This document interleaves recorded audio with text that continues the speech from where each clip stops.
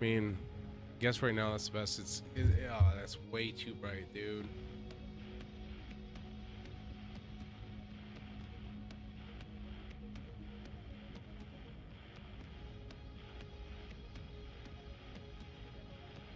Oh, I shouldn't. I should not have fucked with anything.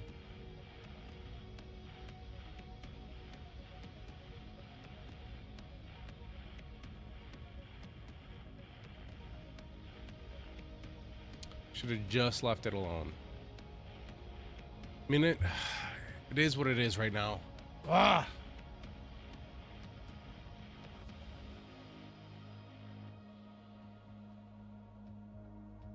I'm gonna have to go back in and just mess with it because right now it's way too bright.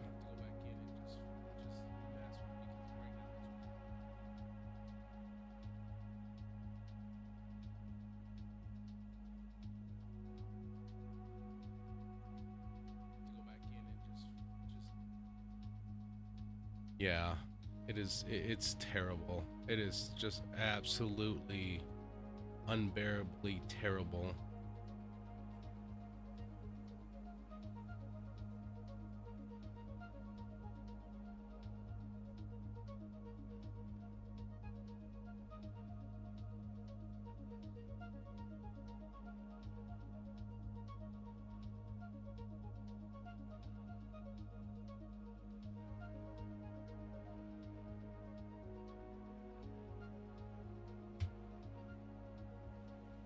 I'm just gonna leave it the way it is right now because it's a little too bright.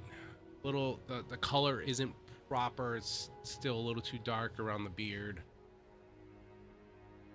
So aggravating that OBS can just kind of fuck off. Let's see how everything.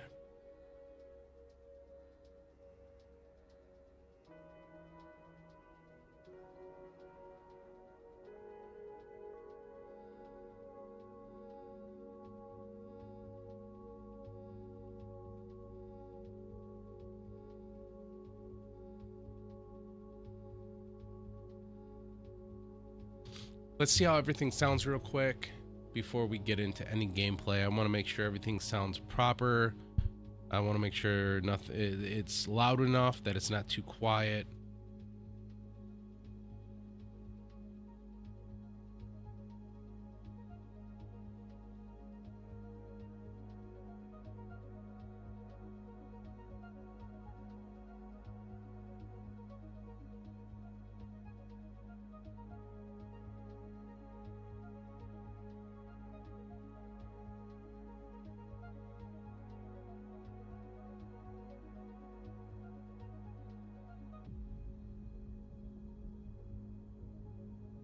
Yeah, everything sounds good. Just the color looks all fucked up on me. God, dude. Whatever, it is what it is right now. All right. So we got a few hours to play. We are going, so the grind continues past level 40. We hit level 40 yesterday. Thank you to Page Vault. And everybody hanging out in chat yesterday. We did touch one of the DLCs. We touched Warlords of New York, which is pretty cool.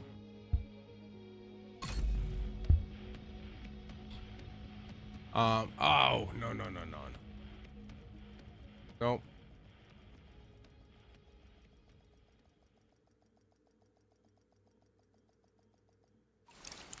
Agent, priority objective available.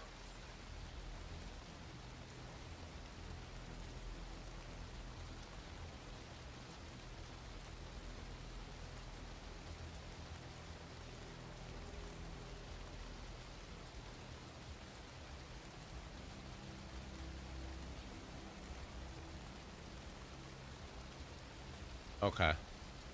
And I'm going back to with no, on the verticals and on the clips. I'm just gonna go back to just green screening me and having kind of like just a superimposed gameplay behind me, because I don't care for how I look, how it like the picture looks different with the background behind it. So don't really care for it. And again, if you are watching the stream for the first time, welcome in. Next to the titles now, after the word live, there's going to be either a little V. If there's a V next to it, that means it's the vertical stream. If you go into the home tab and hit the live page, there's going to be this very same exact title with no V in the title. That is a horizontal stream.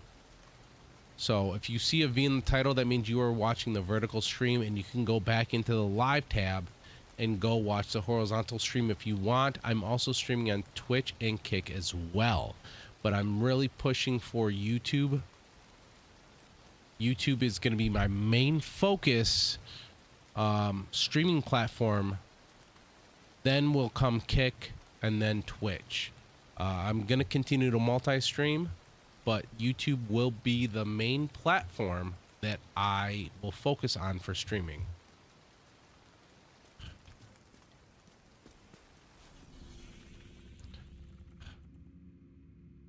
All right, so we have, all right, did that yesterday, Camp White Oak. We have Coney Island as a side mission. Special field research. I'll do that here in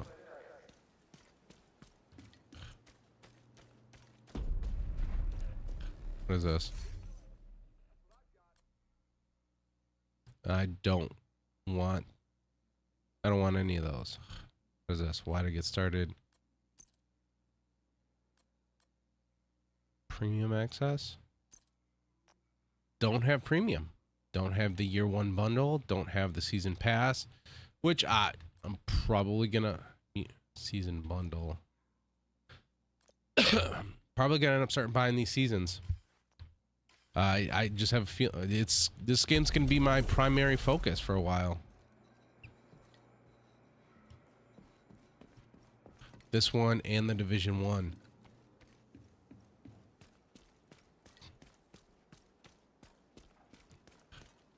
And in the middle of everything, we're going to be throwing in like some, especially Assassin's Creed.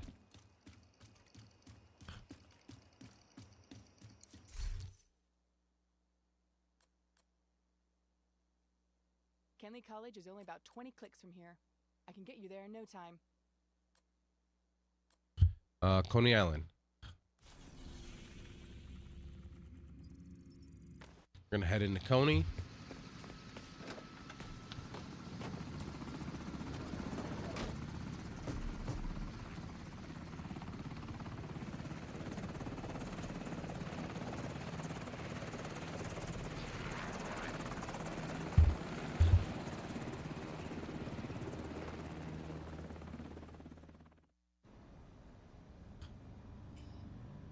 Put Chinenko in the chamber? Precaution. He could be infected. Okay. Any idea when we're gonna close this deal? Who the fuck knows? Keener told us to stay put and watch his asset until further notice. You and your Boy Scouts will just have to wait. How do you know he's not playing us? New York's my court. That bitch wants to play, he better be fucking ready. For now, I'm just here to make sure Keener holds up his end. Sounds like a flimsy-ass plan, if you ask me. Yo, I didn't ask you.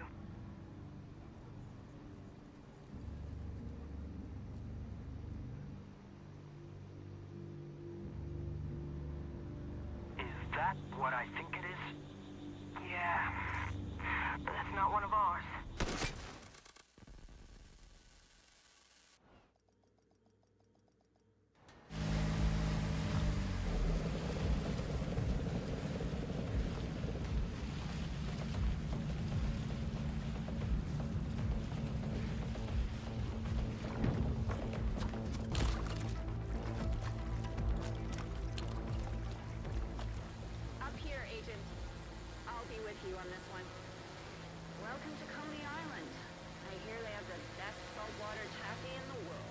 Coney Island.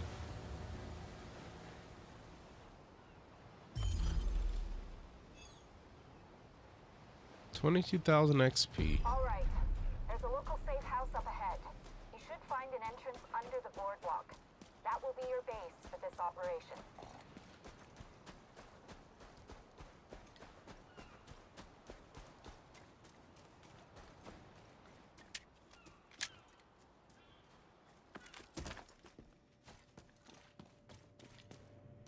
No lootables.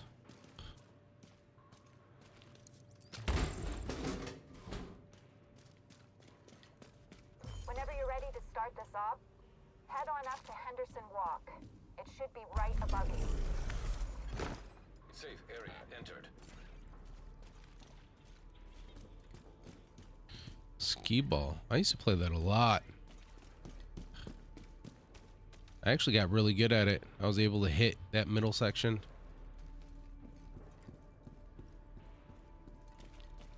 I fucking love bowling. Portable device detected. Are you finished? Yes. Great.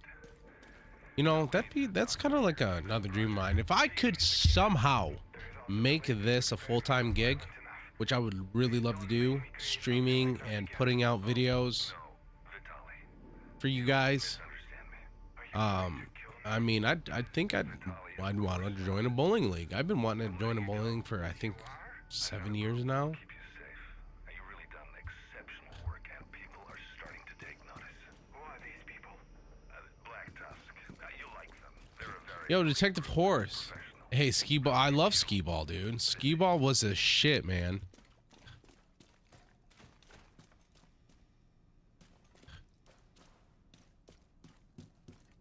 That's how I used to win majority of my tickets. Like, I don't know if you have a Dave and Buster's where you're at, but here we have a Dave and Buster's.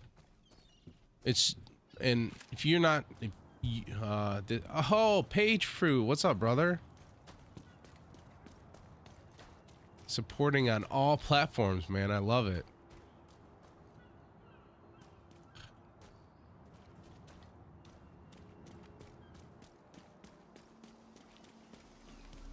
Okay, Agent. The Black Tusk are keeping Chernenko contained inside a chamber by the ballpark. There's no way you'll get in undetected. Oh, I didn't even see you spelt it wrong. To get to the ballpark, you'll need to go across the go-karts. Expect contact. There's a patrol on the track.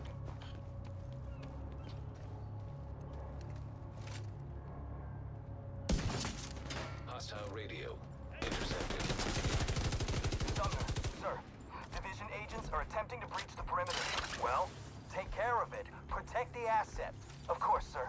Everything under control there, Sumner? No, I'm on top of it. Thanks.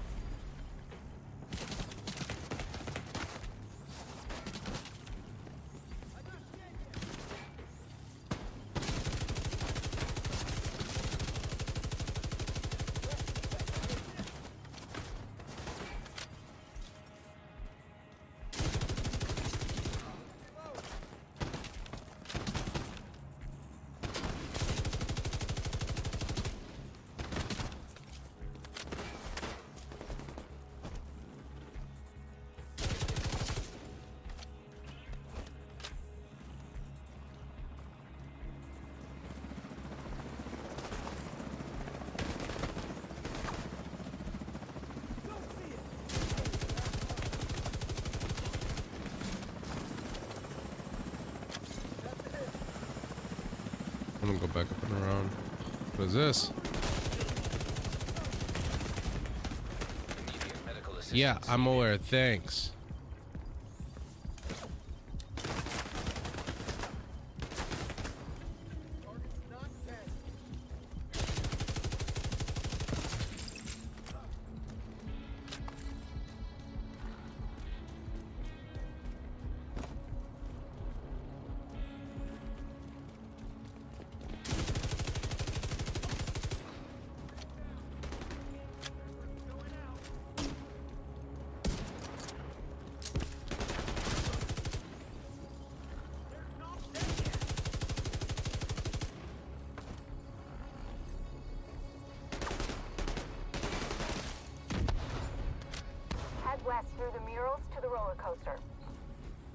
Dude, those sticky bombs are badass now.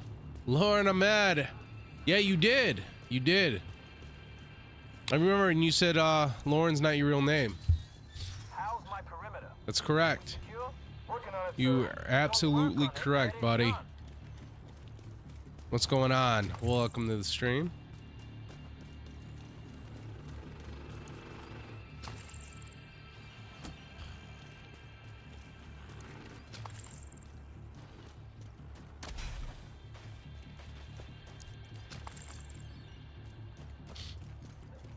I was sitting there fucking with my color on my camera. Still really mad that OBS did that shit to me.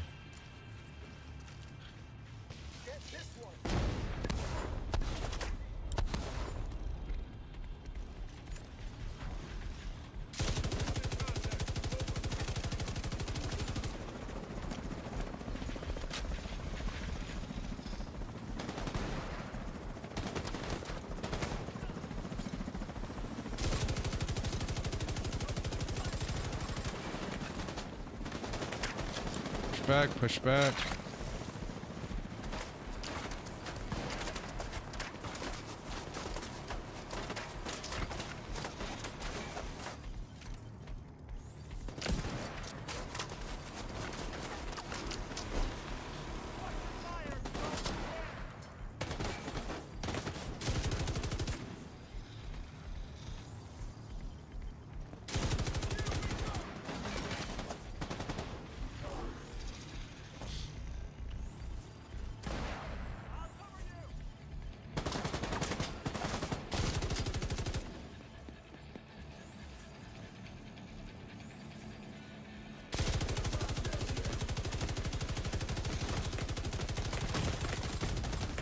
Serious trauma detected.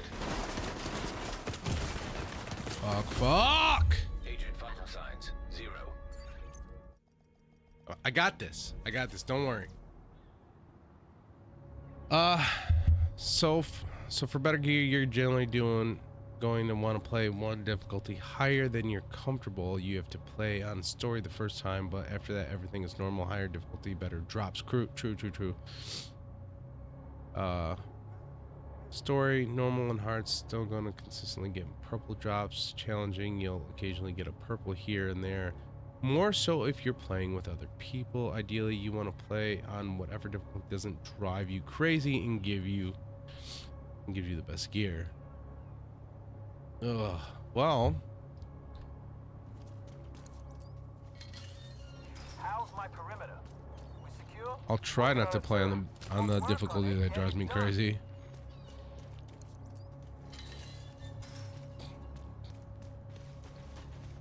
I'm gonna try going through another angle here.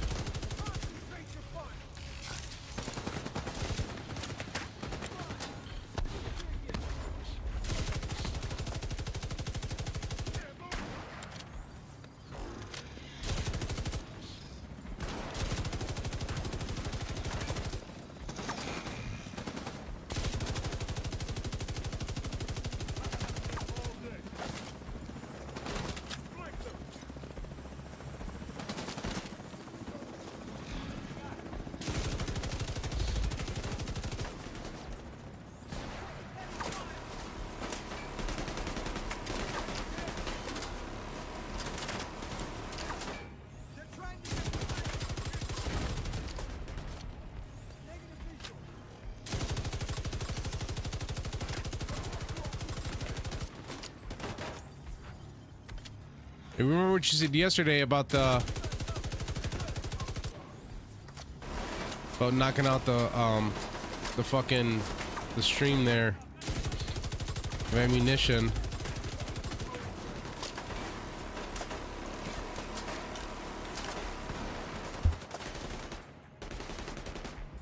You're constantly dying. You're having a long time. Yeah, gotta find a happy medium for sure.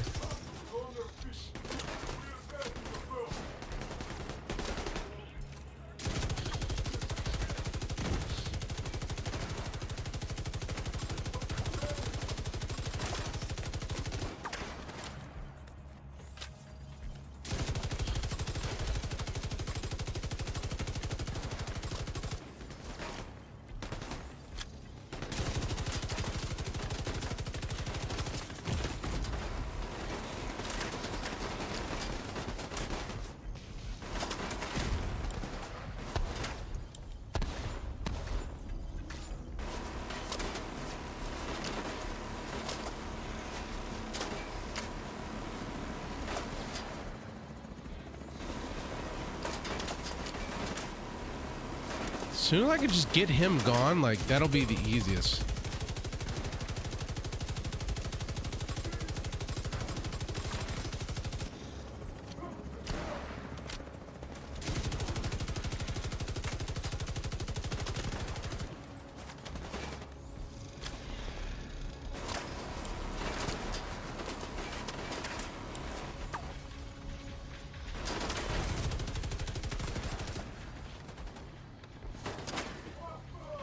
Gonna find a restock.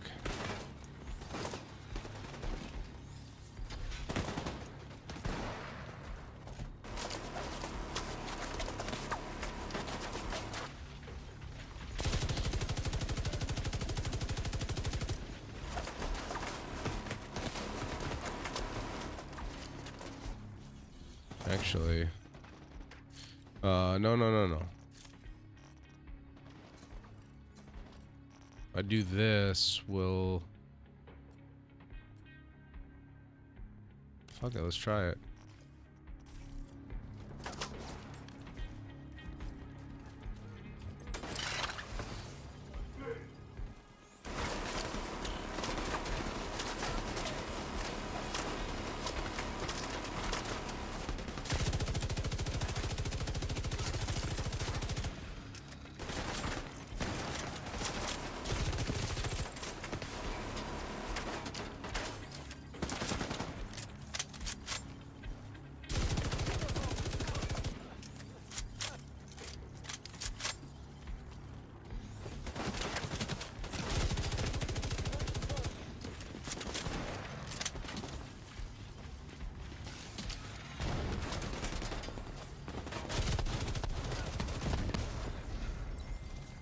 Awesome. Awesome. Love it.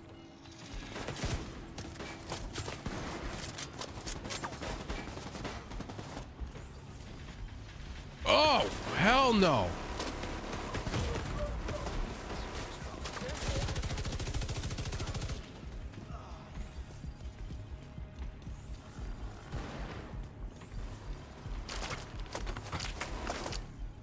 This motherfucker.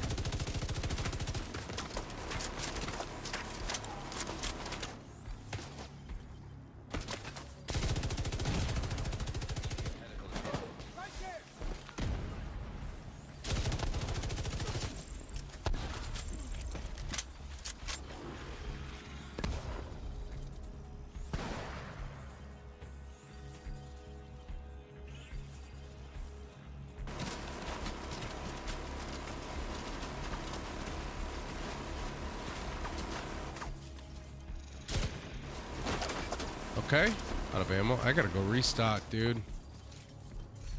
Oh, it's not good. Not good at all.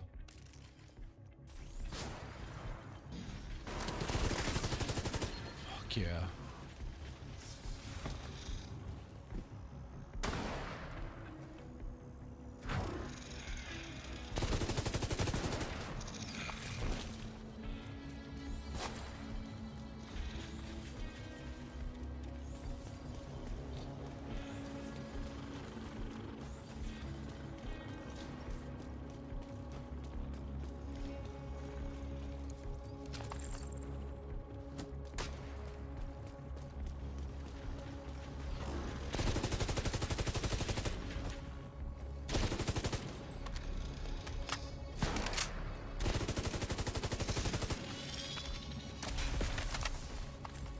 Enemy approaching the coaster from the murals. Use the mortars, sir. Use the mortars. I suggest they cross their fingers and continue to do their job. Yes, sir. Copy that. We'll switch back to that LMG because I prefer that. Orders are coming from a mobile unit near the shoreline south of your position. In order to reach Chernenko in one piece, Actually. you'll need to disable that launcher. Dude, I thought that dog was gonna come fucking try to kill me. I didn't want to have to shoot a dog. It was gonna make me upset.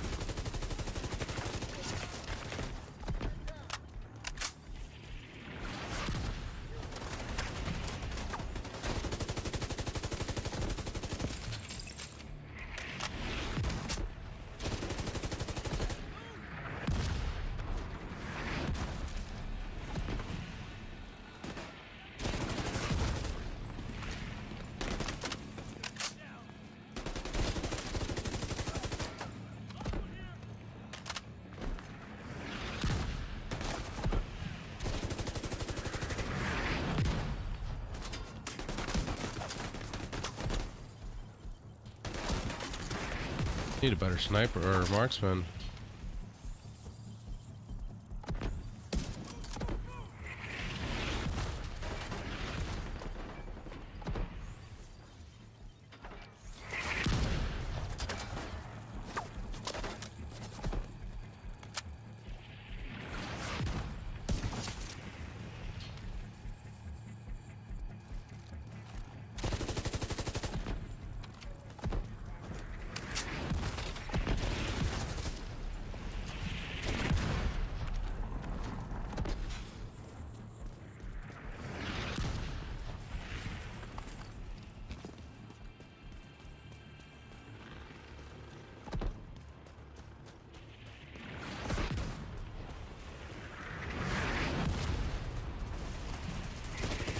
Oh, we got a boss.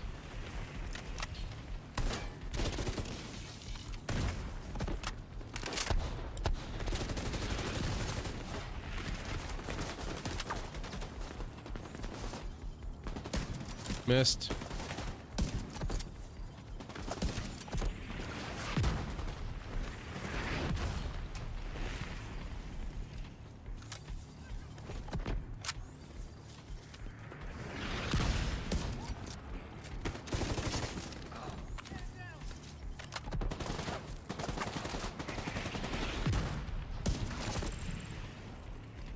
No, get off it. Thank you.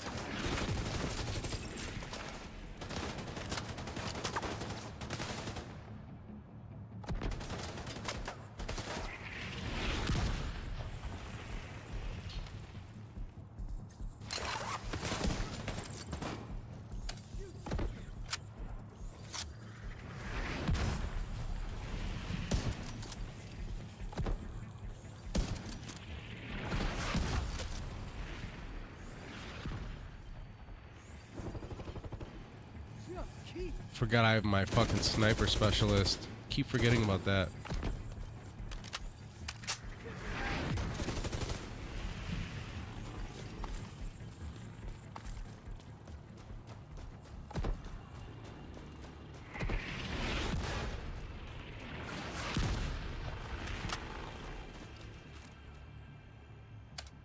Remember, you have that TAC 50 BMG. Which one is that one? Yeah, because you're marksman, you technically always have. Yeah.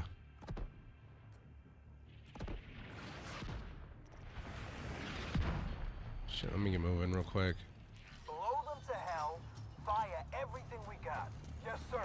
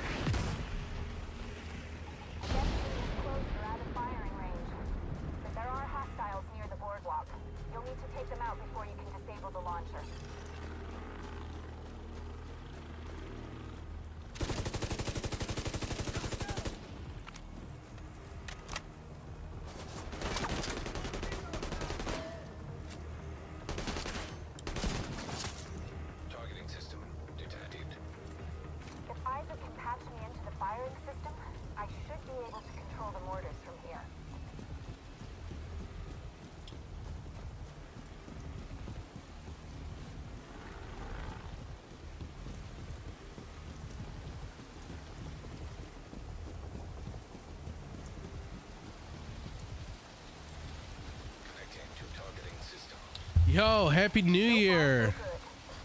Hey, congratulations! Oh, okay. There's 3 of you. Yes, sir.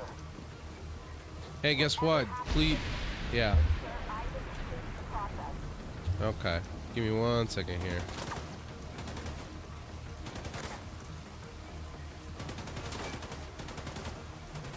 Yeah, let's not do that.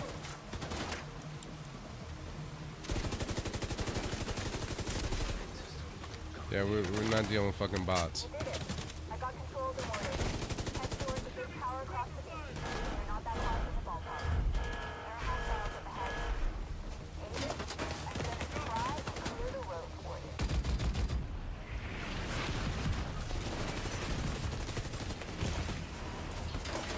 for you. Ooh, that motherfucker's strong.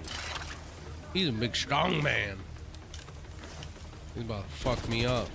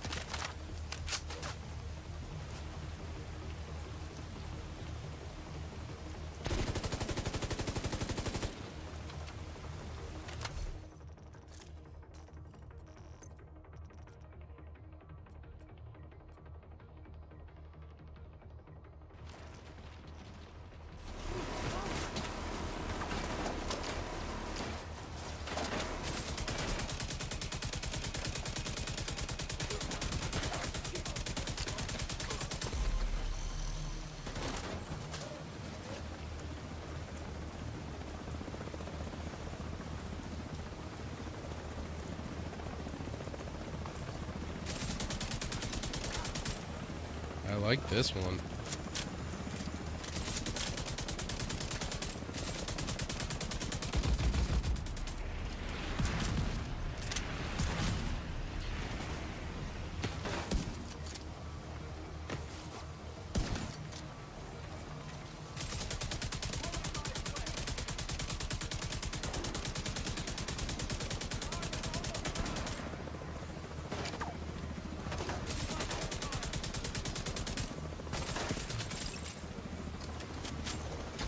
Oh shit.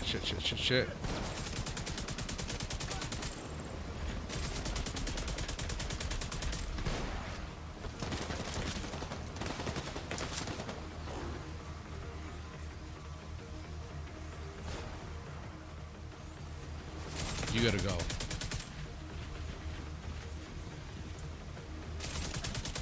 I can't focus with you over here.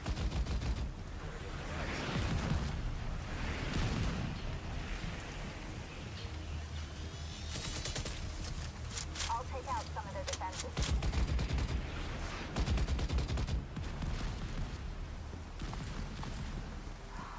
Dang it! I'm out of mortars. Wish I could have been more help, Agent.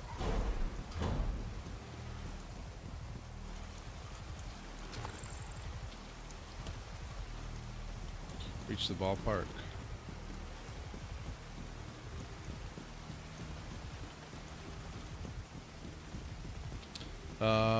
Advertising hot single moms in your area.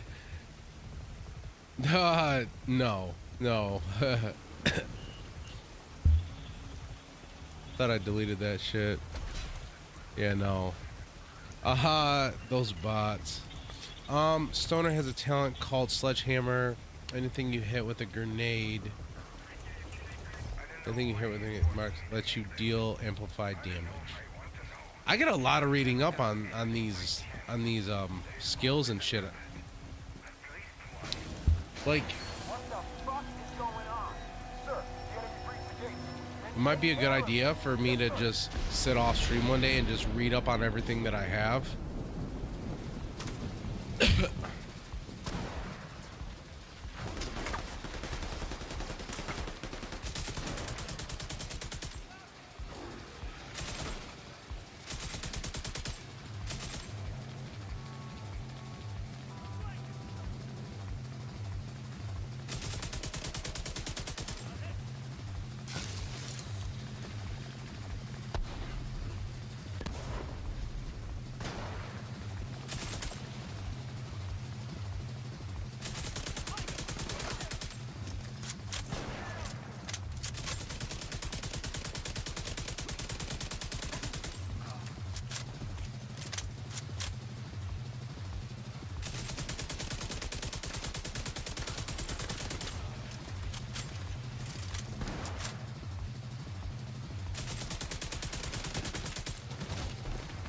fuck, dude.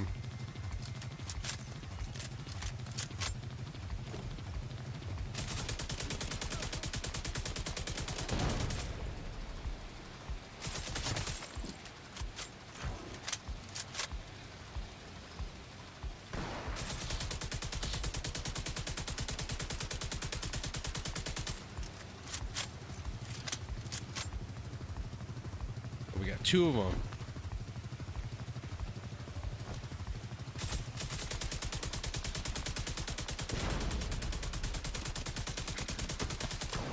Dude, trying to hit that little red spot on there is almost impossible.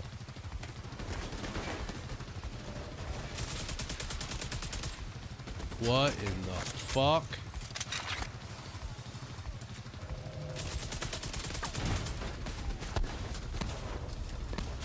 What are we doing? What is this?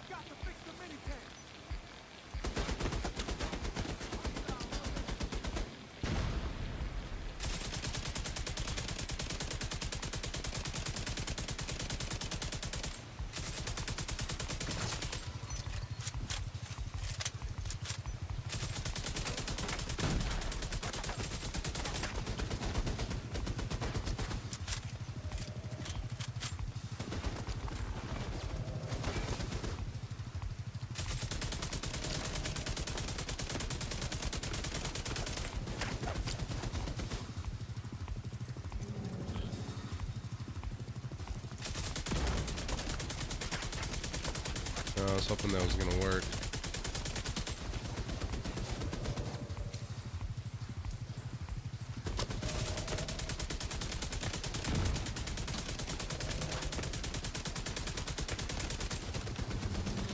Bro, that trailer on the right of your turret with the big yellow box on it, shoot that yellow box. Trailer on the right with the big yellow box.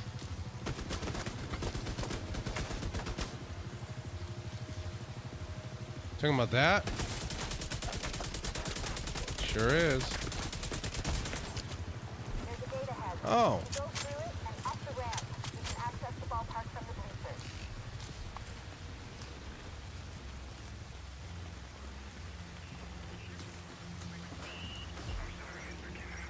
I don't know what happened. It's okay. We can try again. I don't have any more of the vital samples. They were destroyed in the experiment. That's fine. You don't keep all your... Sumner, I'm hearing a lot of fucking This mission killed me 4 times in a row. First time because of that. ruckus. Yeah, I would've continued just to shoot at that thing. Don't. If you lose Kinenko, back off and let me do my job. Fucking DC amateur bullshit. Should've fucking known. You're on You Tina. cannot destroy I'm on turrets. Kinenko. Okay, so you got to destroy the the generator that it's connected to. That makes sense. Yo, Billy Keith, what's up, bro? I don't even have Marvel Rivals downloaded.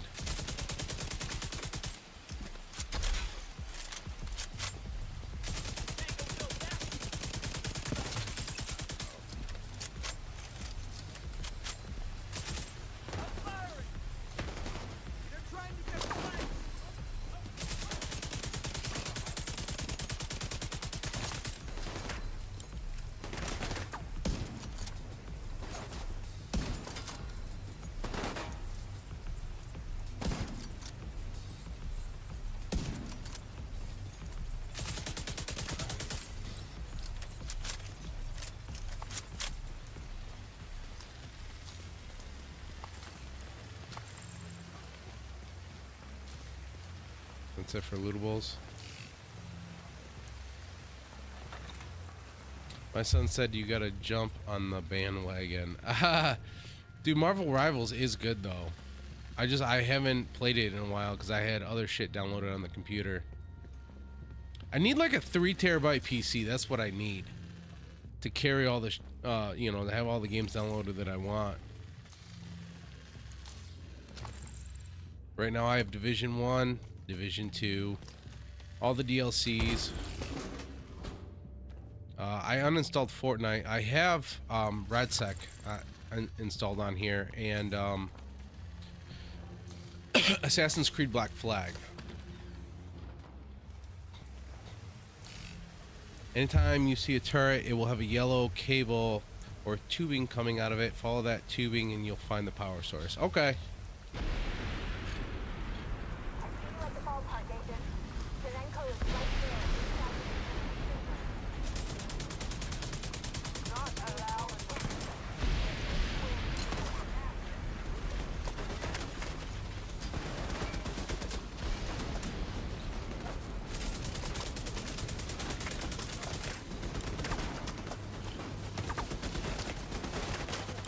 Motherfucker.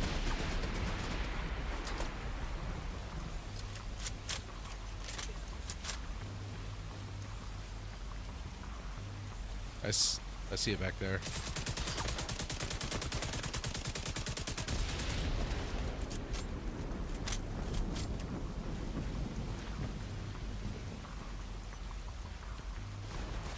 Fuck.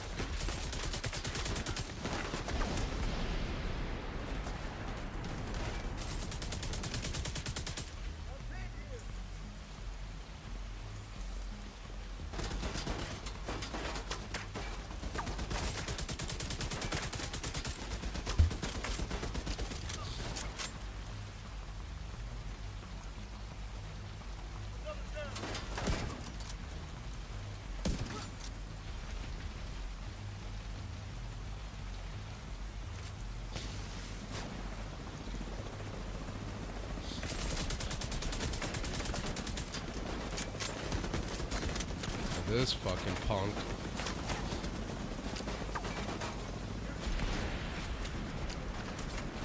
Oh, dude, I didn't even see this piece of shit back here.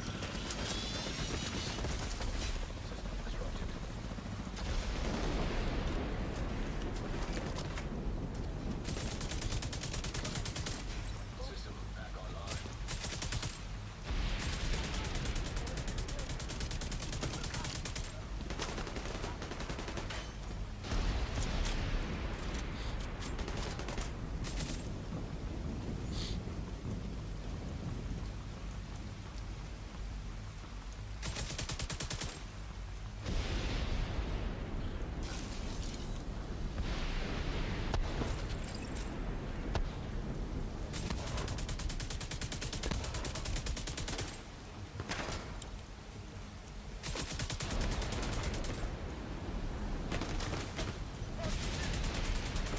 Get the fuck out of here. Did they really get... Oh, I never destroyed it. I thought I did.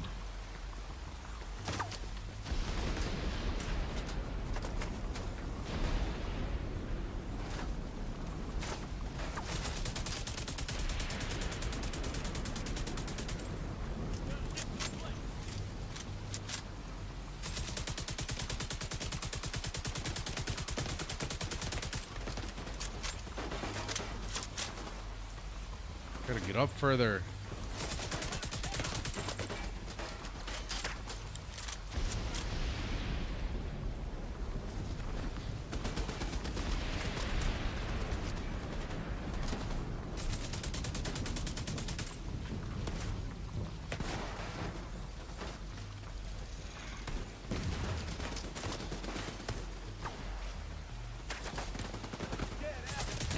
Get...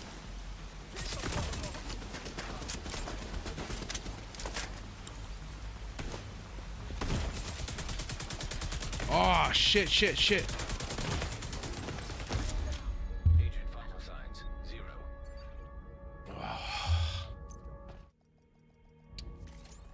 This is the Division 2. Yeah, Black House aren't riff-raff from DC. They use tactics to flush you out, cover, or find angles on... Yeah, dude, these AI or these NPCs are crazy. You at the ballpark, Agent. Serenco is right there inside the containment chamber. Not allowed. And anywhere near the asset.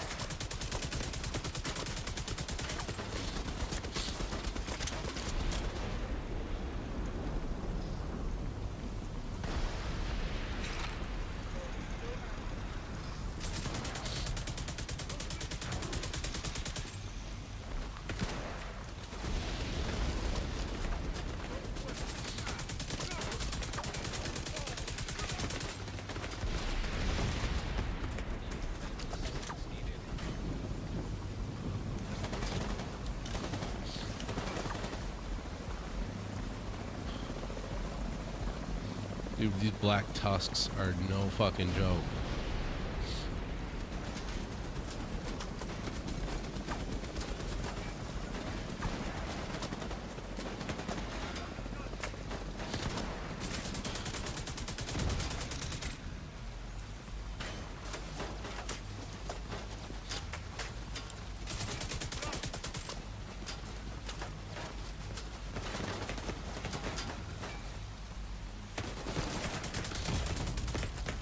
Fuck, man.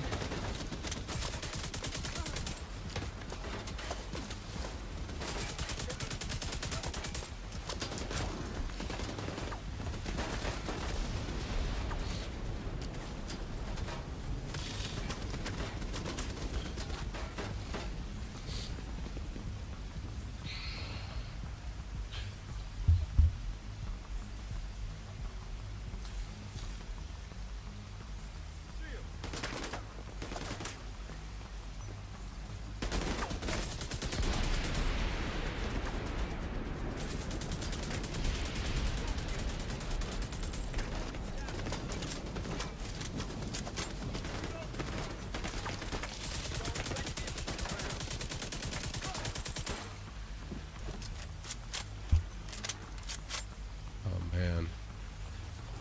This is wild. This is a lot.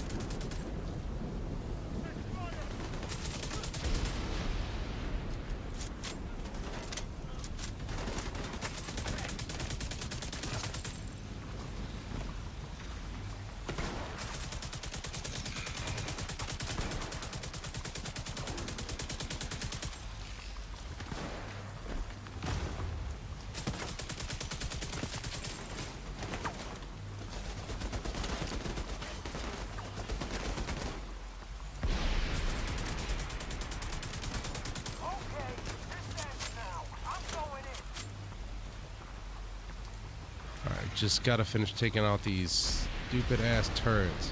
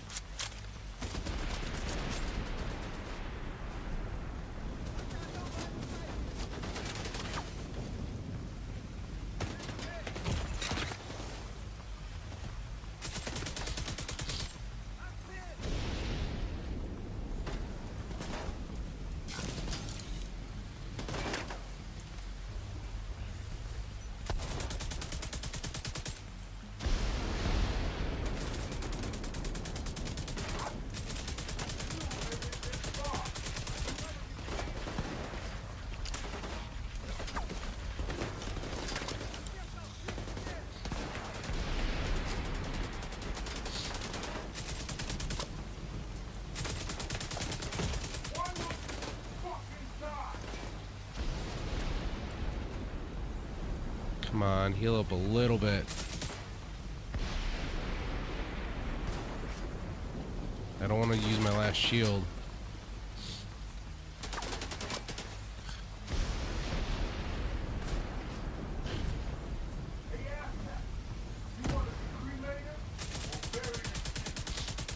Did he just fucking heal up? Are you serious?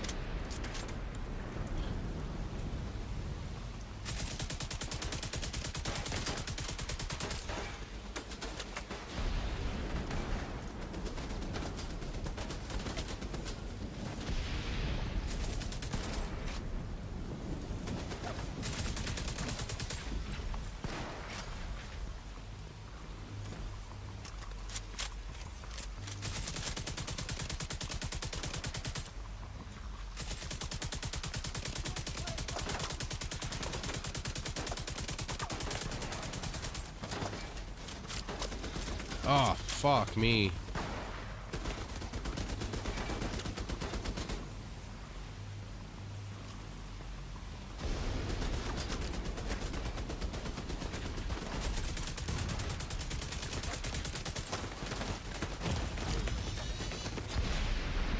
Yeah, I know, thanks.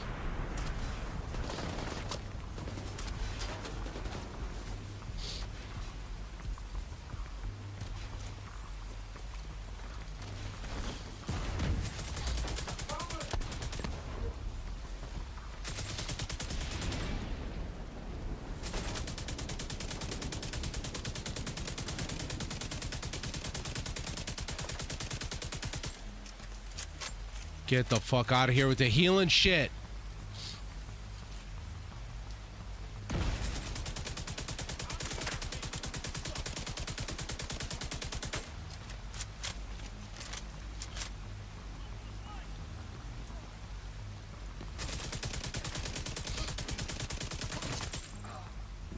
We need fucking ammo, dude.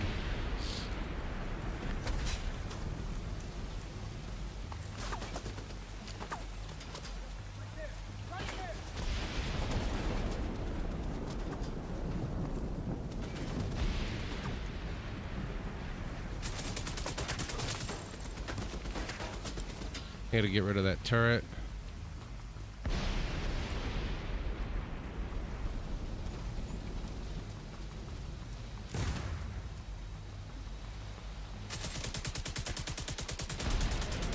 Yeah, piece of shit is pissing me off.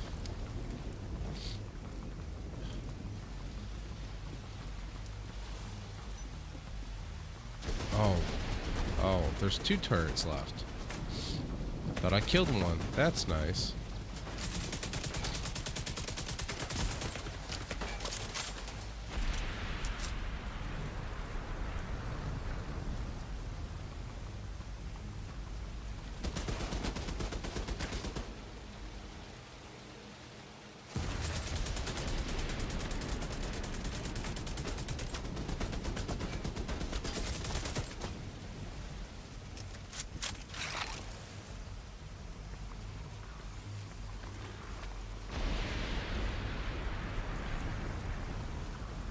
Playing dodge the bad guy right now.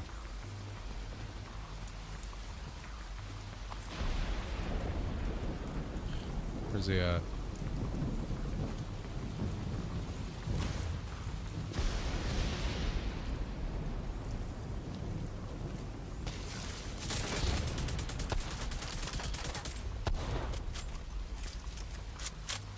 Gotta go find restock.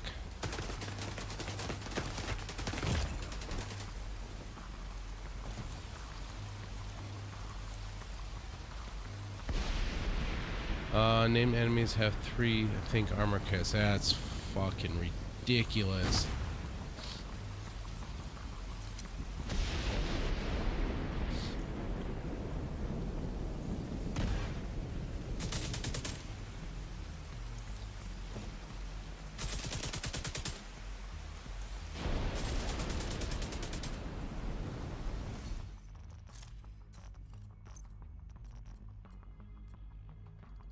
Ugh.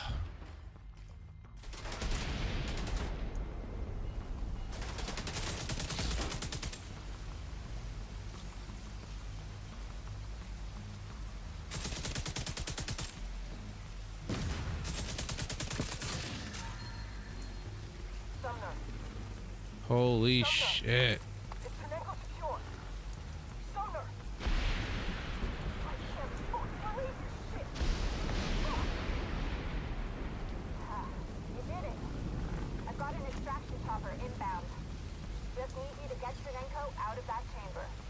That's what I was trying to do in the first place.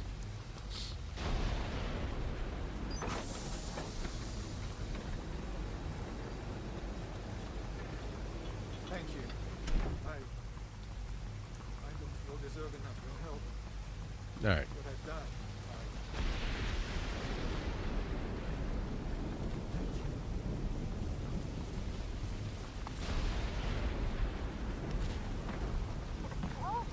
What the hell? Okay. Let's put on that extraction chopper now.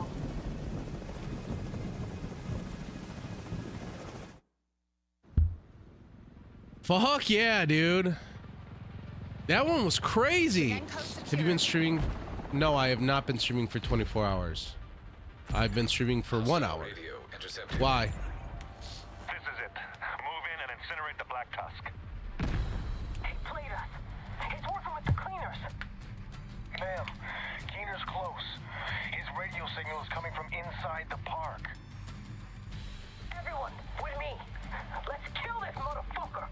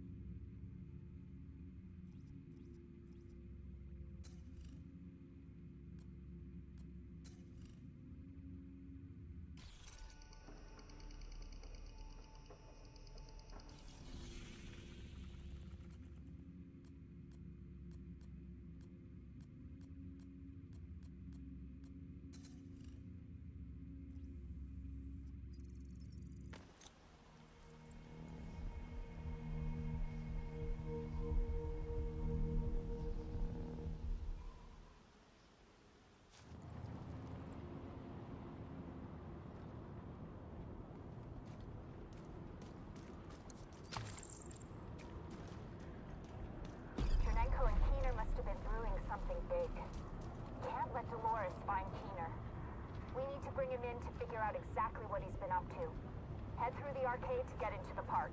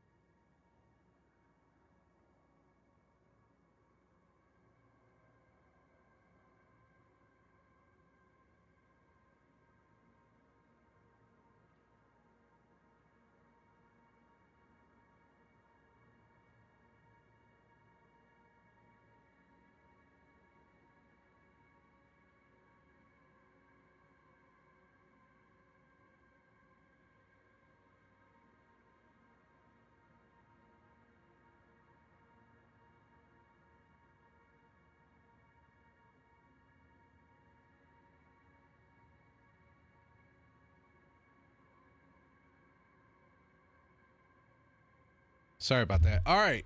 Thank you for the 5 likes on the stream. I really do appreciate it. No. I know I was muted. I was muted on purpose. I was on a phone call. So find and prevent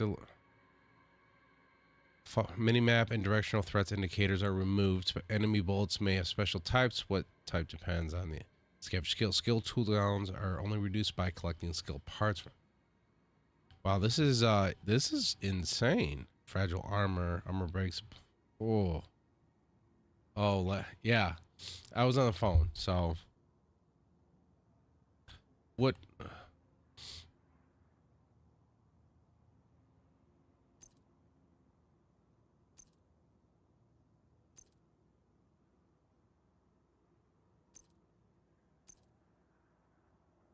So. Okay, it won't let me change it from story. Unless I do what, this? Yeah, normal, hard, challenging, heroic.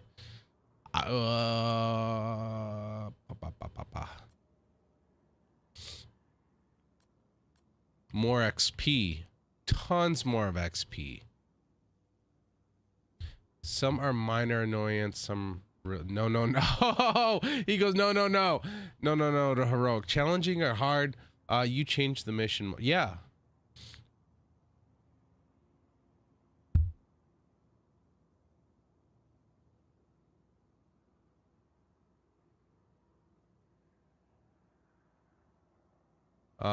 It's now manhunt. It's not.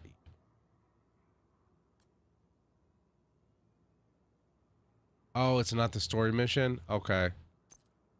All right, then we'll run the story mission. Right. So, I mean, so if I do it as this, it's not going to be part of the story mission, so I can come back and do the manhunt. That's what you're saying? Then I guess we'll just run it as a story mission. Mission directives. Okay. What about this? Fog of War Revisited. This is a Legacy Manhunt Climax mission.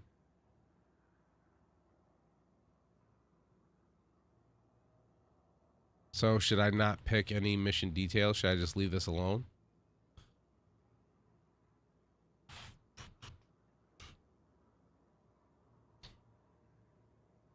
I don't know if you can add. Alright, then we'll just wait. We will just wait. Chernenko and Keener must have been brewing something big. Can't let Dolores find Keener. We need to bring him in to figure out exactly what he's been up to. Head through the arcade to get into the park.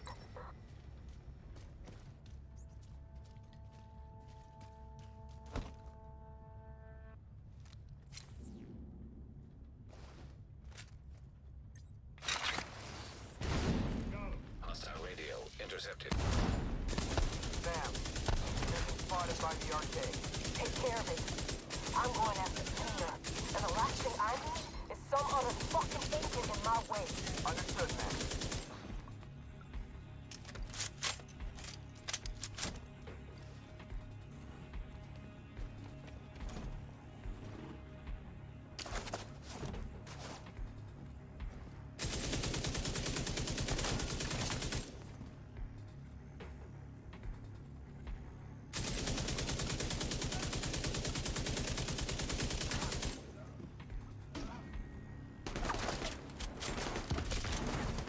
That was a cheap shot, bitch.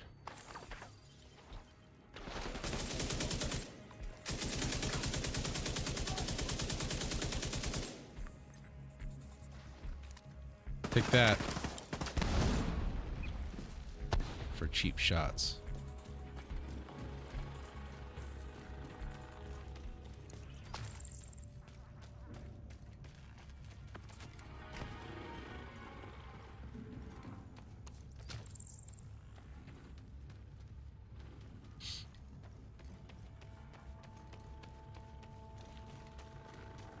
Ma'am, the division managed to extract Chernenko. We've lost the asset. We'll retrieve him later. Focus on Keener.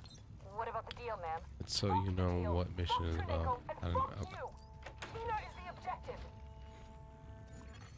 Portable electronic All right. device detected. So always beat a mission once on normal story, and then after that we can go back through. I can go back through again, and that works for me.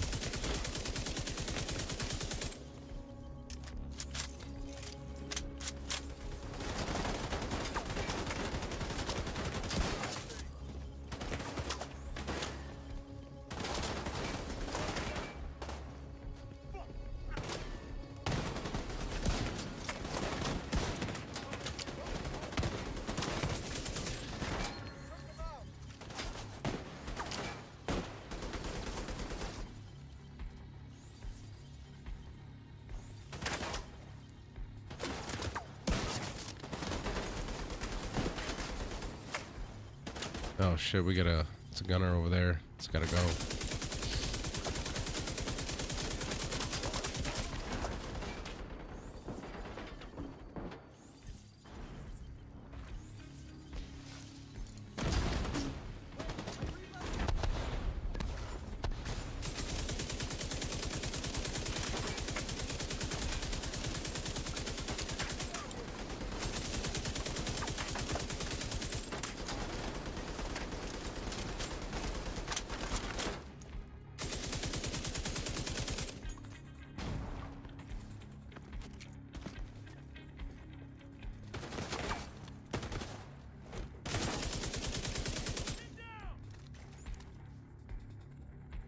I think I spotted Dolores and a patrol moving toward the Ferris wheel. A number of Black Tuskers staying behind on the street. Looks like a trap.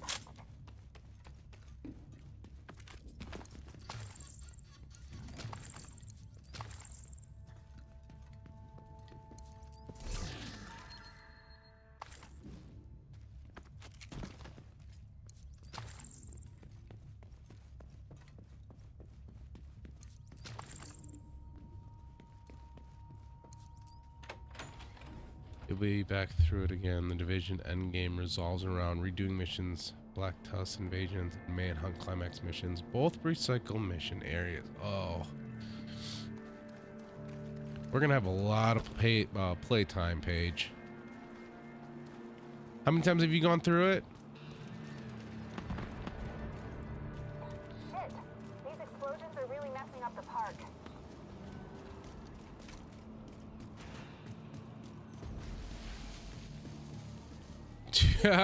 Yeah, and you ready to go through it again?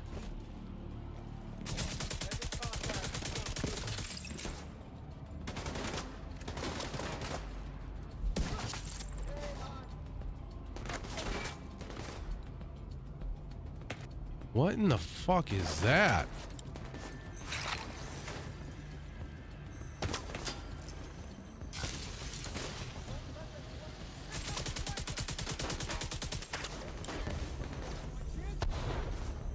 Wow, it totally fucking missed it. Are you serious? That's wild.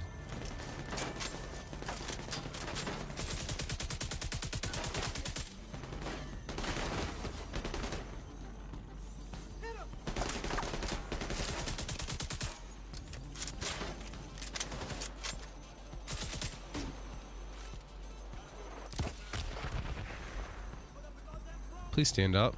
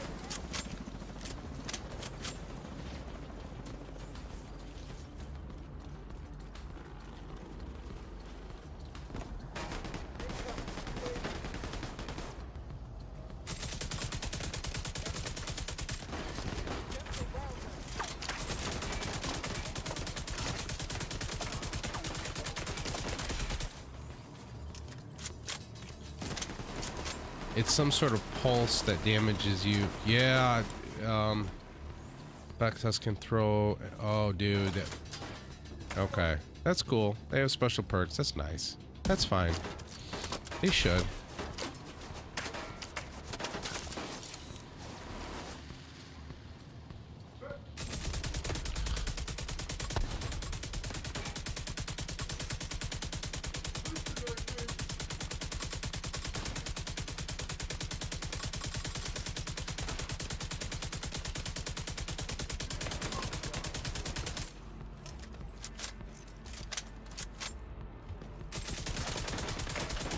Please go away.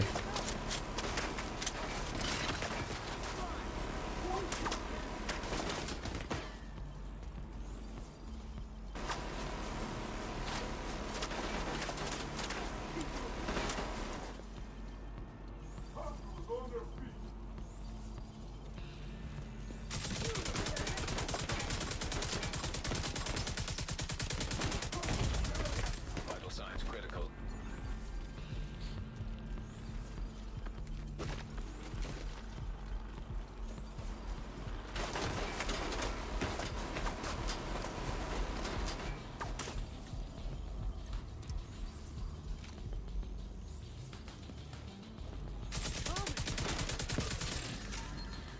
I gotta separate his fucking goo. Oh, okay. We gotta go this way now.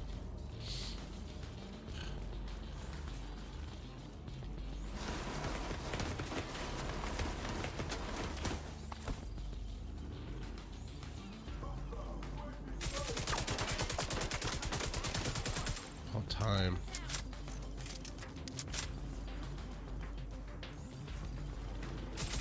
Dolores is moving through the haunted house up ahead. I'll keep an eye on the outside. The haunted house. Agent. Dude, I don't even do haunted houses in real life. Go through a fucking haunted house. Hey. I'm really sick and tired of these fucking bots coming over on Twitch. Or, Kick, I'm sorry.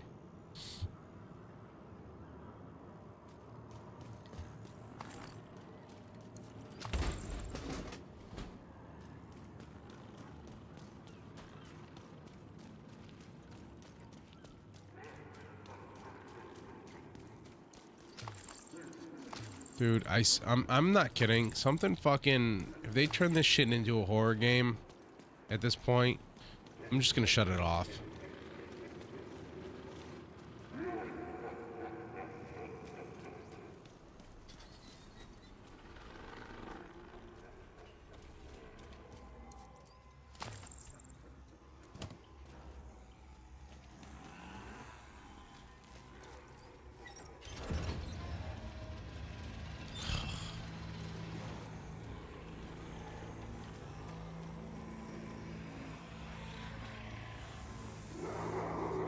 This is stupid.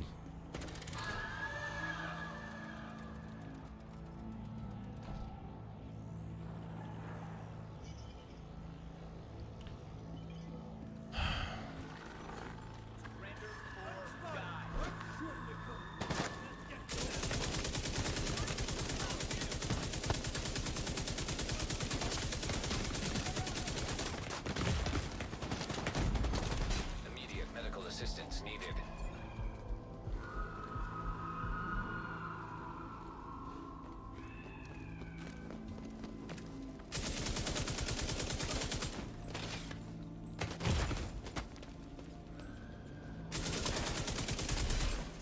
Get the fuck out of here.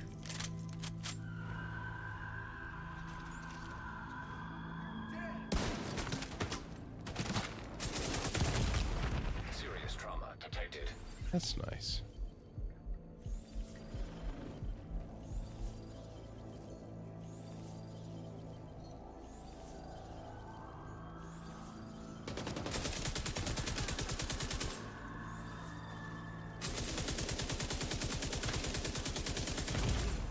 Immediate medical assistance needed.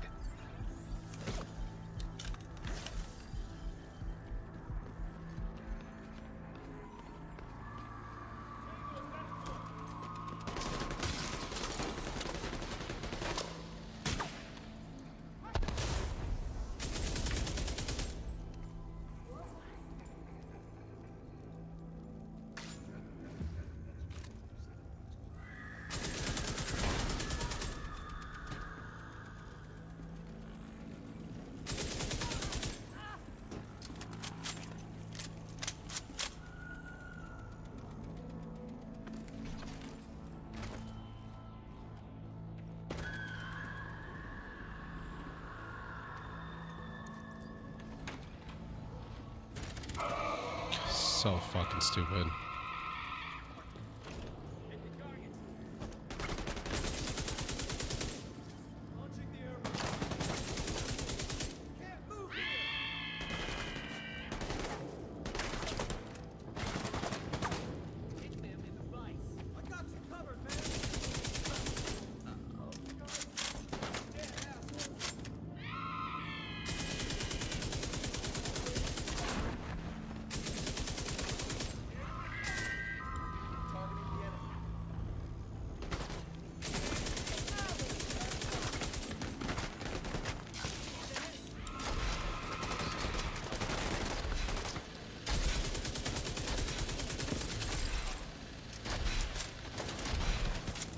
System reactivated.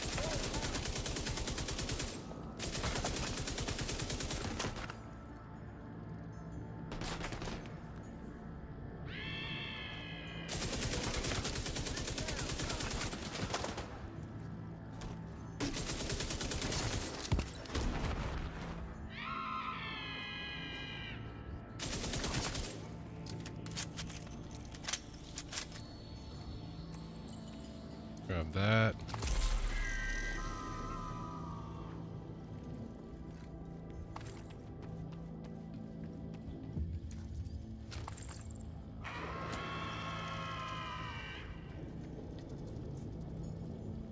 Don't see any more lootables.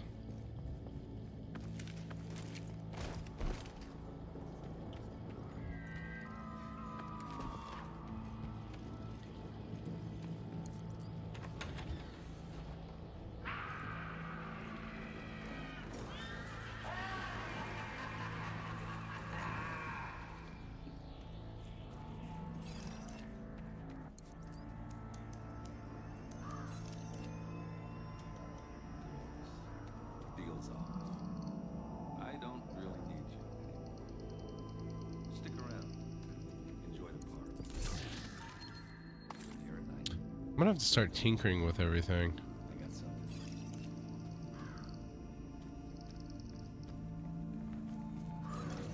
Hostiles detected. Electronic device detected.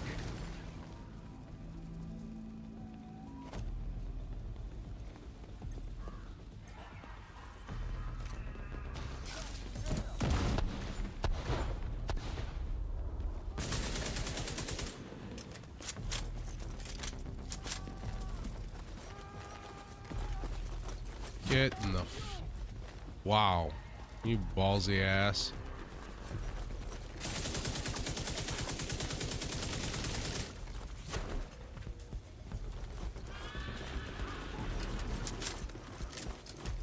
Dude.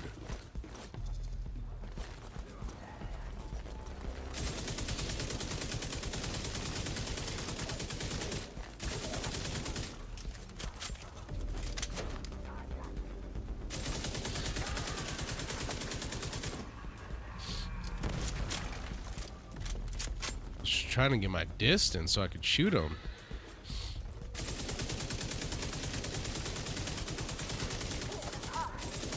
I just spotted Dolores and her patrol on the boardwalk. Looks like they barely managed to pass by a group of cleaners.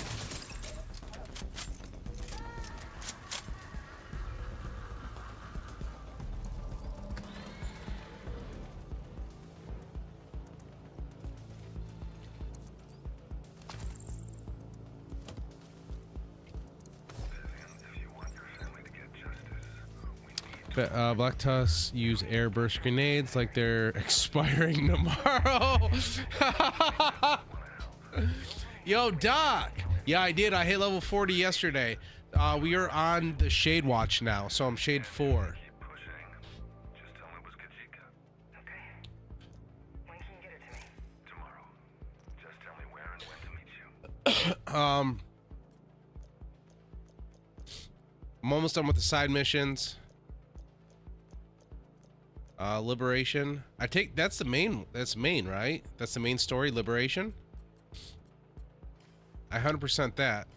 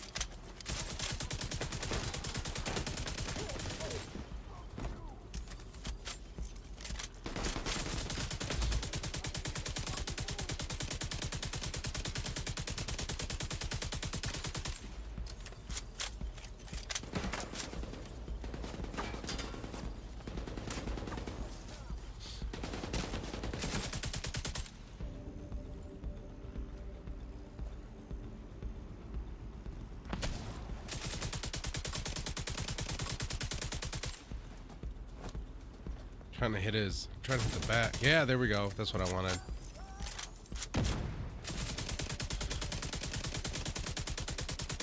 Alright, listen. Spread the fuck out. Cleaners, division, whoever the hell is in our way. Empty a fucking mag in their head. Is that clear? Empty the fucking mag. Okay. I like her at it. I like her They look ready for you. accent. Expect contact right inside the old park. Go through the old amusement park.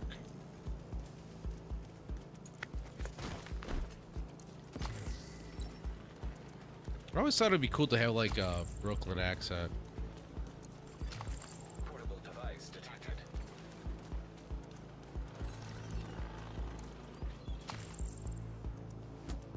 The boss here is where I got my very first drop anxiety. Oh, well, let's hope for me. I'm hoping that I get a badass drop. There are explosives detonating everywhere. What Wow. the fuck is going on?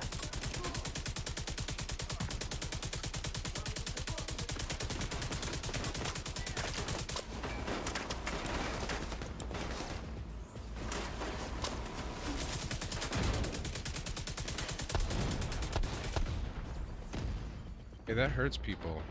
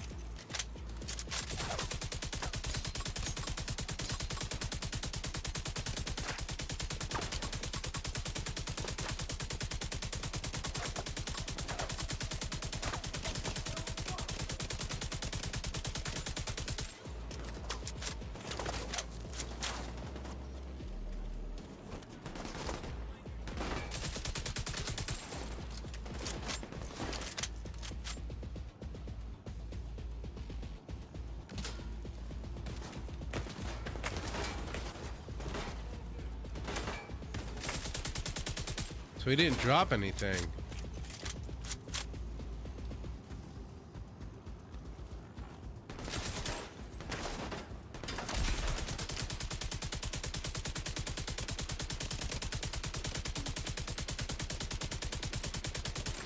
There are cleaners everywhere. Kill them, dumbass! It's easy! Aim and pull the fucking trigger! There are too many. Ah! Can someone get a fucking mark on Keener?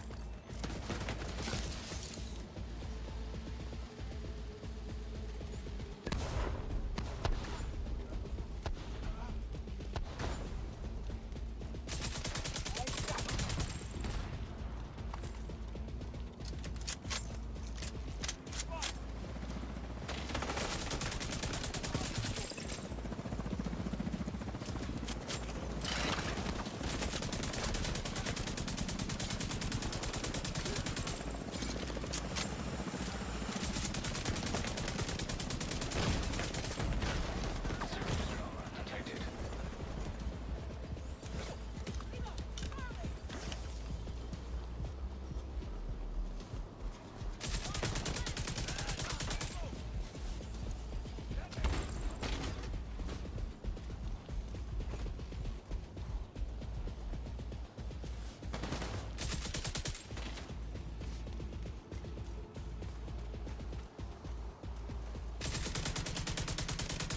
Go to that fucking drone.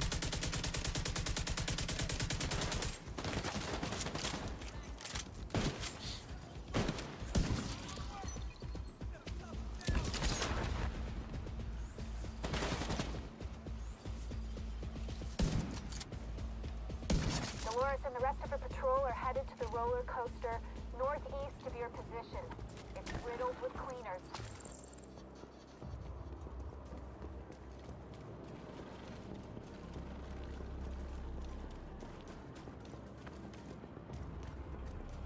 I don't think I see any more lootables.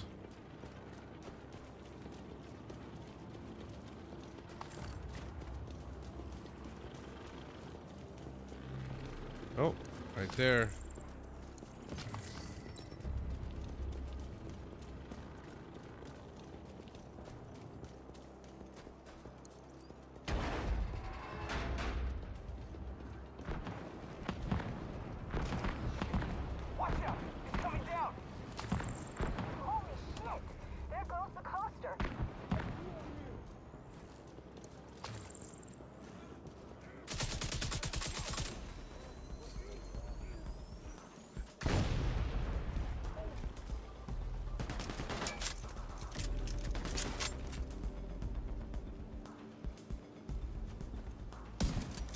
Missed. Missed. I missed. Yeah. Nope.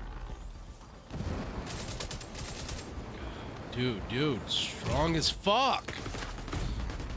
Immediate medical assistance needed.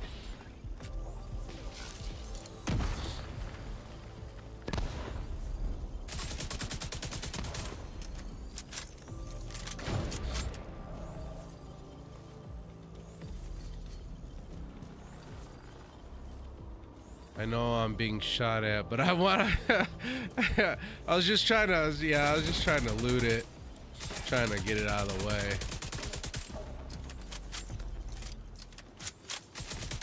No big deal. We survived. I figured it out.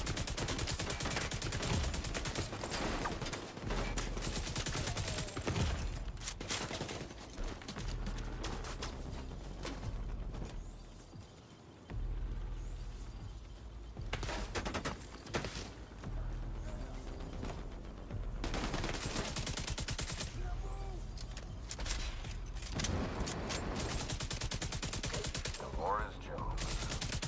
I thought you'd be dead by now, but you are one tough cookie. Come out of your little hidey hole, you fucking coward. And I'll show you exactly how tough I am. Thanks, but we're done here. Keener? Keener! Ah! You goddamn motherfucking piece of shit! Serious trauma detected.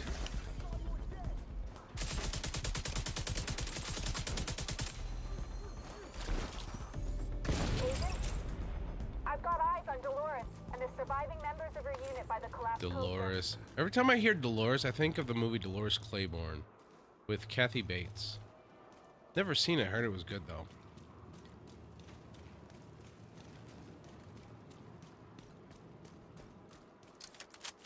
I have ADD.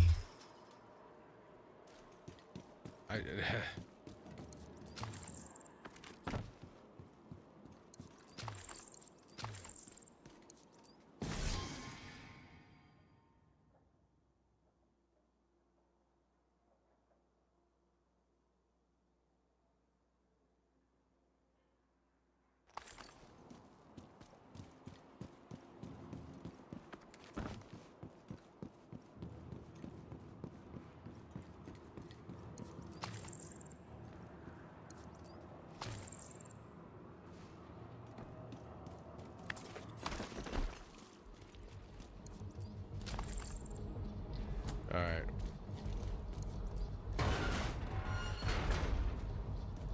This should be the last part of the mission, am I correct? Alright. Who's up for killing some division agents? I know I sure as fuck am.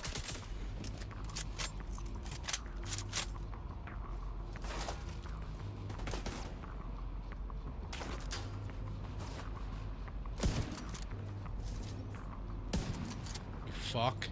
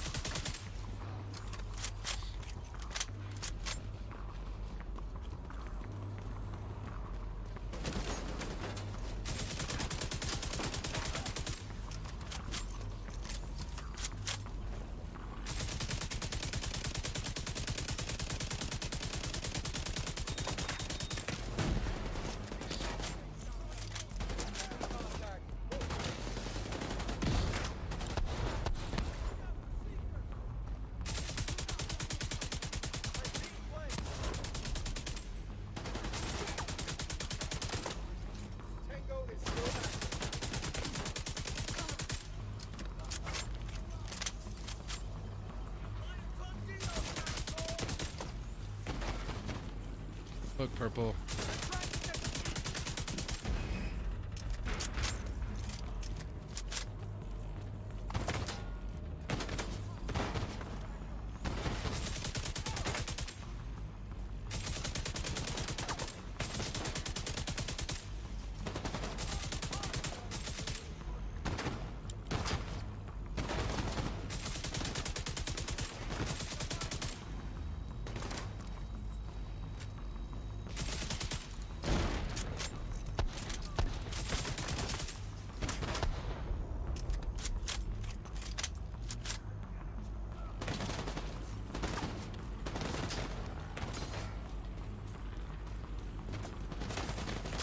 good.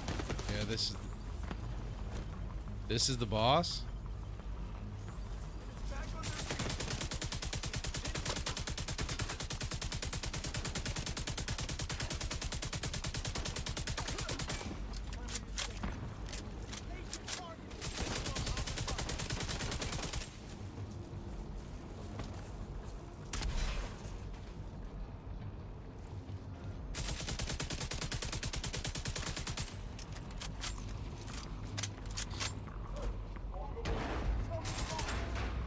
Oh, there he is. There he is. I was wondering when he was going to show up.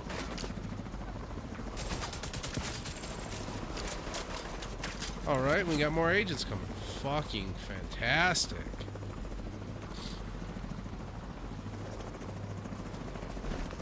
Hey, I said duck behind the wall, not jump out. Your sorry ass before I get the Tina.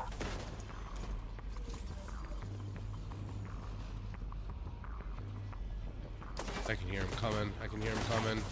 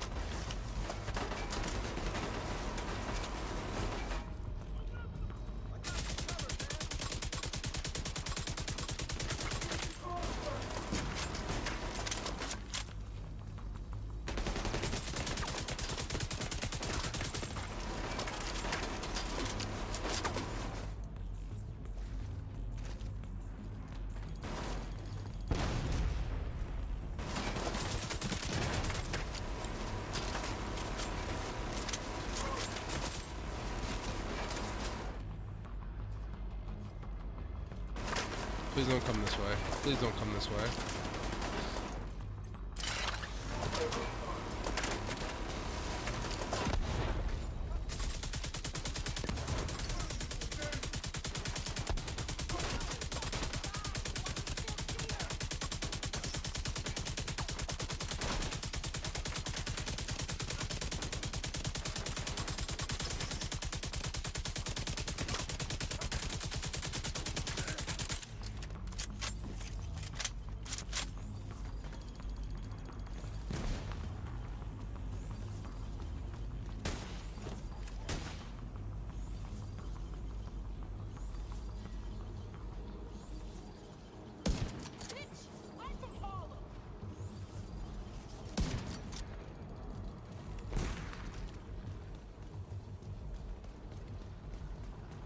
$40 Jones, is that her name?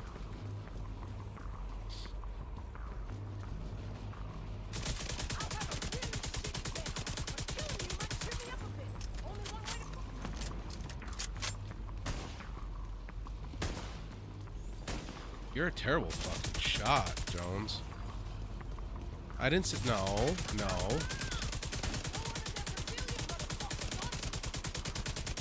Ma'am. Ma'am? Come in. Fuck! Jones is gone. We failed the mission.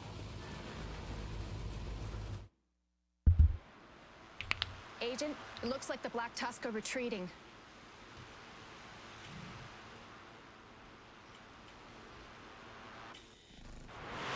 What the?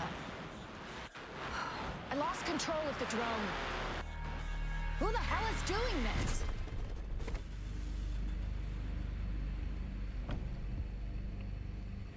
Congratulations, Agent. You got Chernenko. Oh, that's okay. You can keep him. He has served his purpose. Yo, Well, Big this Noodles, what's up, operation brother? went much Welcome in. Smoother than I expected, and that is partially thanks to you. I know it's frustrating. I'm right here, and you're right there. But never forget, I will always be one step ahead of you. I'm in control, because I'm not afraid to take control. You still follow orders. That's why you'll never win. I'll see you real soon. That was a blast. That was a lot of fun. Son of a bitch. Not only did he manipulate the Black Tusk, he suckered us too. At least we have Chernenko and can find out what he knows. It's pretty clear that Keener is planning something big. With Chernenko's intel, hopefully we can stop whatever Keener is planning. Good job, Agent. It's been a pleasure working with you.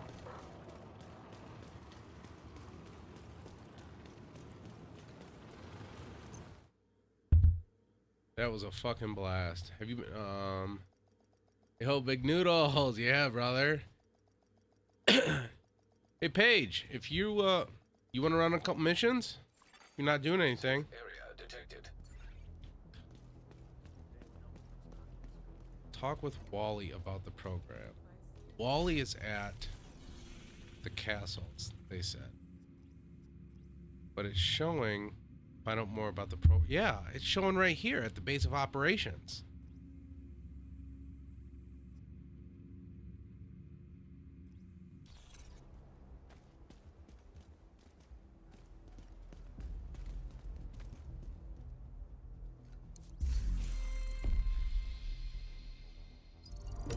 Oh, I kind of want to go find those Christmas presents too.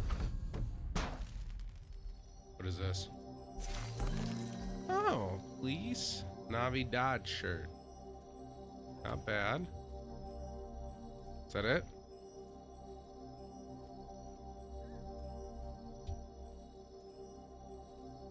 Okay. Not a bad looking shirt. It broken. It show on mine too.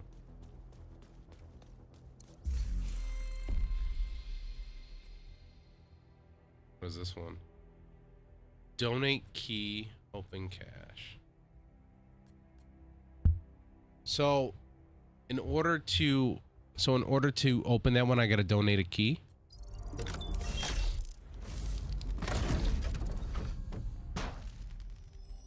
I want to get more of these keys. Ooh, not a bad looking backpack.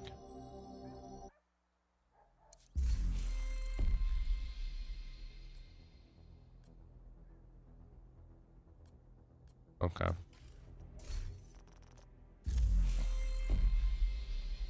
And I could even do some of the winter events, the bounties.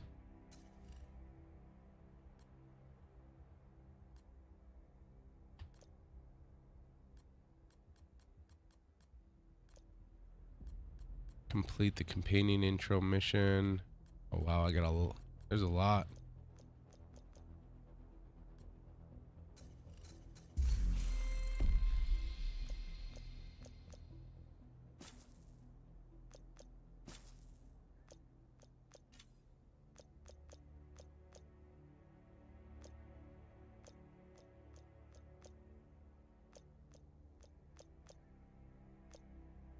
Yeah, I think we might end up getting the pass. Ugh. Ends in 10 weeks, so that's plenty of time. Plenty of time to get some stuff done. I gotta finish up these side missions.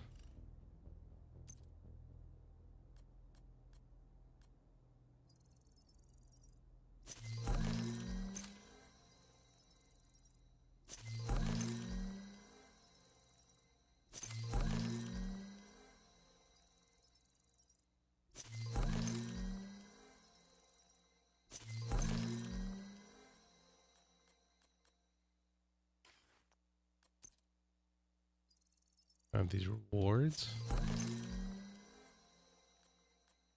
Drone system.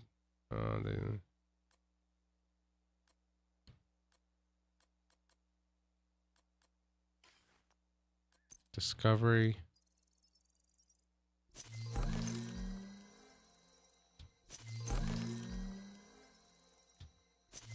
I had no idea about these.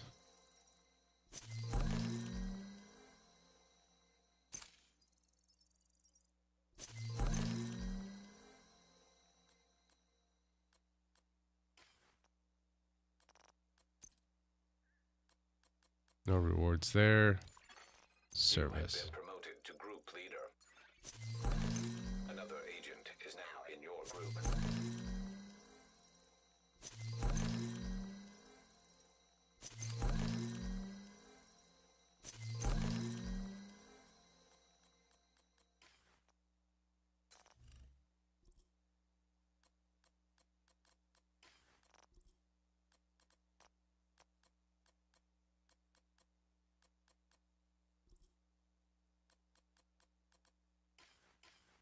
It's a lot of collectibles.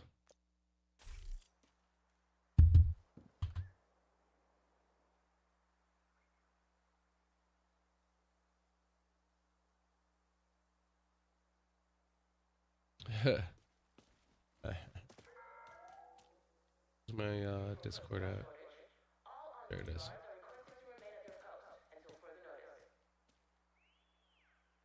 Hello?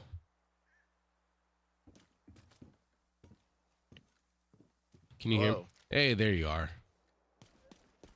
So you've played Ghost Recon? Yeah.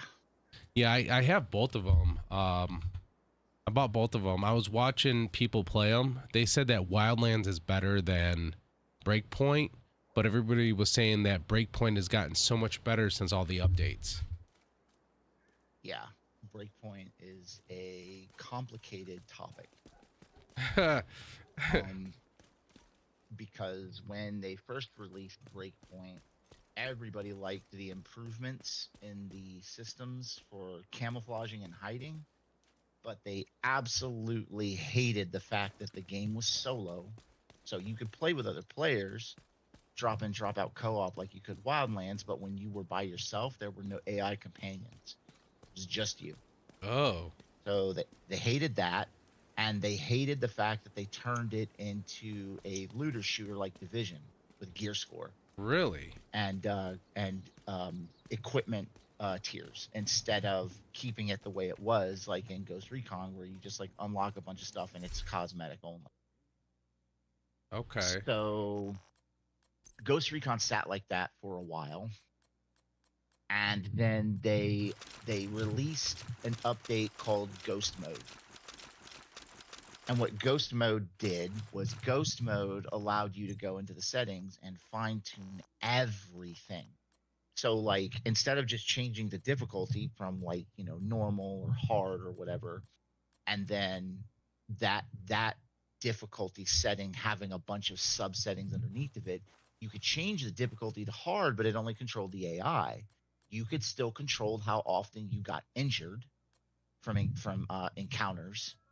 So like the injury system where you had to use like bandages and stuff, or you couldn't heal up to full health. Yeah. Like you could control how often you get injured and need bandages. You could control the gear score, so you could turn the gear score off completely, and it just went right back to the way it was with Wildlands, where equipment was just equipment. They also added AI companions as well. Okay. And not only did they add AI companions, they improved upon the concept of the AI companions, because in Ghost Recon Wildlands, they were just companions and that was it. But in Breakpoint, they made it to where using your AI companions, you can, they unlock, or not unlock, they level up. And then at different levels, they get like different abilities. So like they can revive faster, revive you one more extra time. Those are examples. I don't remember exactly what all the perks and stuff are. The AI still has like weird, quirky Ubisoft God mode, which means that like your AI doesn't actually ever get you spotted. It's only you. So they will do the weirdest things, like crawling around through a base trying to get to you. And they'll walk right by people and never get spotted. But the second you stand up, it's like everybody knows where you are. So there's still that weirdness going on from Wildlands. But for the most part, Breakpoint, I think, in my opinion, Breakpoint became the better game technically, like feature-wise, after the Ghost Mode updates. As far as the wow factor of an open world Ghost Recon, Wildlands is still the better game. Okay. Plus Breakpoint's like controls and like the way the maps work and the mission systems and stuff is clunky. It takes a little bit to get used to. But I mean, other than that, I mean, it's still a really good game. So they're both still worth trying. They both have a learning curve. In my opinion, I think that they're both worth trying. Okay. But then again, I own and like some stinker games. So, take my opinion with a grain of salt. Listen, I used to be obsessed over Warzone before realizing there was better games out there. Well, I mean, people like what they like, you can't fault them for that. So I wanted to break a couple of things down because I was watching your stream and I was watching you go through the winter key stuff. So like when you come up and you talk to the vendor, right? You notice there's 3 different things you can do. All right. So there's a Paro cache, there's gear cache, and then there's the community cache. All right. So the community cache was this objective where every platform has to donate X amount of keys. And if they can do it before the event ends, then anybody that's donated a key can unlock the white Krampus outfit. So the black Krampus outfit, the normal, I want to say the standard Krampus outfit. The standard Krampus outfit you get from the apparel caches, which is the first option. So when you do the apparel caches, those are guaranteed drops. They're 25 keys and that's it. That's all you need to spend on them. You'll never get the same stuff twice. There's no repeats. Okay. Right? And then the community cache is where you donate the 30 keys. You can just donate 1 key and then get the outfit. You don't have to donate the 30, but if you want all 3 of the arm patches, you can donate 30 keys. The gear cache is what everyone's making a stink over, because that's where you get the Eagle Bearer, the Ouroboros, and the Regulus raid exotic rifles, and the Incursion SMG, the Ouroboros. So the Eagle Bearer is the rifle that's locked behind the first raid that came out. The Regulus is part of the second raid.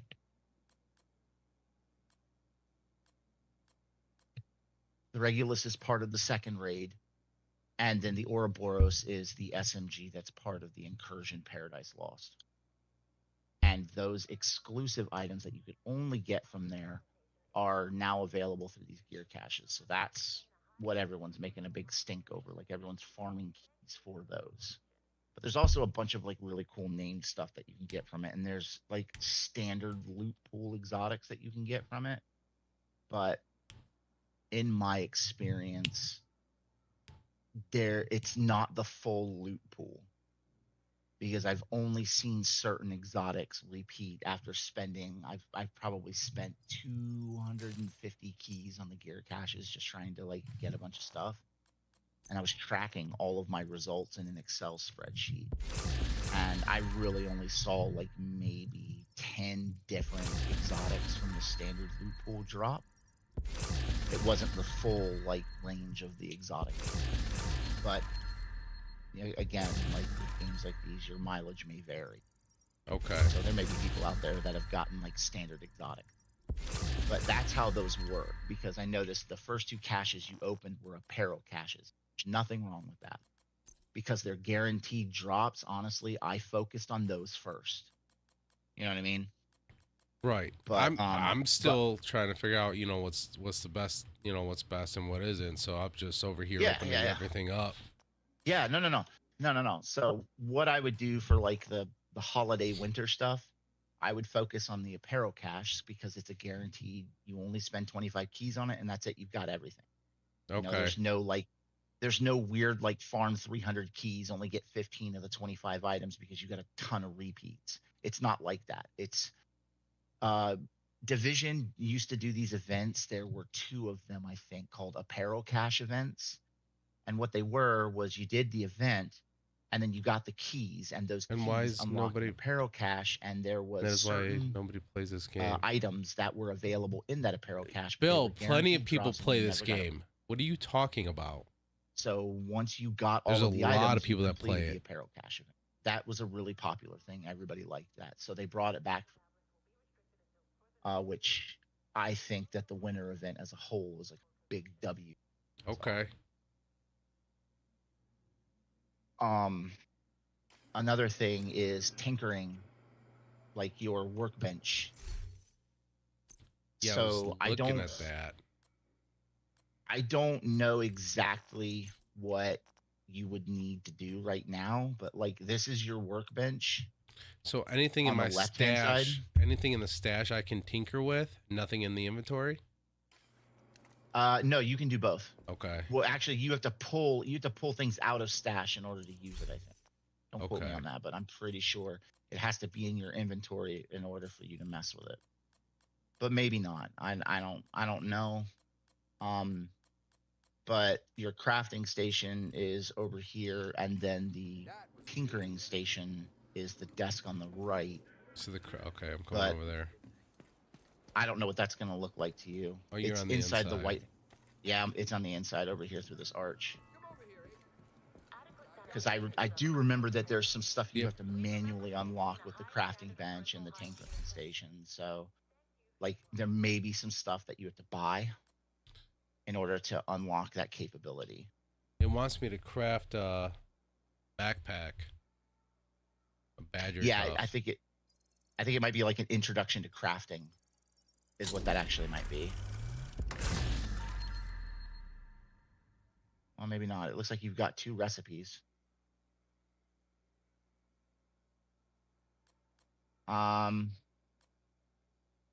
Try this. Go out of the crafting station, like and then open up your inventory, and then hit M as in Mike, and see if it'll let you access the tinkering station remotely. Yeah, I can access the tinkering station. I got library, expertise, and tinkering. Okay, so tinkering is now unlocked for you. Yep. So, Wow. so tinkering is where you can, mess with the stats of the items that you have. The library is where you donate items in order to bank those stats and those talents in order to be able to use them on other items. I believe, and don't quote me on this because when I came into the game, tinkering already existed. Because I played in 2019 when it came out for a while and then I stopped. I think that there's two different areas. There's like a level 31 to 40. If you look on the left-hand side above the section that you're in, it says like level 31 to 40. And I think there was like a tinkering for like below that maybe, but in my opinion, it wasn't worth it to spend all that time to bank up all that stuff, because as soon as you hit like level 31 to 40, all that stuff you saved up is irrelevant. Yeah, see, I still don't understand this whole tinkering station, because when I go into, like you said, when I was in the library, there's core attributes, and talents. Yeah. So, and it says like I have an extraction available, extraction required, extraction available. What is extractable? So what that means is that if you don't have it yet, it says extraction required. In order for you to be able to use that talent, you have to extract it from something. Anything that says extraction available, you have something in your inventory that has that talent that you can extract. Okay. It's the same thing with the core attributes, and it's the same thing with the secondary attributes. You're basically, instead of selling or scrapping or deconstructing your weapons, you're donating them to the tinkering station in order to bank those stats and talents so you can roll weapons and things later. Killer, I don't know what weapon you have that has that, but Killer is a really good one. Talent, I saw on your stream that something had Killer. Where was I at? Did I have? Was that library? Yeah, it's library. Yeah, if you go to library and then the one on the right, that's for the talents. Yeah. Yeah, you had something in your inventory that had Killer. That's a good one to bank, because that is used for a lot of DPS builds that have like a lot of high crit hit chance. The problem is you have to kill an enemy with a critical hit. But once Killer is proc and you have like a high DPS build, your damage flies off the rails. So extracting, if I were to extract that, would it? it'll basically get rid of the gun that has that on there. Yes. You destroy the Oh. weapon. You sacrifice it in order to bank those Oh. stats or those talents. So I really So need it's- I need to go through and see which ones I want and which ones I don't want before I do shit like that. Well, I don't think that it will apply to anything below level 30 or 31. So anything below level 30, you're not going to be using anyways. You shouldn't be using anyways at this point. Because if you're using gear that's like below level 30 and you change your difficulty to like hard, like even on normal you'll get chewed up. Using the lower level gear. Story mode it would probably fly. But normal and higher, if you're using like that low Hey, level, Cody like, see that- Barber, like, thank you for the I'm looking sub, at your man. stream, there's I a bit of a appreciate delay. it. Twitch has the least amount of delay. But like I'm looking at where it says assault rifle core attributes. Yeah. There's like you have 21 items that have assault rifle damage, obviously, because assault rifles will always drop with assault rifle damage and usually health damage as their core attributes. And then the secondary attributes are the one that are like well, no. It says I could switch the levels 0 to 30. Oh, okay. So 0 to 30, it'll pull all those core attributes from the weapons that I have 0 to 30 on. Yes. Oh, okay. That's why there's only those two available. But if you went to assault rifle core attributes for 31 to 40, you would have a wider range of attributes available because the higher level gear has more diversity as far as like what you can do with it. So I want to take from the 0 to 30 and apply it to the higher level weapons to like increase. So I don't think you'll be able to do that. I think that this only applies to weapons that are level 0 to 30. Okay. 31 to 40 only applies to weapons that are 31 to 40. But again, there's probably somebody out there watching that knows better. I came back to the game when tinkering existed and I was already level 30. Okay. So I've never used the tinkering station below level 30. So I should I extract these? You can see what weapons like it wants you to extract. Like when you go into it, it shows the extractable items. Or the items that that are eligible for extraction. So you can see, so you're not like accidentally like extracting stuff from something crazy. Okay. You know? But the yellow weapons are the high end equipment is going to generally drop with higher stats. So my rule is I will destroy everything that is not high end. If it's not high end, I get rid of it. So how do because I have some high end stuff in here, how do I not pull that out? How do you not destroy it? Yeah. You would mark it as a favorite, and I think that removes it from eligibility for extraction. So that's why we marked the exotics as favorites. Yep. Okay. Any exotic you get, if you're a new player or this is a new character and you're not sharing inventories between your characters, every exotic you get, mark it as favorite immediately. I see. So you mark as favorite, you can mark as donation, or mark for recalibration. That makes sense. Okay. So the tinkering system is like a whole universe, man. What I did with the tinkering system is I paid zero attention to it and I just donated everything. I donated everything for tinkering. So like anytime anything has a higher stat than I previously collected, I don't care if it's like 0.5% higher. I would trash it. I would donate it to get that 0.5% higher. So is that just pulling from my inventory or is it pulling from my stash as well? I believe it pulls only from your inventory and not your stash. Okay, so I have to go down to my stash, get the things that I do want to get rid of. Okay. Yeah, there's probably somebody out there watching that knows better. And if they do, please feel free to correct me. but the way this is the way that I understand it and the way that I've been operating. You have a lot of high end stuff in it. So like all of that stuff would be eligible for with the exception of the exotics that are market favorite. A lot of that stuff would be eligible for donation. And honestly, you're probably going to like max out the talent area first. Until you get down to like the last 2 talents, because some talents are a pain in the butt to find.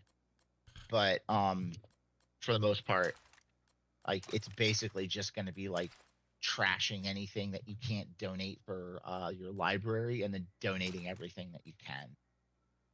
And the higher the difficulty you play on, the better the stats drop on the items. So you'll see quote unquote God rolled items on lower difficulties. It's not impossible. It's not unheard of for a weapon to drop, for a high end item to drop with all 3 stats maxed out. It's that third stat where it says attribute. If you notice on your lower end weapons, you only got the core attributes. But your yellow high end weapons have a third one that just says attribute. That third stat is random, and it could be it pulls from a big list of everything. But generally, unless your weapon rolls with damage to target out of cover as one of the first 2 core attributes, usually people try to re-roll a weapon to get damage to target out of cover as their third attribute. So, and it goes back to multiplier diversification that I was talking about in that big video with all the math and all that crazy stuff. Damage to target out of cover is a universal multiplier. It's conditional in that you have to shoot something that's out of cover, but things being out of cover is a pretty common condition. Okay. Donate. He's talking about like donating. When you mark stuff to donate, that's what you are planning on donating to your tinkering station. Or it may be expertise. Okay. Because there's a whole other system there as well. If you've noticed while you were playing the game, you were getting notification that says expertise level increased, and then it would say the name of an item. Right? There's like so many points. If you look at your proficiency on items, there's like the level 10 is the max. Oh, and so like when you use the more you use an item, the more proficient you become with it. But you can also, if you get a whole bunch of items, you can donate them all to expertise, and it will increase their proficiency by a certain amount based on how many you donate. Okay. Or you can spend your materials that you find. So like if you like there's one that says like if you just click on any weapon in the expertise, and then there's like a donation materials button that you can hit. If you hit that, it'll show you a big list of like the tiers of donation materials. The rarer the material, the less you need. But usually like you can donate those materials to increase your levels instead of using the item or donating duplicates of said item. So if I donate these base materials, it's pulling from the weapon that I have highlighted, the bullet. No, so this is pulling from materials that are in your inventory right now that you found or that you've obtained from Deconstruct. Oh, and I can add it to this gun. Yes, so it will increase the proficiency. Now, okay. Keep in mind that you can add expertise and proficiency to weapons you don't even have.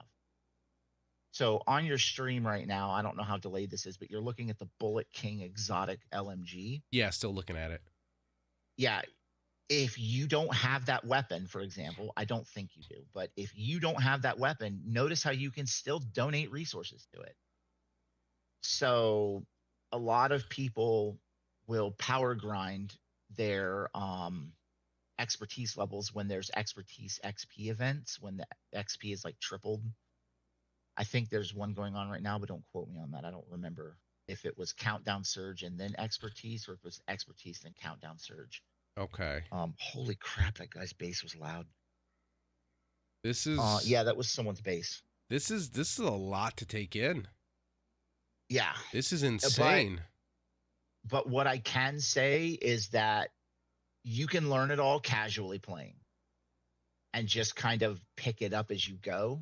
Yeah. You don't have to, because this is what I was saying before when you were talking about like just sitting off stream and reading a bunch of stuff. You will bore yourself to tears, dude.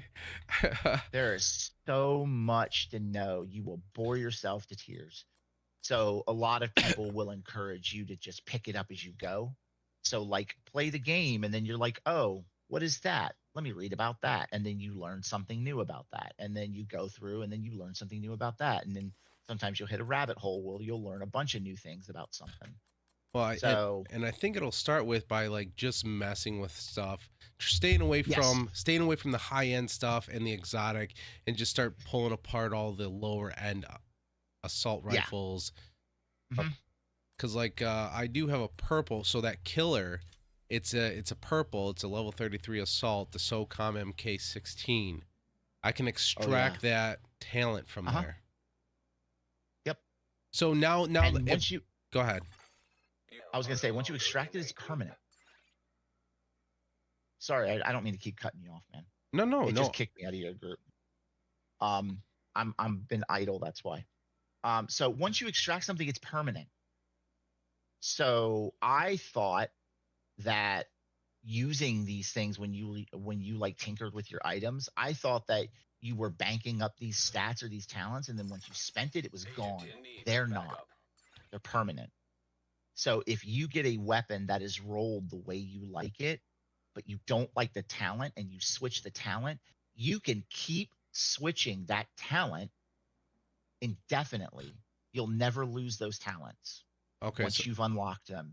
And then you can that basically will make that weapon that you like, that's rolled the way you like, universal to any build that you put together, as long as the talent synergizes with the build. Okay, now is that talent like, can I use that talent on multiple weapons, or is it just like a one like? Yeah. Okay, so I have it, so now I can add it to like 5 different builds at once. Yeah, so this is for the assault rifle category.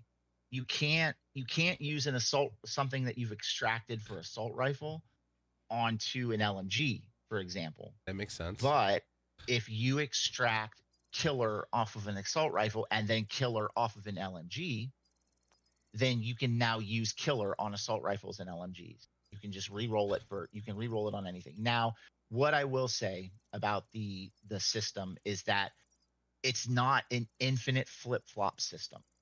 So once you change a stat, you cannot then turn around and change a talent on a weapon that you've reconfigured a stat for. So let's say you want your weapon to have damage to targets out of cover, right? But its third attribute is not damage to target out of cover. It's something dumb like swap speed, right? Well, okay, swap speed's not dumb, but it's a niche thing. Anyways, it's something that is useless to you, is swap speed. You change that to damage to targets out of cover. Well, now you have a max level damage to targets out of cover, but now you can't change the talent. You are stuck with that talent. So you can only reconfigure, i.e. re-roll, one thing on any piece of equipment. What is re-roll? So re-roll is when okay, so like you see how all right, so in the context of what we're talking about, the talent killer, right? Mm-hmm.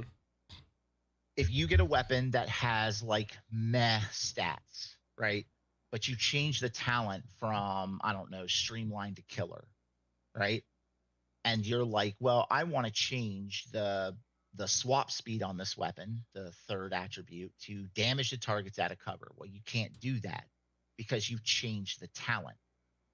You've re-rolled the talent from streamlined, what it dropped with, to killer. So once if you look at the items, once you'll start messing with these things and you'll see that there's 2 different icons. There's a little circle that has like a smaller circle within it, and then there's a little X, like a wrench and a screwdriver X. once an item has a wrench and a screwdriver X on it, Mhm. you can't. That means that whatever that is has been re-rolled. You can only re-roll whatever that is again. So you can re-roll that one attribute or stat or whatever you changed indefinitely, but you cannot then re-roll something that hasn't been re-rolled. Hold on, let me log in and I'll show you. Oh man, think I have some- this is they really put together quite a little complex building system. Yeah, it's stupid complicated, and it's only gotten like more complicated over time. You are Okay. now group So, leader. Um, Another if agent has you joined your go group. to your menu and you go to social, let me put on a weapon that I have something changed on. Okay. Yeah. So if you go to your weapon, or if you go to your menu and you go to social, right, and you can see, and on my name under group, there is an option that says inspect. You should be able to inspect what I'm using right. Click on your name. If you Yep. if you inspect what I'm using, you'll see that I have a weapon on me called Dark Winter. Yep. It's an SMG. Right, it's a named SMG. Now, if you look at the Dark Winter, you will see two different icons under my core attributes. SMG damage has like a circle with a smaller circle inside of it, and then critical hit chance below that has a wrench and a screwdriver X. Mm-hmm. That means that I have enhanced the SMG damage, but I've re-rolled that attribute, critical hit chance. And the reason why I did that is because it dropped with critical hit chance, but the critical hit chance was low. However, because this weapon dropped with a perfect talent, you can't change the talent. Any named weapon that has a perfect talent, you cannot change that talent.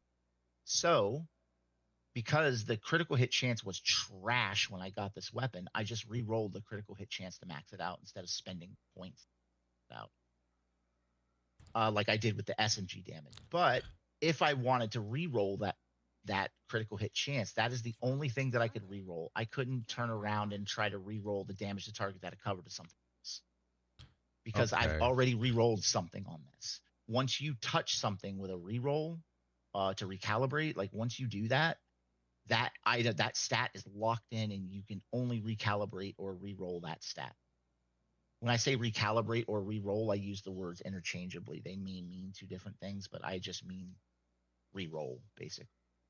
Okay. I'll figure that part out. But looking at this, it doesn't like, I understand the mods look pretty easy. Like you can go in and put shit on your gun, muzzle slots. Those are your blueprints that you get right from that you can craft. Yeah. Yeah. Like I understand That's that. what you can craft. That makes sense to me, just from coming off like Call of Duty. Right. You know, because you interchange shit on there on your weapons to make them better. Right. Okay, so and you're just pulling talents, breaking down weapons to pull talents, to pull attributes and core attributes off other weapons that you can use on a gun to just make it better. Yes. Going in Yeah, and so- fine-tuning it to your specifications. Yeah. So if you got a weapon that dropped and all of its stats were maxed out and it had the perfect talent that you needed, but the third attribute that dropped was something ginky or like not useful, this system allows you to change that third attribute Okay. to something that is useful. Or if you wanted to create something off meta, like there are weapon swap builds that are built around swapping weapons, and they can do crazy things. And it's something that you wouldn't expect, swap speed and like weapon swapping being something that like played into anything. But there are builds that use that.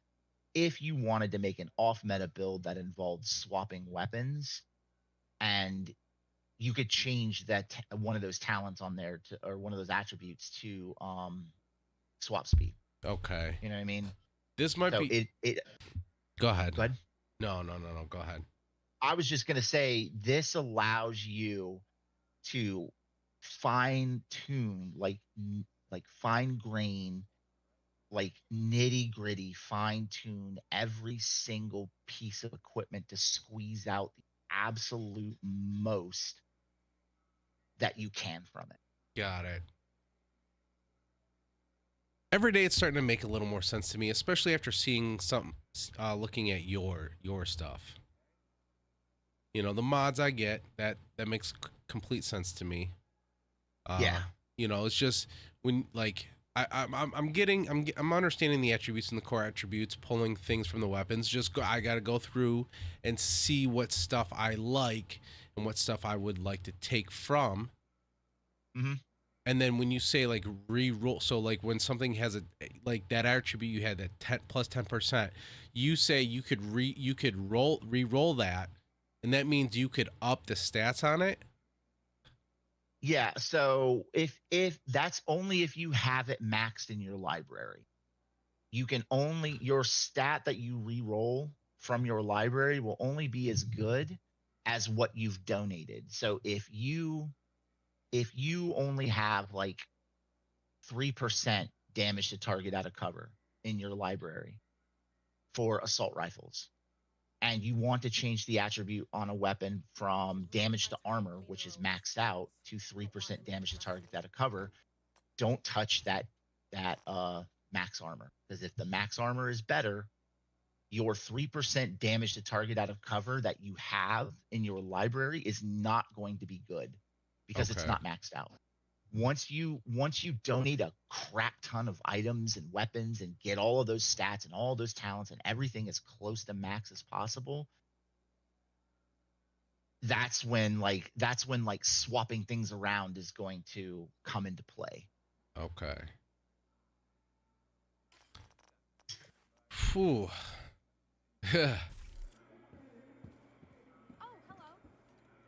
It's nuts, dude. That was a lot of information. That was a lot. Yeah. That was crazy. Well, that was my TED Talk on the Tinker Station. That was my TED Talk. Another thing that you want to familiarize yourself with is down here, the shooting range. Because in the shooting range, this is where you're going to go if you don't want to leave the White House. Wrong way. That's the secret shade room right there. So this is the room that you would go to where like you have a build and you're in the White House, but you don't want to leave the White House. So you can come in here and actually like test like skills and equipment and weapon loadouts and like everything works down there. So if you want to see how much damage you'll do in a given situation, this is where you would come to test it. If you don't want to go out in the field and test it. Okay. There's little buttons on the side where you can change the difficulty of things. There's these little range things up at the top where if you shoot them, you can specify what range you want to work with. So that's 5 meters. If you look, there's like a little green light under the 5. And then 10 meters, 15, 20. So like there are some talents that only work within a certain range. So if you need to test a build and it has a range dependent talent, this is where you could go to control that range so you know how far the target is away. So you can test under the most optimal conditions possible. This is like a really common feature, but I feel like with a lot of like new players, it's underutilized because they don't know it's here. So this is an area that like you want to familiarize yourself with. Okay. Your stash box is right there. You've got ammo refill right here to restock for any ammo you've used. And this is where you can flex your exotics too, because your base game exotics will end up on this wall. Is that mine? Yeah, that's yours. This is not really an important thing, but some people like to, bring their friends down here and be like, look at my full wall of exotics. You can only put 8 up there? No. So this slot right here on the far left, lower left, holds 2, a pistol and an AR. Okay. And then the one above it holds a single weapon. The one to the right, these 2 hold a single weapon. These 2 hold a single weapon. These 2 hold a single weapon. And in that row up top, that long row under each of those lights is a single weapon. So that top long row holds 2. So, but these are the base game exotics. This doesn't show you your exotic armor that you found, nothing like that. But the exotic weapons, it's kind of like a flashy, like show off thing for your friends. like Look that. at all of these. Look at all of these cool things I've unlocked. I like that. And the more observant out there will notice that this is a bowling alley. There legit is a bowling alley in the White House they've seen. Oh, yeah. I just want to put that out there.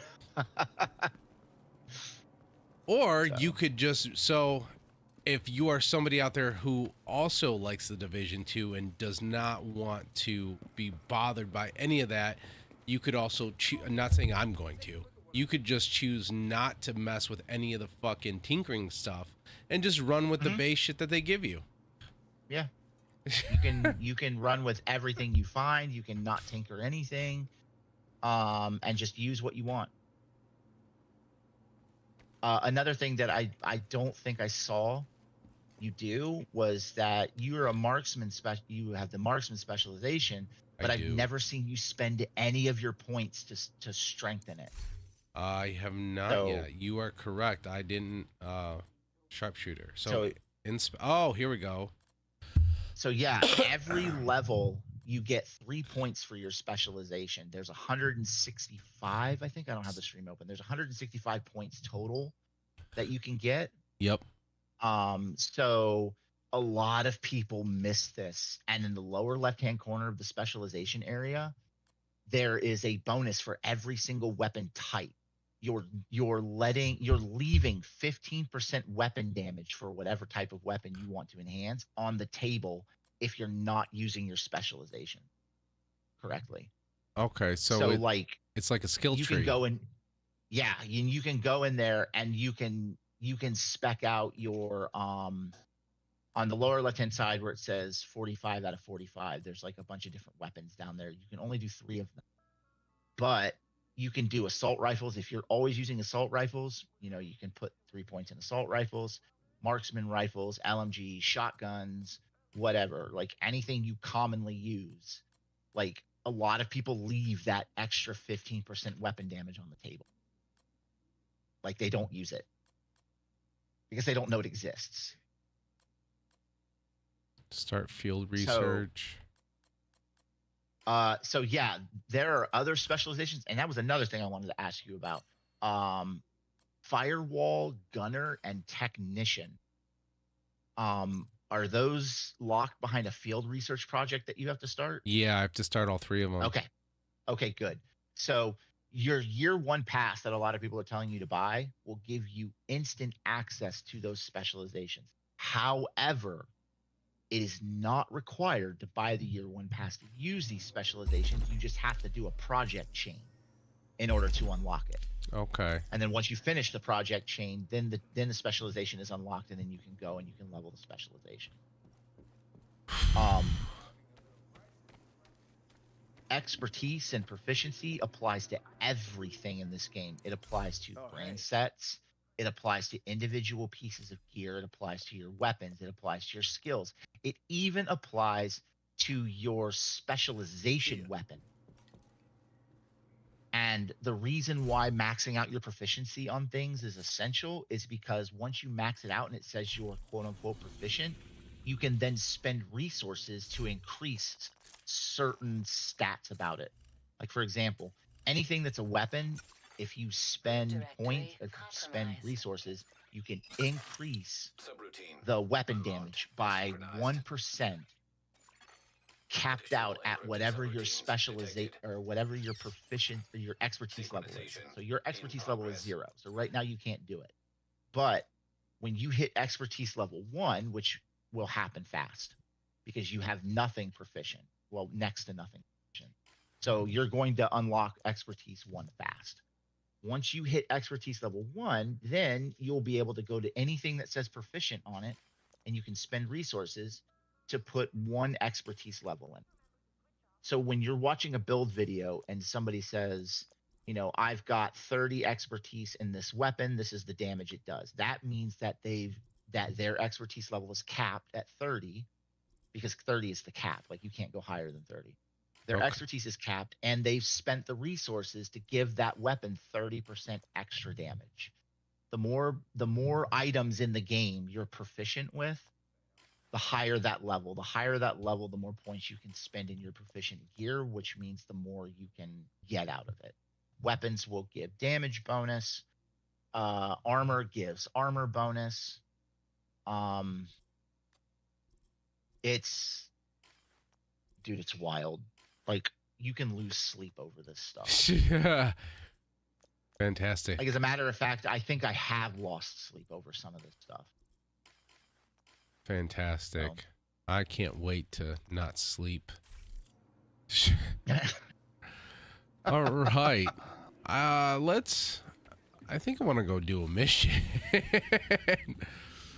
Oh. Hey man, it's your world. I'm just living in it. Oh. That was a lot to take in. I mean, you're very informational though. No, I don't know squat, dude.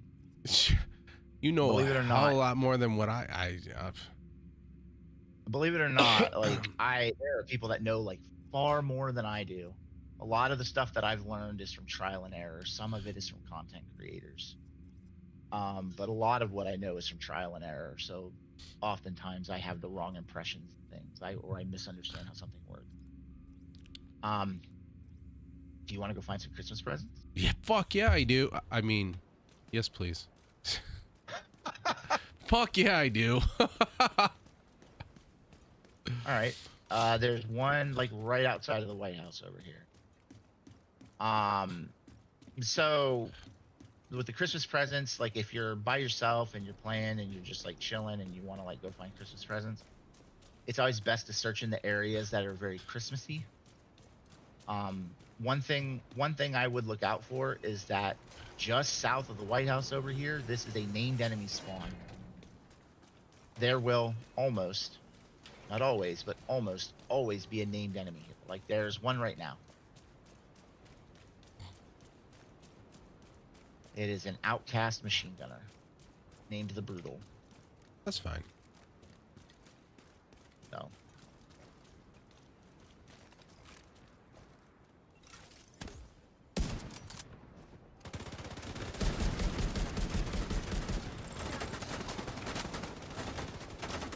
I'm gonna pull back.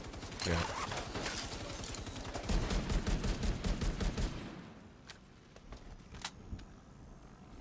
I've got the wrong build on this. Yeah, I picked up the wrong gun. No, I'm in combat. Load out.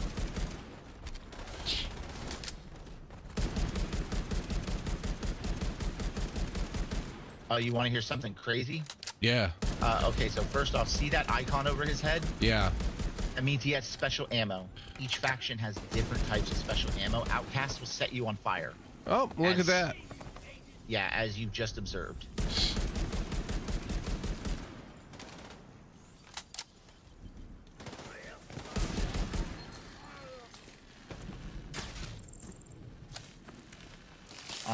Did you just get a message about a retaliation?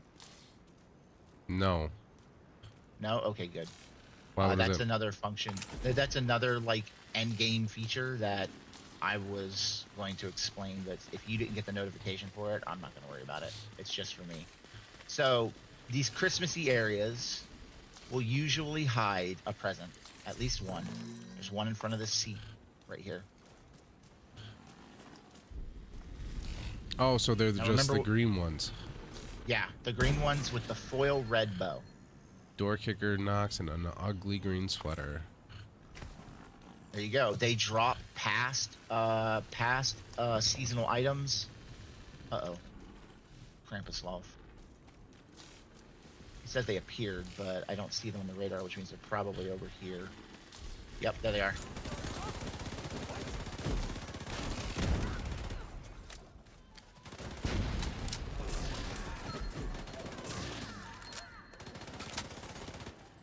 I hate these guys, man.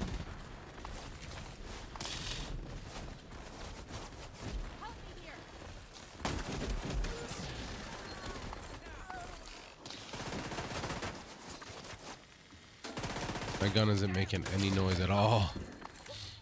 Yeah, that's what happened to me last night when we were playing. Okay, so these are the guys that, you know, drop the keys and have the bounties. I don't know if you got a bounty from them or not. No, I don't. No, I don't. I yeah, just I did. do. It gave me the Krampus one again. Yeah. So yeah, the presents are usually in Christmassy areas, but some of them are not. So is that the only? Is there only one inside every Christmas? Like, or No. No. There can be multiples. Like there is a spot that has 2 presents on the corner on 2 corners of a building. It's like a block apart. I don't want to mess with that. So there's another one. I'm trying to think. I think it's this way. One of these buildings has a present on the steps by a Benjamin Franklin statue.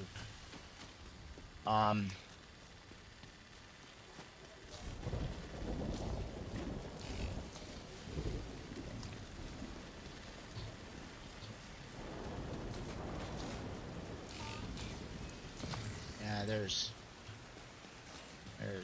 Ben. Do you live stream on Activision? What do you mean? What do you mean? What does that mean, Turbo? Like, do I play Activision games? Do I play Call of Duty? I used to. Tuxedo has the map. Yeah, to all on it. Yeah, Tuxedo Bandito has a video and a map to all of them. Never heard of him. He's a Division content creator. Okay. Really good one. He does like a lot of good videos. So it's not on this side, but I'm pretty sure it's on the other side. There is there's a present on the steps.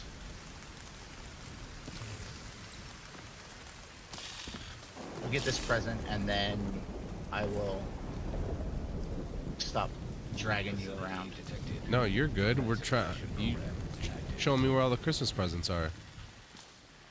Ignore that. What you just passed. Ignore that. What did I?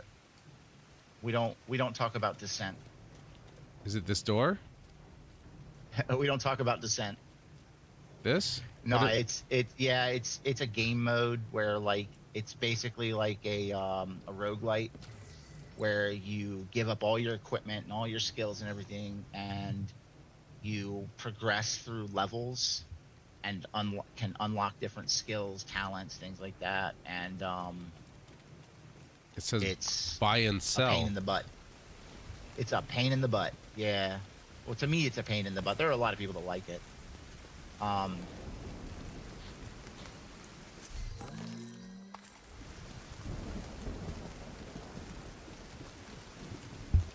There's an exotic you can get from it, but I think the exotic, the Vindicator rifle, I think it's butt.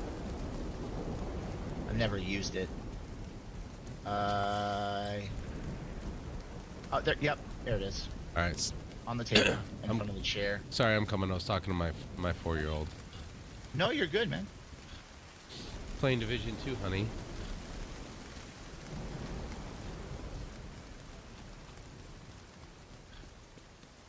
Oh, there it is.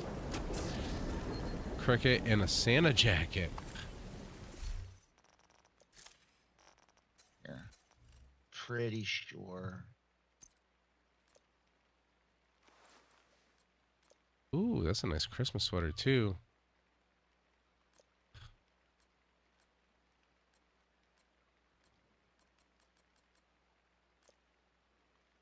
Ooh, I don't like that too.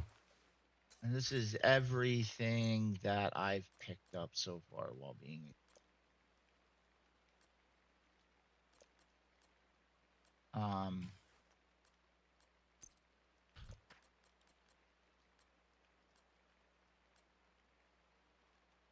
Good to have, like, get as much as possible. Holy shit. That's a lot of, it's a lot of stuff. What do I can't share that? Picked up. Yeah. There's a shit. And there's a bunch of shit. Again, I'm not giving it to you because it's junk and I don't want it. Like, I'm giving it to you so you can donate to your So box. by doing that, so you're just sharing the item. You're not like completely. Okay, so you still have it, and then which shares it with me? No. So, I'm giving it to you. It's leaving my inventory and it's going to the ground, and then you're picking it up. Okay. But because now, see, here's a backpack that I don't have. Actually. Then you keep it. Don't give it to me. Oh yeah, this is a good backpack. I don't know why I jumped that. But like I basically am just taking everything and then dropping it on the ground, and then you're picking it up. That KM9 that's on the ground right there, that is not the backpack that I found that I didn't want to give up. But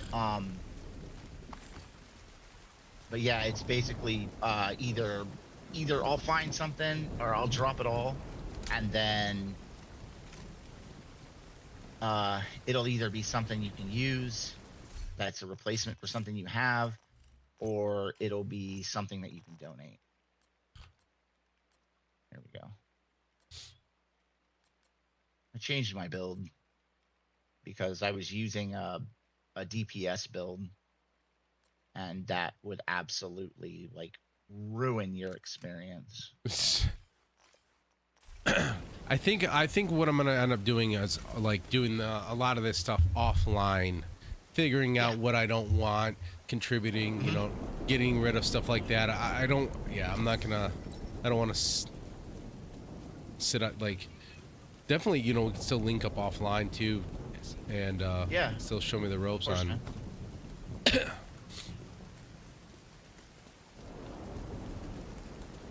But yeah, man, lead the way, so we don't have to like do any like info dumps on stream or anything like that, you know? Because I don't want to get rid of anything else until I start, you know, donating to my tinkering station. Hoard it all.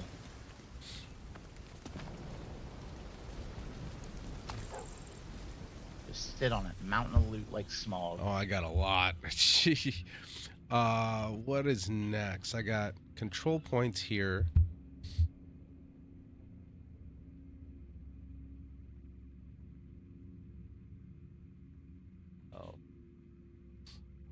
I have control points that have to be done.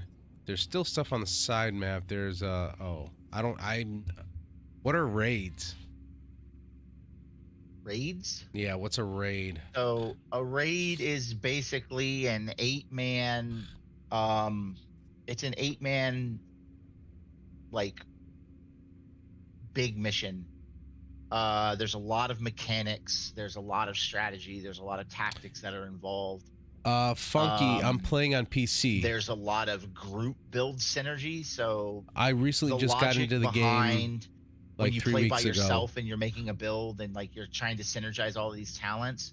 Well, raids are basically where people will take their builds and then they'll synergize with other people's builds so they can have a full group of people that have builds that complement each other, so they can do the mechanics. Okay.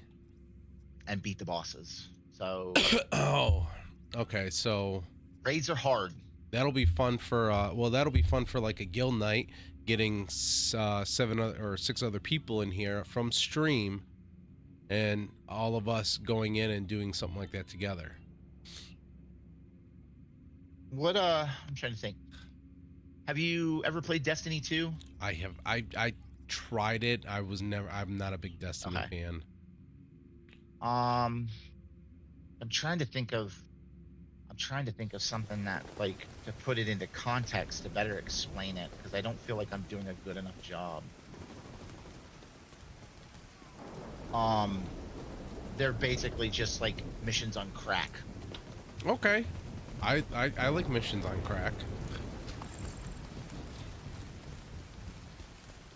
They have a discovery mode in the raid. That was a feature that they added later, I believe. So it allows you and your group to go into the raid and do the raid and see what it's about without getting locked out for completion or non-completion. So you can learn mechanics, I believe, what discovery mode is there for. Again, I've done raids in other games, but I've never done a raid here. So. Oh shit! I thought this was said this was a light machine gun that I equipped. What the fuck? That was a marksman. Oh yeah.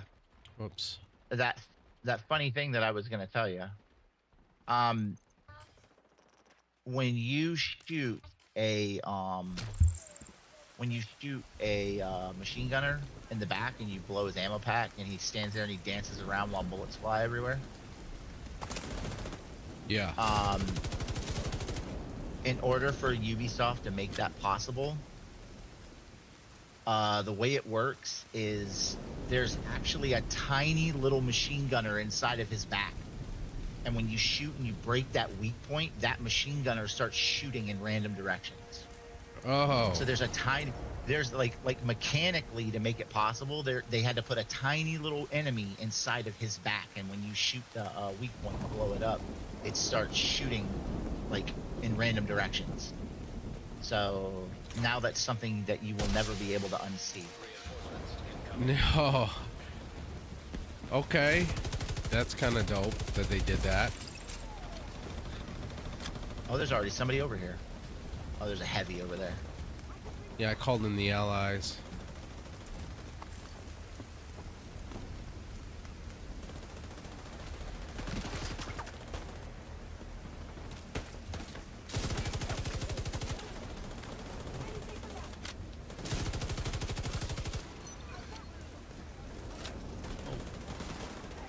Medic.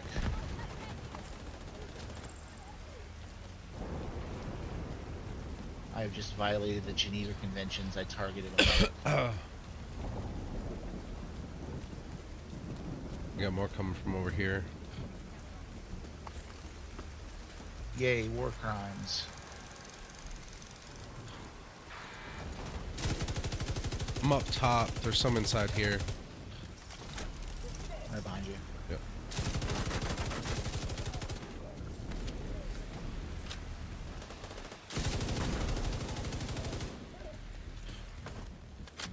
So I definitely think LMG is. I'm gonna have a couple of those builds at least, because I really like the LMGs in this game. Yeah. There's a resuck over here if you need it.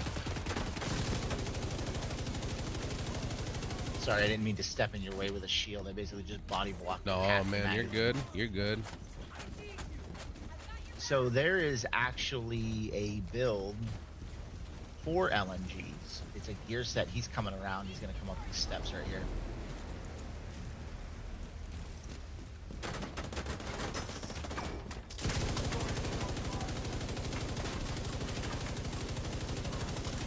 There is a gear set for LMGs called tipping scales. Okay. Where every time, or the amount of time that you spend shooting, you build stacks. Stacks give you like weapon damage and I think weapon handling. You start losing stacks when you stop shooting.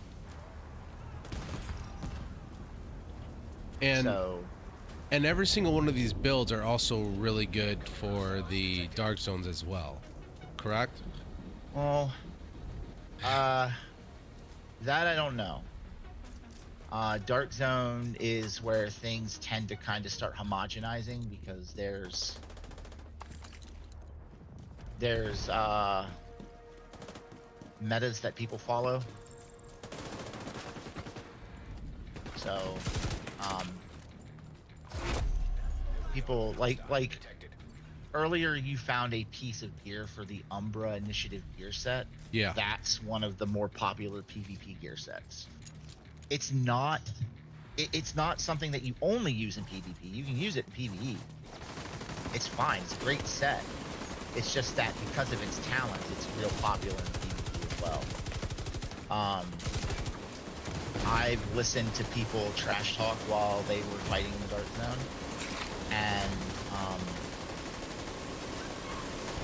they would talk smack about people using shields because shield is a quote-unquote PvE skill. So it's PvP is a whole other animal. So they've tried to make some unwritten rules. Yeah, I mean, there's things that work better, and then there's things that don't work better, and the community's picked up on it, and they operate accordingly. Which I get that, because I mean, with every game, there's kind of a set of unwritten rules. I mean, like Arc Raiders, you know, you got your set of unwritten rules. I don't know if you played that. I have not. Okay. The one I know of it, and I've seen people play it. I've just never played it myself. The one thing I will say is that you may never see anyone in the dark. You may see one or two people. It just really depends. I still don't understand how or why. There's no rhyme or reason to it, because like today, for example, if you go to your map and you toggle the targeted loot, if you look in Dark Zone West in the upper left-hand corner, targeted loot is assault rifles, which means the Eagle Bearer drops there, the raid exotic. And if you look at DZ South, rifles drop there, which means you have an increased chance of the Ravenous dropping, which is also a raid exotic. Wait usually I'm hovering over it. I don't see what you're talking about. Like I'm over So there is an option to change the target. Oh yeah, so that's if you go to DZ South and DZ West, you can see the icon so that's DZ East, the one you're looking at right now on stream. I don't know how delayed it is. But okay, so that's so DZ South is rifle and DZ West is assault rifle. Those are usually times where the dark zone is popping.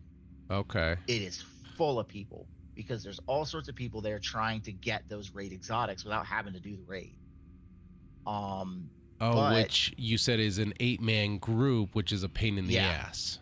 Yeah. So I went to the dark zone today just to see what it was like, and it was dead. Nobody in DZ West, nobody in DZ South. I've never seen that before on days when rifle and assault rifle is targeted.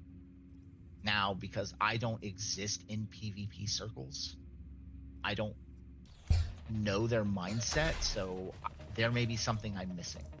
As far as like when the best times to go are to actually run into people. I saw one guy in the dark this morning. Usually those places are like hopping and popping like 24/7 when those are the targeted loot for the dark zone. But I'm going off on a tangent. No, you're good. I'm trying to learn, and actually there's people that what Doc even said he's enjoyed these info dumps because there's people watching that are listening to you that enjoy trying to understand the game and what you're explaining. So I would encourage anybody listening to me to like research from other independent sources, because sometimes I misunderstand things. And I like sometimes I will think things work one way and they don't. So it's normal. It's human. Oh, there we go. There you go. And then we got, let's see, shoot at all this piece.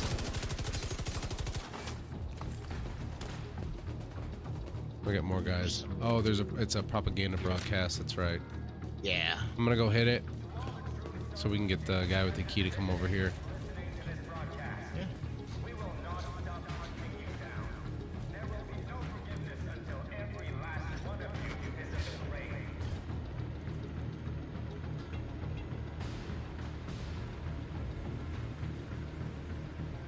All right.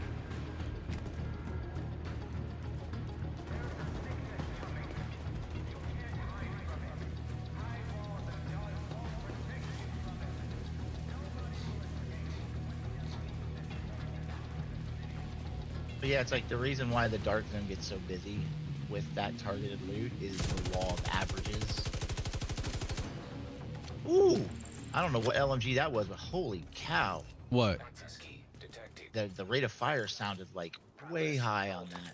I just got a key. Yeah, that's for the Oh yeah, the that's for thing. the fucking. I was thinking of one of those the keys for the boxes. Yeah. No, the people that spawned with the key, they went the opposite direction. They didn't come towards us. They went down the road. But yeah, the reason why the Dark Zones get busy during those times is because of the law of averages. Like, the more people that are there, the better the odds of those items dropping. So they go there to farm you to get your item. Because if you get the item to drop and then they kill you, they can take it. So, not a bad thing. I'm not saying it shouldn't be like that. You know, I'm just saying It's that's doing how it is. business. Yeah. Like I've never gotten like mad or gotten pressed when I went to the Dark Zone and somebody like wiped the floor with me. You know? Like, even if it's unprovoked, you know?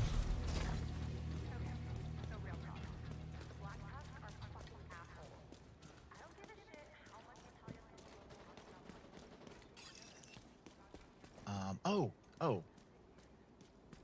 So, how do you feel about acquiring exotics? Are you I the kind wouldn't- of person that wants to get them yourself?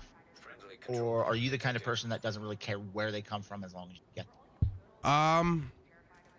A little bit of both. I mean, if it's a gun that I've been trying to get for a while and I can't get, I wouldn't mind it being dropped. I hate getting stuff the easy way, because then it kind of just takes the fun out of it. But I'm Yeah. not opposed to it either. Yeah, so every week there is a project called the Weekly Shade Requisition, and you basically donate a bunch of stuff, and one of the things that they give you is an exotic cache. And like, I have everything to finish that, like, immediately. So like, I've just turned it all in, so I have an exotic cache now. Okay. So I'm wanting to know if you want the exotic that drops out of that cache, providing I already have it, or if you would rather just get your own caches and take your own chances. If you already have it, I won't say no. I won't be opposed. Okay. This is a public execution. Yeah. With a name. Krampuslaw. Shit, let's do. I didn't even see the notice that they spawned. Watch your left. There's one over there. Yeah, I see him. It's a heavy too. I got him. He's almost dead.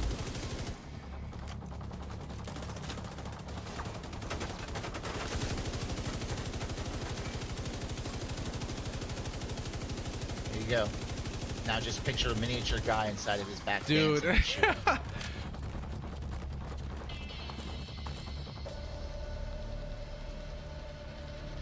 Another thing we can do if you want is we can actually go do the Krampuslaw bounties. We can absolutely go do that. I still got time. My brother probably won't be here for another like hour and a half. Because 45. I don't know if you saw on the Discord or not, but I've got 27 of them now. I did not. I have not been on Discord yet today. Yeah, I've got 27 of those bounties unlocked. So I've been stacking them. There's probably gonna be like 1 or 2 more guys. They don't usually run out of the parking garage like that here. That's weird. There's the hostages. Yeah. Oh no. What? What? Oh, here. He goes, oh no. Yeah. So this activity, if you come to where I am, this activity has a bug. I'm on my where way. Sometimes, not always, but sometimes the last guy you need to complete the activity gets locked in the room and the door will not open. So can you shoot him through the door? No, you cannot shoot him through the door. Now, sometimes you can hit him with a grenade. Let's see if that works. It might have worked. Nope, it didn't work. So what? There is, I don't know if I have all the pieces on me for this. Oh, crap, I don't. Hold on. There's a build that I have that's like a kind of cheesy, vile jammer pulse build that like spreads status effects that I usually use. Let me load out. That is wild. So that's a glitch they gotta fix. Yeah. So just 1 second. Let me just throw on a bunch of skill pieces. He says use your Fars says use your oxidizer to get them through the door. Oh yeah, I was gonna use the keep up your daily, weekly projects because exotic components and materials are a major factor. Yes, they are. Hold on 1 second. 6 skill tiers, jammer pulse. This should kill him.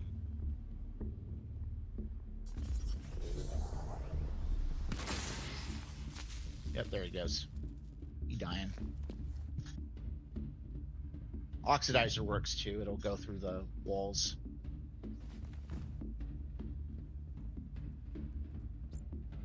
Yeah, he just fell through the wall. What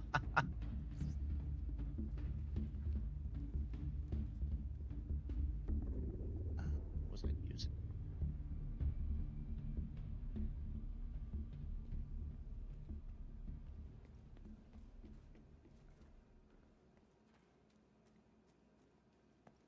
Yeah, the oxidizer is a good call. I don't ever think of the oxidizer because I never use it.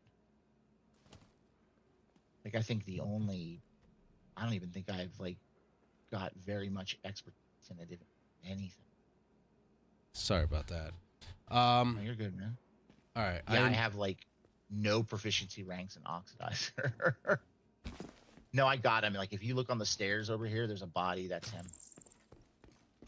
So I got him through the wall using the vile mask and a jammer pulse. So I didn't even know any of that was possible. Yeah, so there's a lot of crazy stuff you can do in this game. Like the person in stream that recommended the oxidizer, that is like that's the direction your brain should go way of thinking about how to get somebody through the wall, because the oxidizer will go through the wall. My brain is vile mask and jammer pulse. I don't even know if I have an oxidizer or what it is. Yeah, I'm not sure, because I see that you've got like a bunch of like shade tech caches all over DC, so I don't know if you spent all of the points to unlock all of the skills or not. I have a ton of I have to go get all these shade caches. I have a lot to do still, because a lot of them were locked behind the gate with the locks on them, and I didn't know you could shoot them to get through. Yeah. So I have to go back through and do all of that. Yeah, so like the skill is called the chem launcher, and inside of the chem launcher,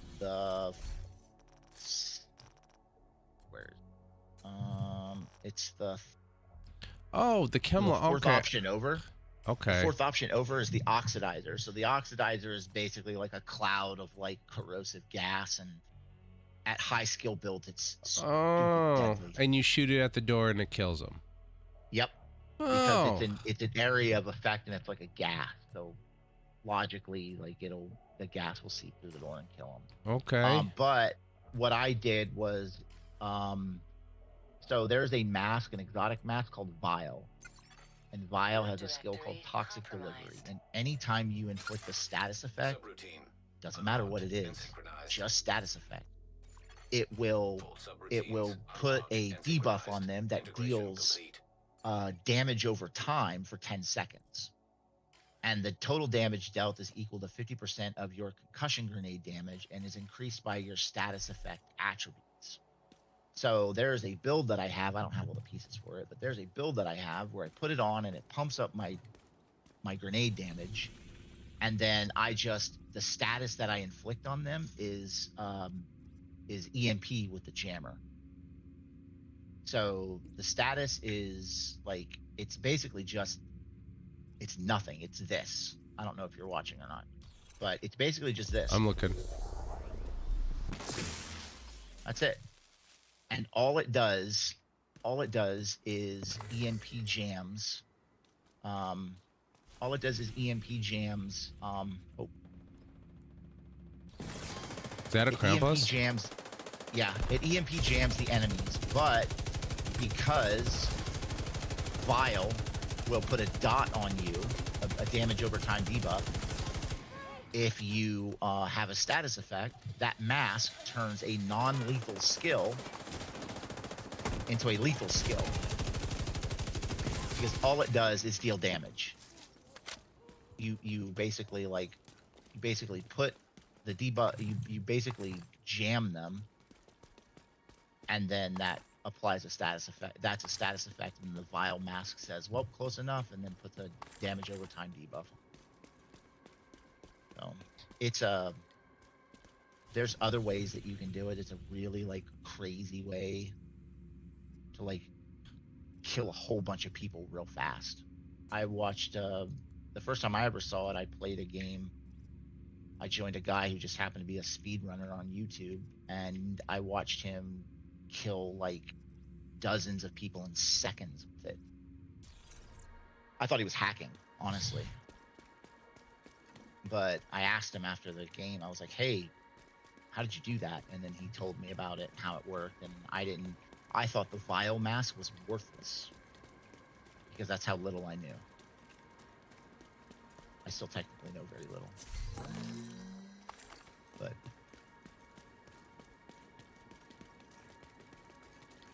Gonna have to do a ton of because I'm gonna have to do a lot of research on this. I'm trying to really understand everything, because I mean, obviously when the Division 3 comes out, it's gonna be pretty much the same exact thing, just a different storyline and different weapons, better systems. Yeah. Oh, is this oh, are you wanting to take this control point? Yeah. All right, Toxic Alley. All right. We have to drop down, right? How do you want to? No. So you go through this door, but how do you want to do this? Because there's two ways to attack this, and we can come at it from both sides if you want. You going one way and I going another way? Yeah. Fuck yeah, let's do that. You'll be close enough to get my bonus armor from the wingman, from the point man chest, but far enough away to where like we can like pincer attack the control point. All right, so you go. So you're going around and I'm going this way. Yeah. Alrighty. Yeah. Or you can go around if you want. I just kind of no. That's fine. All right, I'm inside. I like doing stuff like this, like coordinated attacks. Oop. All right, I'm on the other side. Let me know when you're ready. I'm ready. All right. Go ahead. There's a NPC in here already taking stuff over. He's just a patrol. They're just gathering components. That's all.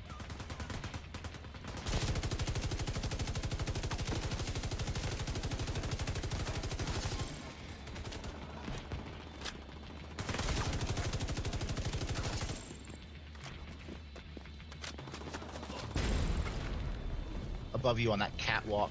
There's at least 2 of them, maybe more. All right, I'm gonna. He's go- jumping out now on the Oh, truck. There you go. There's a couple above you on the balcony. Well, I got one in here on me. He's dead.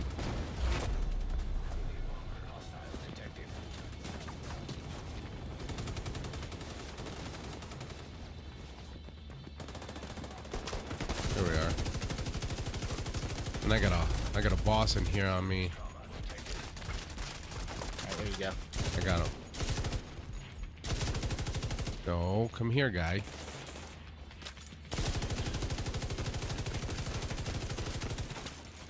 Yeah, watch his fire. He's got special ammo. So. He'll cook you literally. Yeah, and he's gone. All right. Oh, there's still someone alive. Okay, cool. Incoming hostiles detected. This is one of my favorite control points. Oh, we got more guys coming this way. Yeah.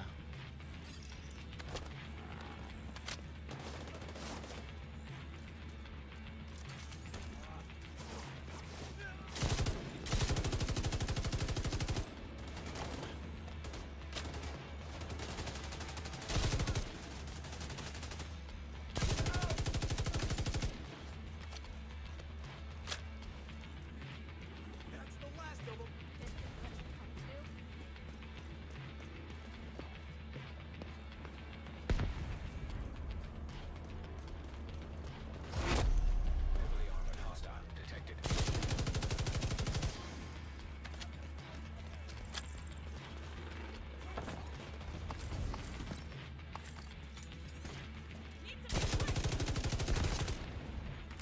Yeah, if you can blow up 2 people on both of those little bridges, they have to run through the fire. It's kind of funny.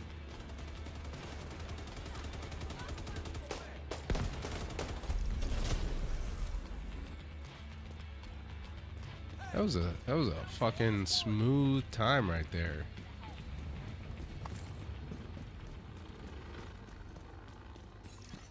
Supply room access unlocked. That was a good idea. Going from each side. Yeah. Well, I mean, they do it to you when you're solo and you're defending the control point. Why not do it to them?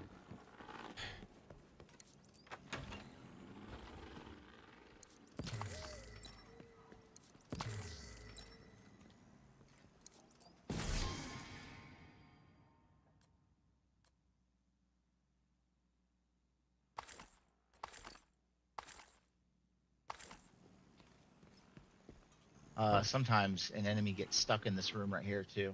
Ugh, and you would have to use like your oxidizer. Well, you won't know he's there. And you'll open the door and then he'll murk you. Wonderful. In my experience, it's almost always been an engineer, so he has a shotgun. So he's standing like right there at the door, and as soon as you open the door, it's like boom, shotgun right to the face.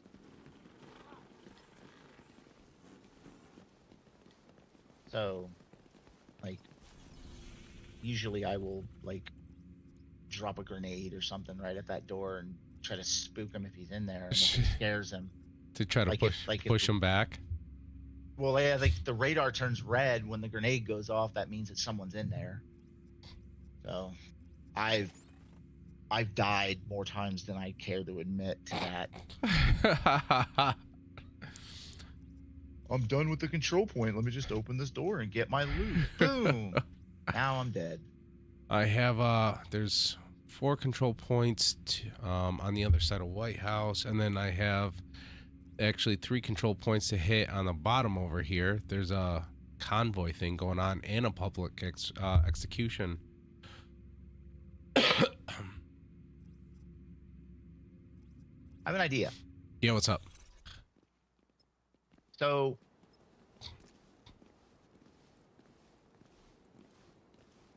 I don't know how well this idea is going to go over.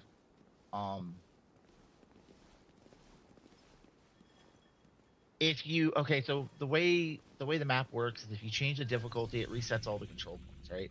Really? But yeah. So if you there is a way to make a control point harder without changing your world difficulty though. And here's how that works. So when you look at a control point that is occupied by an enemy, sometimes you'll see these little arms sticking away from it. And they'll point to random open world. They'll point to the open world events around them. And the open world event icon will have a little +1 next to it. Every time you do an open world activity associated with that control point, it adds 1 difficulty tier to that control. So right now your world difficulty is normal. So if you look at a control point that has a bunch of things attached to it, if we went and did 1 event attached to that control point, it would then make the control point act as if it was hard. And if we did 2, it would make it act as if it was normal, hard, challenging, and heroic. Yeah, so it would make it hard, and then if we did another one, it would make it challenging, and if we did another one, it would make it a level 4 control point, and that would make it heroic. Okay. So we could do that. So that way you could kind of like see what the harder difficulties are like without actually changing your world state and messing up your control. Let's do it. All right, man. Find a control point. I'm down for any idea. So. Well, I have a lot of dumb ones. Don't tell me that. All right. So I'll bring us over here. Because this control point's a lot closer to it. We won't have to walk as far.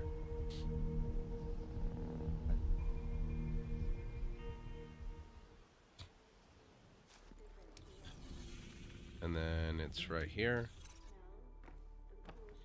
Yeah. Oh, there you are. Okay. It's set as normal right now. So we're just gonna go in and change the difficulty on that, right? Right.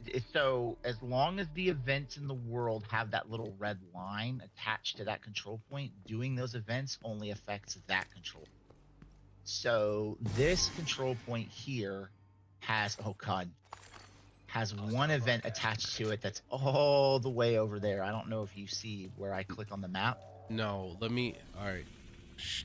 Let me see. What are you talking about? Are you talking about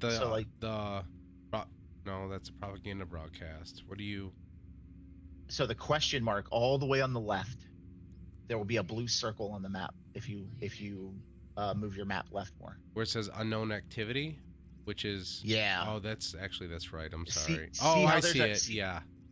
Yeah. See how there's a tiny little red line that traces back to that control point? That means that event is associated with that control point. Oh, so is that what that is? Yeah, so doing events associated with control points will increase the difficulty of the control point without changing the difficulty of the world. So you're saying we should go do that before we do this control point? Yeah. Okay. Because if you do the control point, you'll orphan the event. I did not know that. Yeah, I didn't know that either. And then I did a control point, or not a control point. I did an event, and then it said alert level increased to 2, and I was like, well, what's that? And then I noticed that as I was doing events, it was increasing the alert level of control points. All right. And I was like, oh, okay. I was like, whatever. And then I left, and then I came back forgetting that I bumped up the difficulty of the control point, and it was a heroic control point, and it laid me out. All right. In seconds. So we're going to go back to this control point. I'm going to fast travel there. We're going to go do this event and then come back to this control point over here. Oh, there's Krampus Loft if you want some keys. Where's that at? Or a bounty. Just down the alley. Bored as hell. All right, lead the way. Hostile broadcast picked up. Okay. I will bring him to you. Oh, here it comes.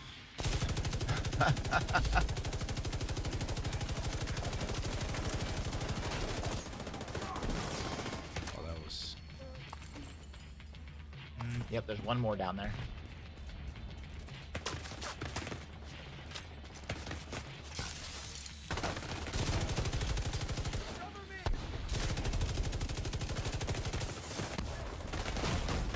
Oh my god. So these Krampus Loft drop pieces of a brand set called Ongoing Directive, and it's one of my favorite brand sets. So I will share all of the items. I don't know how many I have. I can't share that. Yep, yep.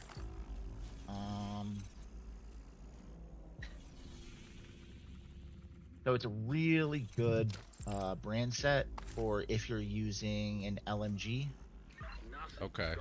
that has like status effect.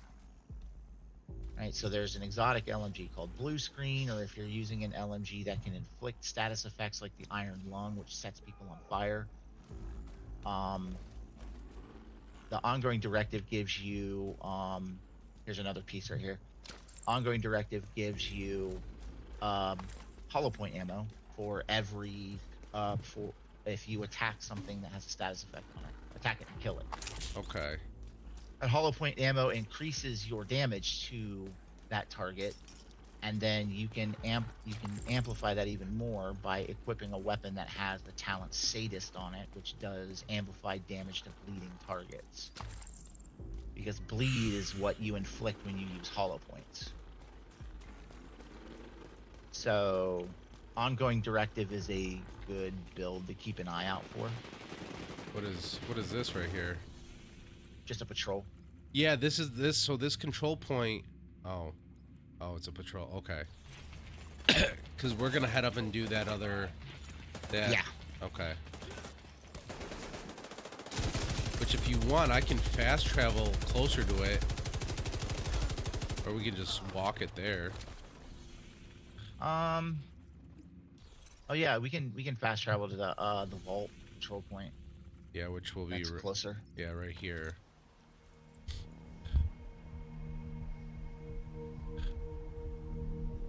Okay, so every time you see that small red line. Yeah. So, doing this also gives you all the benefits of doing a harder control point, which is increased, like better loot. So the supplies will drop better stuff. It's also a way to have a better chance of finding crafting recipes. So these are all little tricks that they put in the game and just didn't really explain to anybody. I don't know if they explain it. I figured it out on my own. But yeah, basically. It's basically like if there is a control point that has a chance to drop a certain recipe, increasing the difficulty on the control point would probably increase the odds of getting that blueprint. Okay. I'm not sure exactly that's how that works, but I mean logically it makes sense to me that way. I've always found more stuff from the harder control points than I have from the easier ones.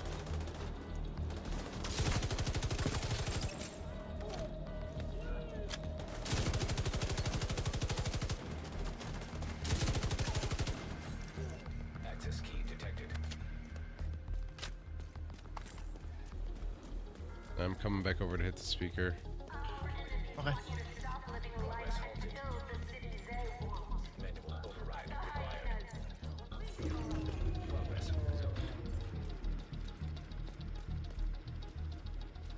So now that we did this little question mark, once we go do that control point, it'll tighten it up even more. Yeah, you'll know. You'll know when it works or when it takes effect.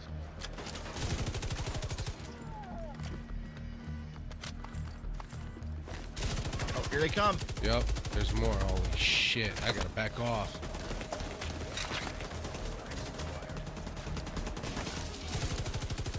He's standing at their spawn closet. Yeah, I was. Not the brightest thing. Why are you spawn camping those poor hyenas? Shit. So them All right, now bastards watch. do it to me. All right. When this finishes, you get your gear, get your XP, Yep, got it. and then the 80,000. broadcast restored goes away, and then there you go. Alert level increased to 2. Oh, wow. But is So whatever you go ahead. okay, so and that's so I can't change, so the only things I can change the difficulty to then are the main missions and the side missions. No, so you can change the world difficulty. How do which I makes how do I do that? so if you open up your map and then you hit Z as in Zulu, right? There will be 3 options: change global difficulty, change global directive, and reset control points. Now, change global directive makes directives apply to the whole map. Changing global difficulty changes the difficulty for everything. Okay. So if you change the global difficulty, that will make your control points. So like if you look at the control points, they have a little number next to them, right? Little number. In the upper right hand corner of the icon for the control point. Oh, there's 17. like a 1. There's like a 0, 1, and if you look at the control point that we're going to go do Fallen Cranes, it says 0, 2. Right? So that's its alert level. Okay. So the more events you do tied to a control point, the higher the alert level. The higher the alert level, the harder the control point. But if you set your world difficulty to say heroic, or not heroic, hard, right? All of your control points will be alert level 2. If you set your difficulty to challenging, they'll all be alert level 3, and heroic is alert level 4. Okay, which so means that doing all of the little associated events isn't going to make the control point any harder. It's as hard as it's going to get at heroic. okay, so what is global directive then? So the global directives are, those pain in the butt things that I told you about, that like make it to where like you can only get like it takes your mini map away, it gives the enemy special ammo, Yes. but it increases your XP by 25% per directive you enable. That's what the global directives are. Instead of enabling them for just a single mission, you can enable them for the whole world, which means those directives are always on. And then when you go to do a mission while inside the world with those directives, that mission will be done at the world difficulty level with the directives that are assigned to that world. So you can either set the difficulty and directives for a single mission, or you can set the difficulty and the directives for the entire world, which makes it apply to everything. Okay. And last question, what is this scout progress? So scout is for the manhunt. Okay. So that's the seasonal thing. That's the thing that's got like 10 weeks left. Okay. So basically they're like story beats that are like trickle fed to you like every week. And there's like, if you look at the scouts, there's like a collectible that you get. It's like a comms that gives like a little bit of story into that season. And then at the end, if you notice, there's that little arrow icon or like little diamond. That's the climax mission. That's the end of the season. When the climax mission unlocks, the season is technically the season's story element will be over. The season may continue afterwards, but the season is usually over storyline wise when the climax mission is released. All right, so the regular manhunt is different from this legacy manhunts. Yes. So legacy manhunts are manhunts from the past, but you don't get to do all the fun stuff leading up to the climax. Remember how I was telling you the Warlords of New York was sort of like the framework for how they did the seasons? Yes. And then the seasons worked like that briefly, and then they changed it. So the seasons before were like you targeted a certain person, you went, you did investigations, you did events, blah blah blah. They worked mechanically the same way, but they just had a different like feel to them. Now they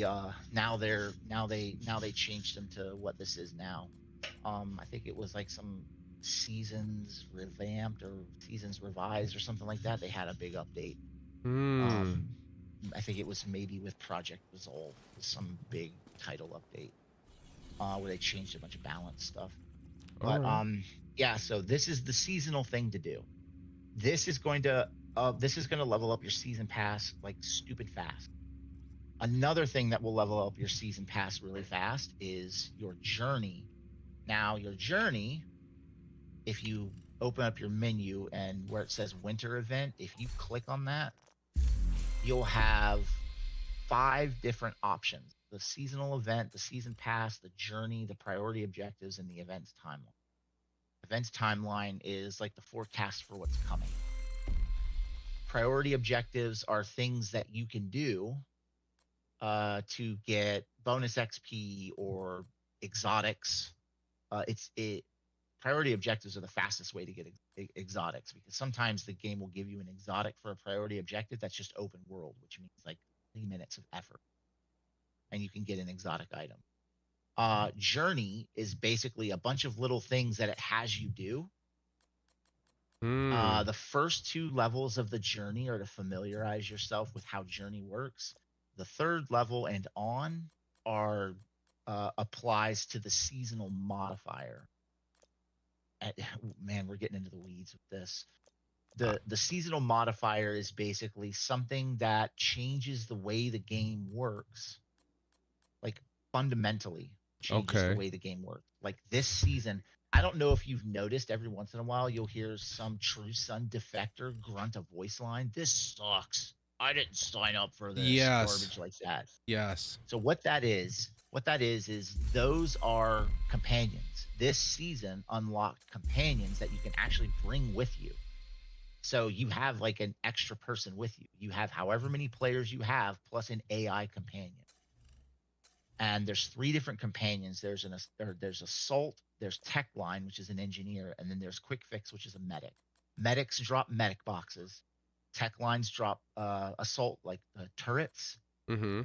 And Assault is just Assault. Now, remember, this kind of feeds back into, remember me telling you about how the True Sun's turrets were bugged?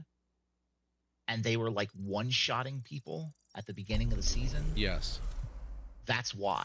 Because they probably pumped the damage up to the turrets, so that way the companions that you play with, their turrets aren't garbage. But they probably when they did that, they probably accidentally pumped the damage up for the enemy turrets as well. You know what I mean? Okay. It's confusing.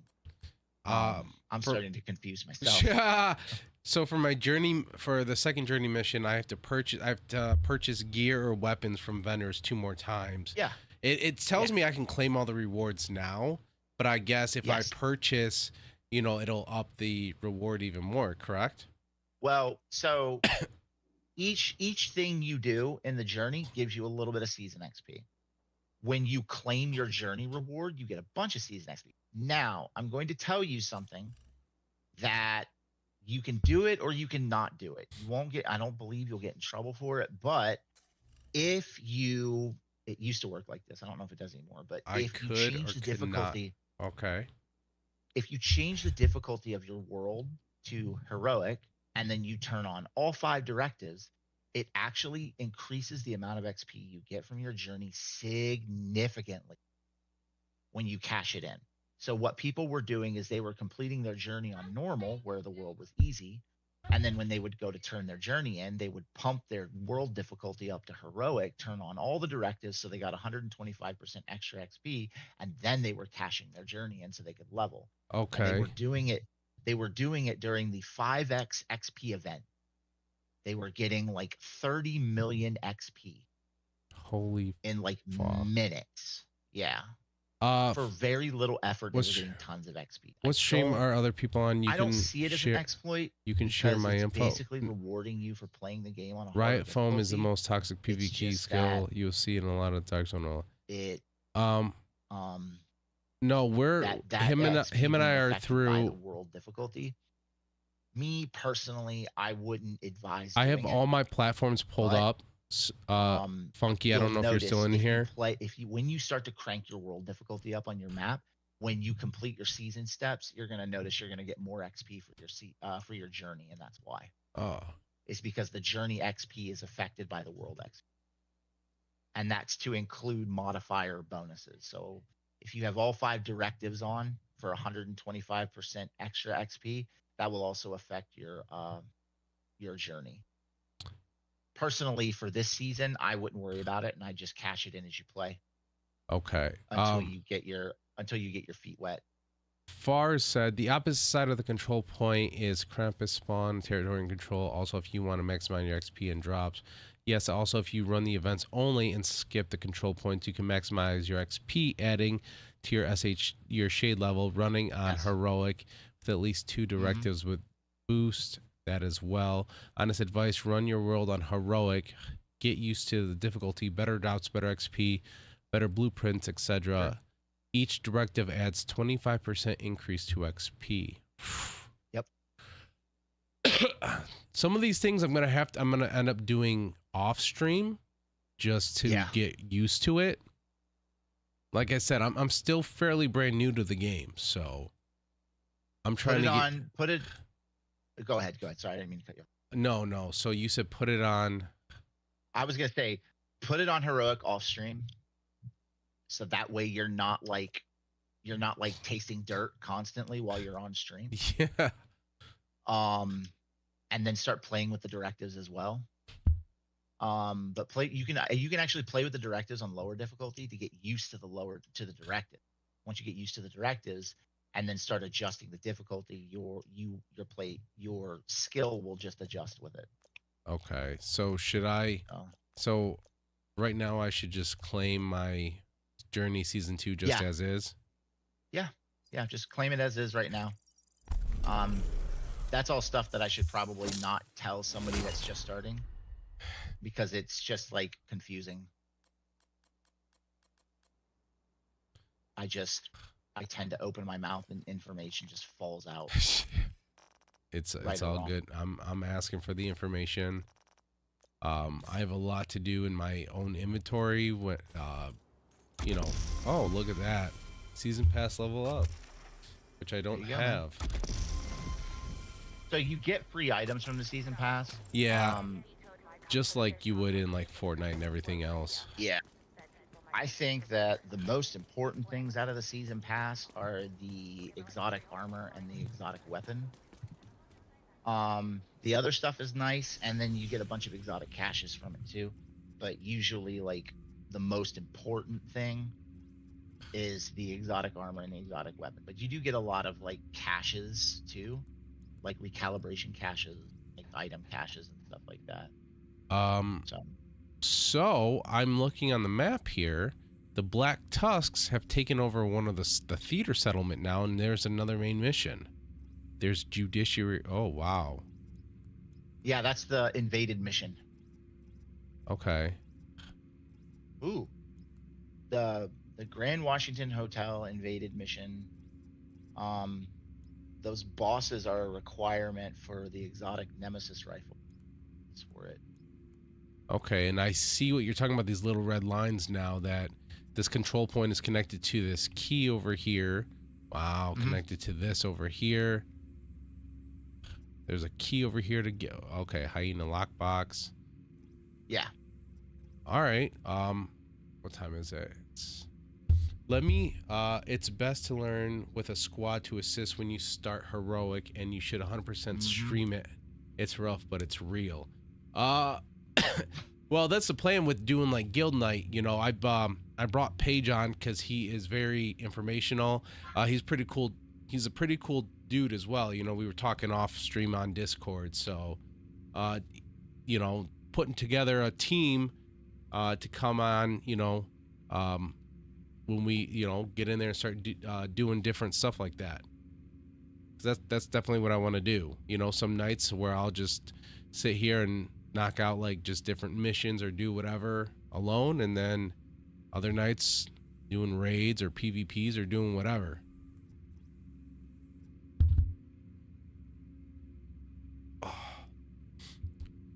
So what do you let me go see something real quick, Paige. Give me 2 seconds. So I can take your time, man.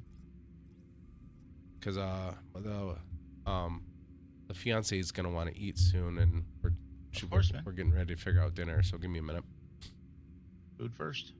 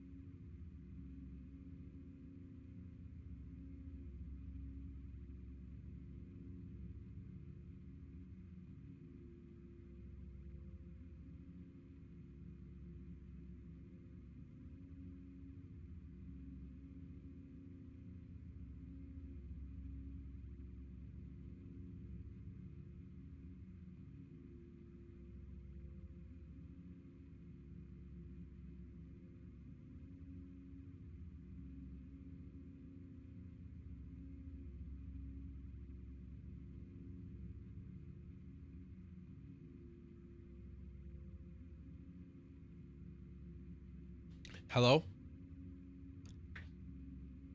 Goodbye. What? No, I'm just kidding. So, timeline. I'm going to be on for another about 45 minutes to an hour. And then I'm going to get off and go hang out, have dinner and stuff. Because I have to try to stay up tonight because I work midnights. And I work tomorrow. So I'm going to probably be back on later. I don't know if you'll be on, but I'm going to get back on later because I got to stay up as late as possible so I can sleep all day tomorrow. Okay. All right. Is there so what did you want to do? What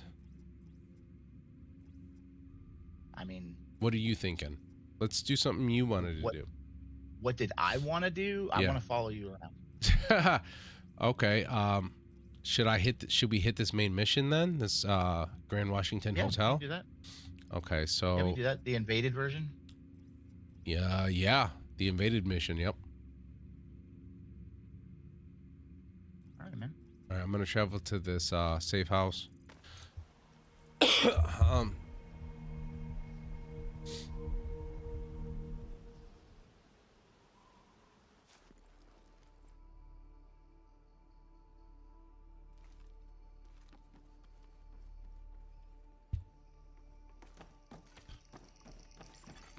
Hostile broadcast picked up.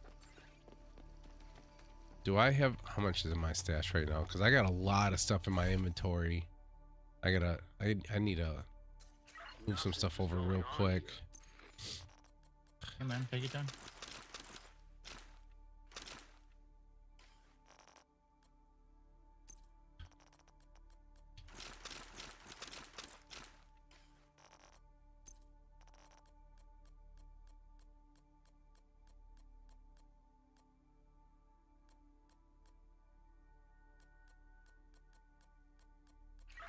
Bored as hell.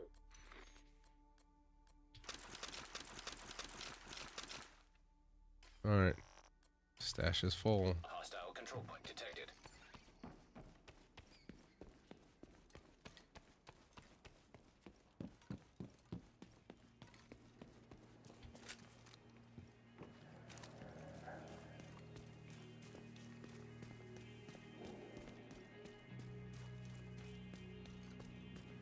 Hey, gotta stay awake.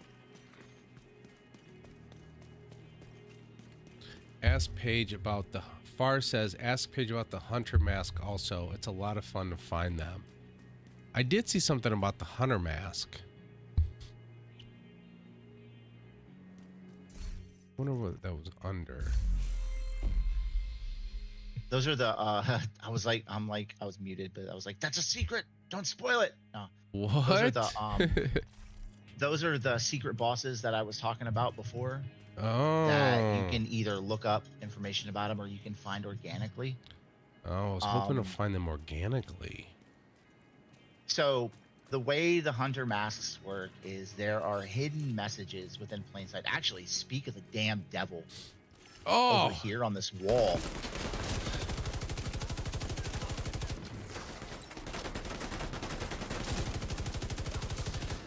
So look at this wall right here on the right. Actually, don't look at the wall right now. Bad timing. Bad timing.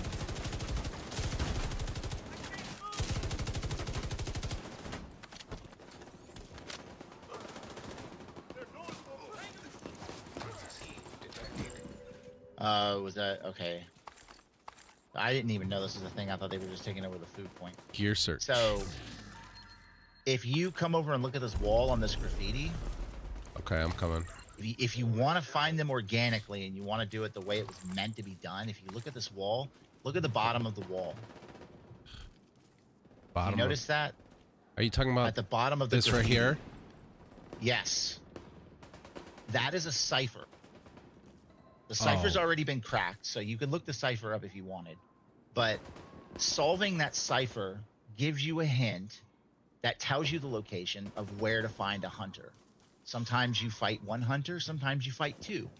Okay. My question, I did not mean to cut you off, but my question is how in the hell, if nobody told you, how would you know that's a cipher and to decipher it to find a boss?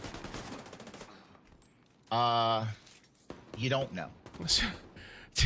So basically what happened was like somebody found it. Somebody found it and then noticed that there was a pattern to the pieces. So they probably took a screenshot of a bunch of the different ones and then noticed that there's a different layout. And the way it's basically like I believe it's a standard substitution cipher, which means that this character means A, this character means B, this character means C, right? Okay. It's a substitution cipher. So substitution ciphers are really simple to solve if you can figure out which words have E's in them.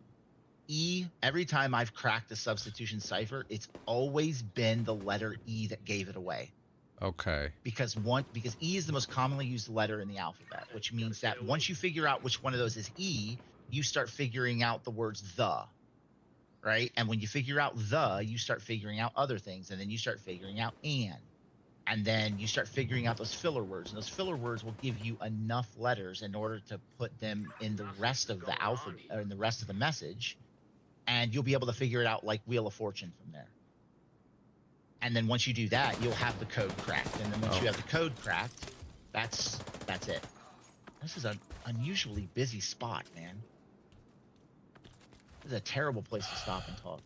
Yeah, but yeah, so that's how you find the hunters organically.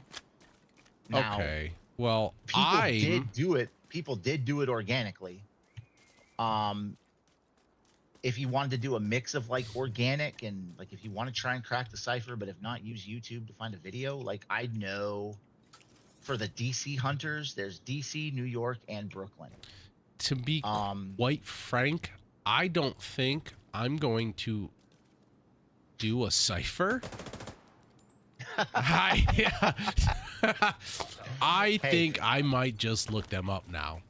Yeah, I have to ask because everyone's different. Some people like to figure that stuff out. Some people don't.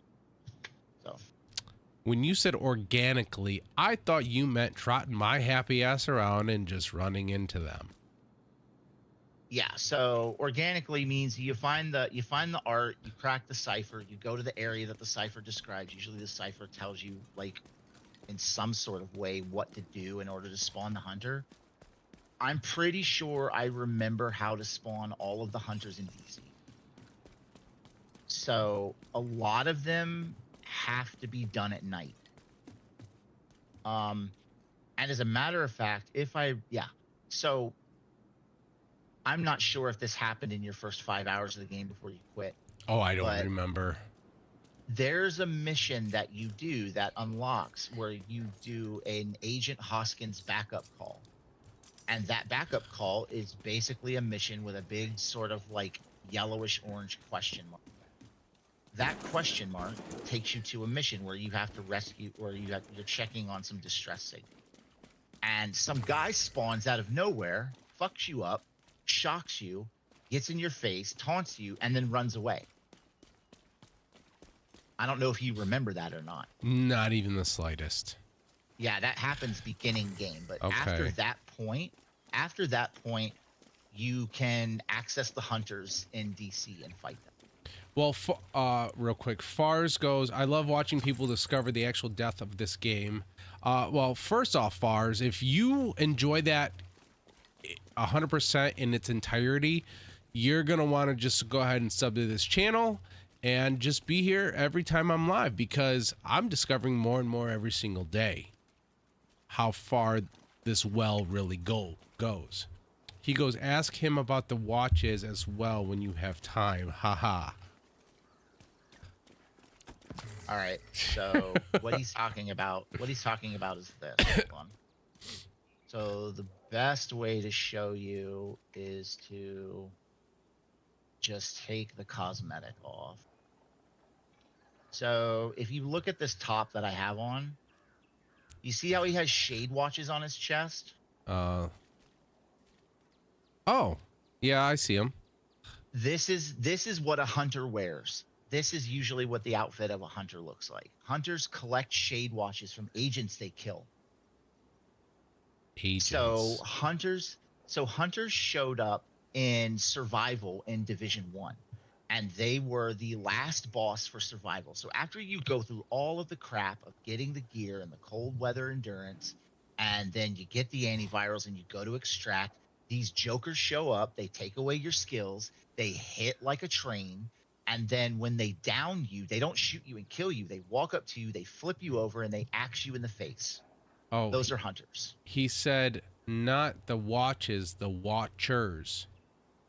Oh, okay. So when you're walking around in DC Yeah. at night, and it only happens at night, you'll start to, if you're observant, you'll start to notice that like the text around your screen starts to go a little fuzzy. Yep, had that happen. And sometimes when you keep walking, it'll go away. But then sometimes if you walk in a certain direction, it'll get stronger. And sometimes it'll get so strong, you'll start to hear like a little buzzing. Yep. That means you're close to a hunter. Hunters stalk you at night. Shut the fuck up. What? Nope. And if you find them, if you see them and you find them, or let's say you shoot one, you can shoot them and damage them. And if you have a really high DPS build and are playing on a low difficulty, you can actually kill them. You're not supposed to be able to kill them.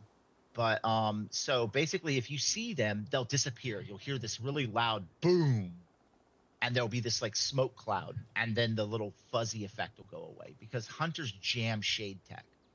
They use shade tech to jam shade tech. But they stalk you at night, and it only happens at night. But What is the another purpose? thing, what's the purpose? It started out as an Easter egg, but hunters have actually been pulled into the lore of the game, the story. So they have a purpose. They have a purpose, and it's basically just to kill division agents. That's their purpose. You know, I take back what Division 3 should be. I think the Division 3 should intertwine everything from the Division 1, bring over everything from the Division 2, just build on top of both of the maps, bring in all the expansion packs on top of a new storyline and extended the map of the first and second one. And that should be the Division 3. Just give us everything in one game, because I will really want to go and play the Division 1, but I don't want to get off Division 2. Does that make sense? Yeah. So if you want, I know you're kind of trying to like, you're like torn between like 30 or 40 different things to do, but if you want, right quick, we can fight a hunter right now. You can do it during the day. It's stupid easy to summon them. The puzzle is really obvious. If you want. But it's only if you want to. What do you, and Fargo's in, wait until you discover all the true Easter eggs. Stephen King's It, etc. There's literally hundreds. Yeah. What? Yeah. There's all kinds of Easter eggs, man, in this game. Holy shit. They're all over the place. So I'm gonna go. I'm gonna have to quit my job. I'm gonna go clear out. I'm gonna go clear out the thing that I have on the map right quick, because that's where the hunter fight is. All right, so you went back this other way. Is that where you went? Yeah. I don't really care about the Krampus Loft either.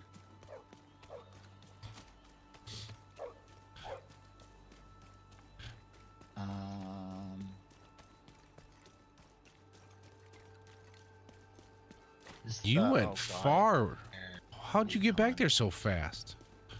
I fast traveled, and then I have a pistol called Quick Step, which gives me like 20% increased movement speed. So I just switched to my pistol and ran. Oh, I'm coming to you right now. All right, just be careful, because there's an aerial recon around here, and aerial recon sucks. So there's Easter eggs to like not just video games, specifically towards Ubisoft and Division, but there's Easter eggs to movies and television shows throughout this game. Yeah. So they did it. is it like an Easter egg where they didn't have to buy like any of the property copyrights, or is it like Easter No. eggs? It's basically just a reference. That's pretty much all it is. You don't usually have to buy like any sort of like rights or anything like that for references and Okay. stuff. Well, I didn't know if it was like, you know, Like if they tried to use the actual likeness of anything, that's what I was if thinking. they tried to, yeah, if they tried to use the likeness, then they would need like they would run into rights issues. But because they make like vague references, it's usually pretty safe. It's like an homage or a tribute. That It's is usually what it falls under. okay.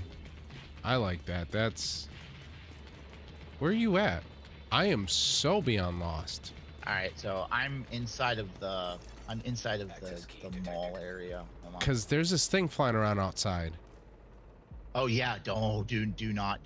I almost do shot not it. Engage that thing. Don't.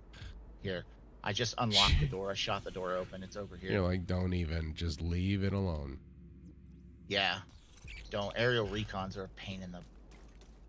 That is something new that I've never seen in the game before. Yeah, it's a Black Tusk thing, quadcopter.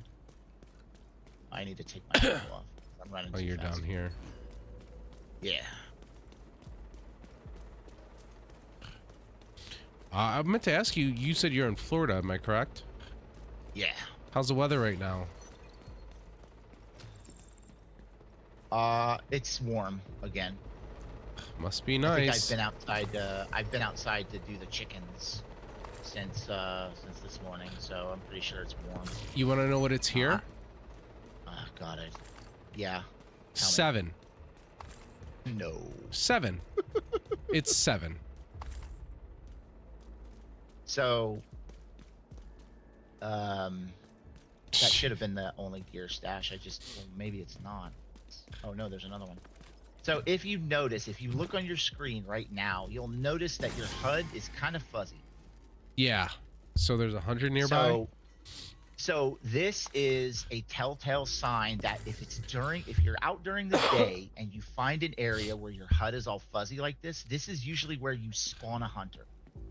And that's why your HUD is fuzzy, is because they are there. This is where you fight. So the way you spawn this hunter is you come up here on these rocks, right? And this is the hunter that I believe me and my friend found accidentally. So you come up here on these rocks and you look at these windows. Yeah. You notice something in those windows? There's faces on them, like targets. Targets. Yep. So if you take a marksman rifle, don't shoot it with that thing. It's not accurate enough. Okay. What the? No, never mind. That's an attack squad. They're going to a control point. They'll pass right by.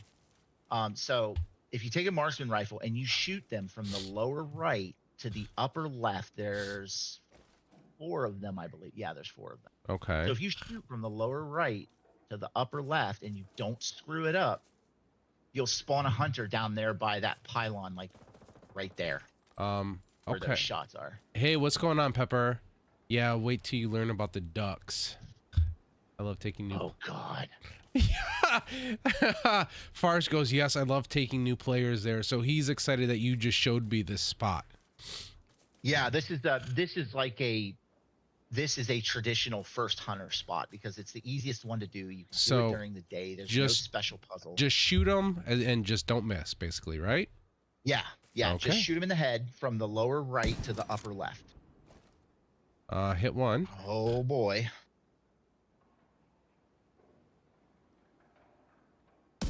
Hit 2. And then get ready to get your butt whooped. Hit 3. Run normal. We might be all right.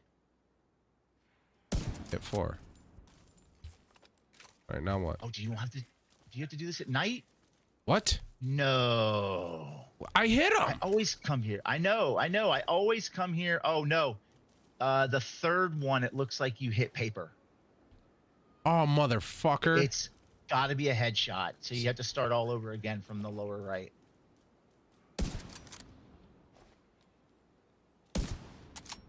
All right, headshot. That's clean. All right. Oh, that one's a little dicey. Or it fell. Nope. What the Try using your TAC 50, your marksman rifle. All right. Well, that's what I'm using right now is okay, No, I mean like the TAC 50, the 50 caliber you have on your back. Oh, that one. Yeah, you can switch to that as a weapon and use it. As long as you've got ammo for it. I do. There All you go. It's a lot more accurate and it zooms in a lot better. All right, did it hit? Yeah, it looked like it. How do you zoom in on it? You hit tab. Oh, I got it. All right, there goes his whole head. Nothing? Hold on. I got Maybe one there's more. I got one more. Okay.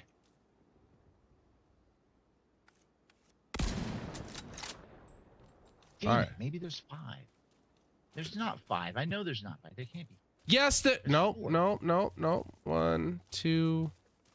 Let me look on this. Yeah, there. I only see 4. So do I. I hit them all. I'm positive it's from the And I only lower have- right to the upper left. I only have 4 bullets Yeah. left. Hold on. Have him do the side mission there with you if this fails. You don't have that side mission available, do you? Which is what? Open up your map.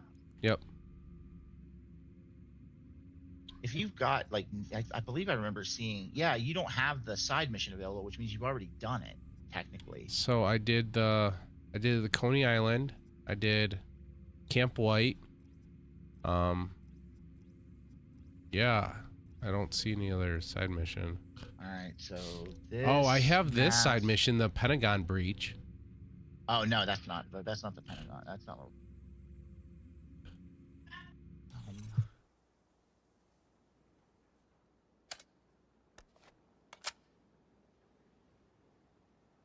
Where in the hell is the one that we're trying to do? Do you think I have to go from the top to the bottom? That might be it. Here, I'll try it. Here we go. Oh yeah, you have to do it at night. Oh, Damn it! I remember doing this during the day. Wait, hold on. what? If you do it after 9 p.m., okay, yeah, so it's after 9 p.m. So yeah, it is right. It's from the lower right to the upper left. It's just that it's not 9 p.m. and it's like 2:16 in the game. So crap. Oh. I know there's some you can do during the day. Where do you see the clock? Like, Oh, I know where to do it. I know where to go. So if you go to your menu, like where it shows the winter event and like your inventory and apparel and progression and all of that. yeah. Oh, in the there. upper right hand corner, there's a clock. Yep. It's almost 2:30. Yeah. So there's another place that I know. I feel so dumb, but I know this one's. You can do this one during the day. Fars most. Oh, Big Noodle. Do one when you see window. Most hunters need to be completed at night. Yeah. If you go. There are a few you can do during the day. Okay. Sorry. Go ahead. No, I was just reading off chat. That's all. Yeah. No, you're good, man. I didn't mean to cut you or chat off. I'm gonna make my way over to one that I know will spawn during the day. It's somewhere around. Oh wait, it's down from DUA, District Union Arena. Okay.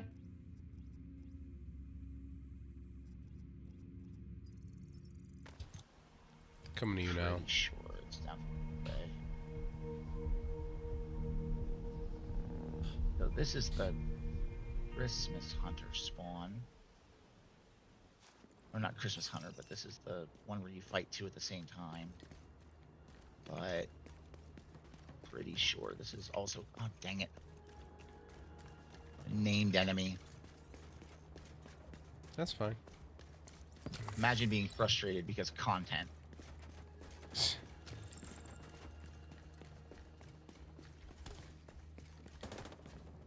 This game is filled with it. Yeah, baby. It's. Ooh, an Is it- ACR. is it here? Yes, it is here. Yes, What? it is here. Okay. So I know you can fight this one during the day, and this is also a really pretty basic one. So if you come in here and check this telephone Okay. right there, you can interact with that phone. Use that phone. All right. Now come through here, and there's another thing you can interact with over here. This telephone. And interact with that telephone. The fuck? It's not letting me. It's not letting you? No. Right here? Hold on. Oh no, I had the option and then you showed up and then it went away. Maybe you interacted with it? No, I interacted with the one in the back. On the All other right, side. maybe it didn't. Maybe it's timed. It might be timed. Yeah, hit that one. Come back over here and do this one. It wouldn't let me pick this one up at all. Yeah, so we'll start all over again. It's only 2 phones. You just hit the 2 phones and then you run into the middle courtyard and he spawns. Okay, Oh. what if I hit this one and you do the other one? That might work. Let me know when you're We'll over try there. it. All right, I'm here. All right, I'm interacting. All right, Go ahead. interacting. Now in the courtyard. Oh, there he it is. worked. All right, so what is this? Where's? Kill him. Kill Oh. him fast. Don't let him shoot you.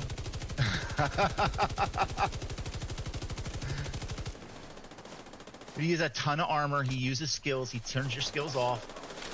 Oh yeah, I can't use any of my fucking skills. Holy shit. Yeah. Sell grenades, bitch. And he heals. So this is a hunter. Yep, this is the hunter. Oh, and oh. Let the hyenas fight the hunter.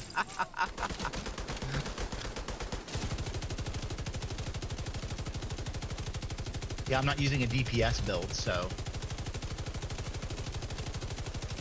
He's almost dead. He's almost dead. No, don't revive, motherfucker. He did. No.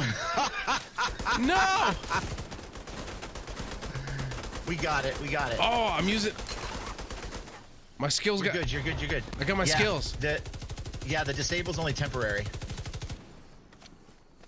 All right, he's gonna do a bombardier drone. Fuck. All right, his drone's down. Oh, he gooed me. Here he goes. Here he goes. He's dead. There you go. Now go pick up his mask.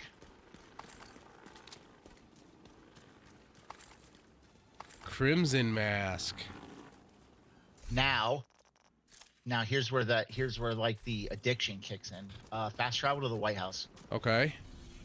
Okay.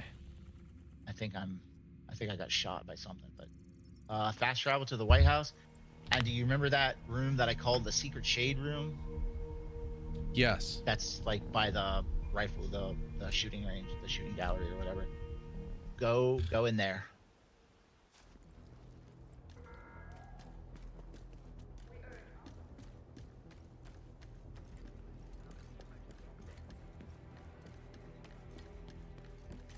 And on the wall on the right are going to be a bunch of hooks. Look on the hooks. Holy shit. There you go. I hate guard duty. What? Now you'll also notice that you got a key. I think it's off-white key Yes. or ivory key. It might be ivory key for DC. Off-white might be New York. So I can wear this mask. Yep, you can wear it. It's a cosmetic item, but the key that you got opens this box in here. This box in here gives you the shield splinter FS2000, the FN FS2000 shield splinter. It has like a custom texture. Yes.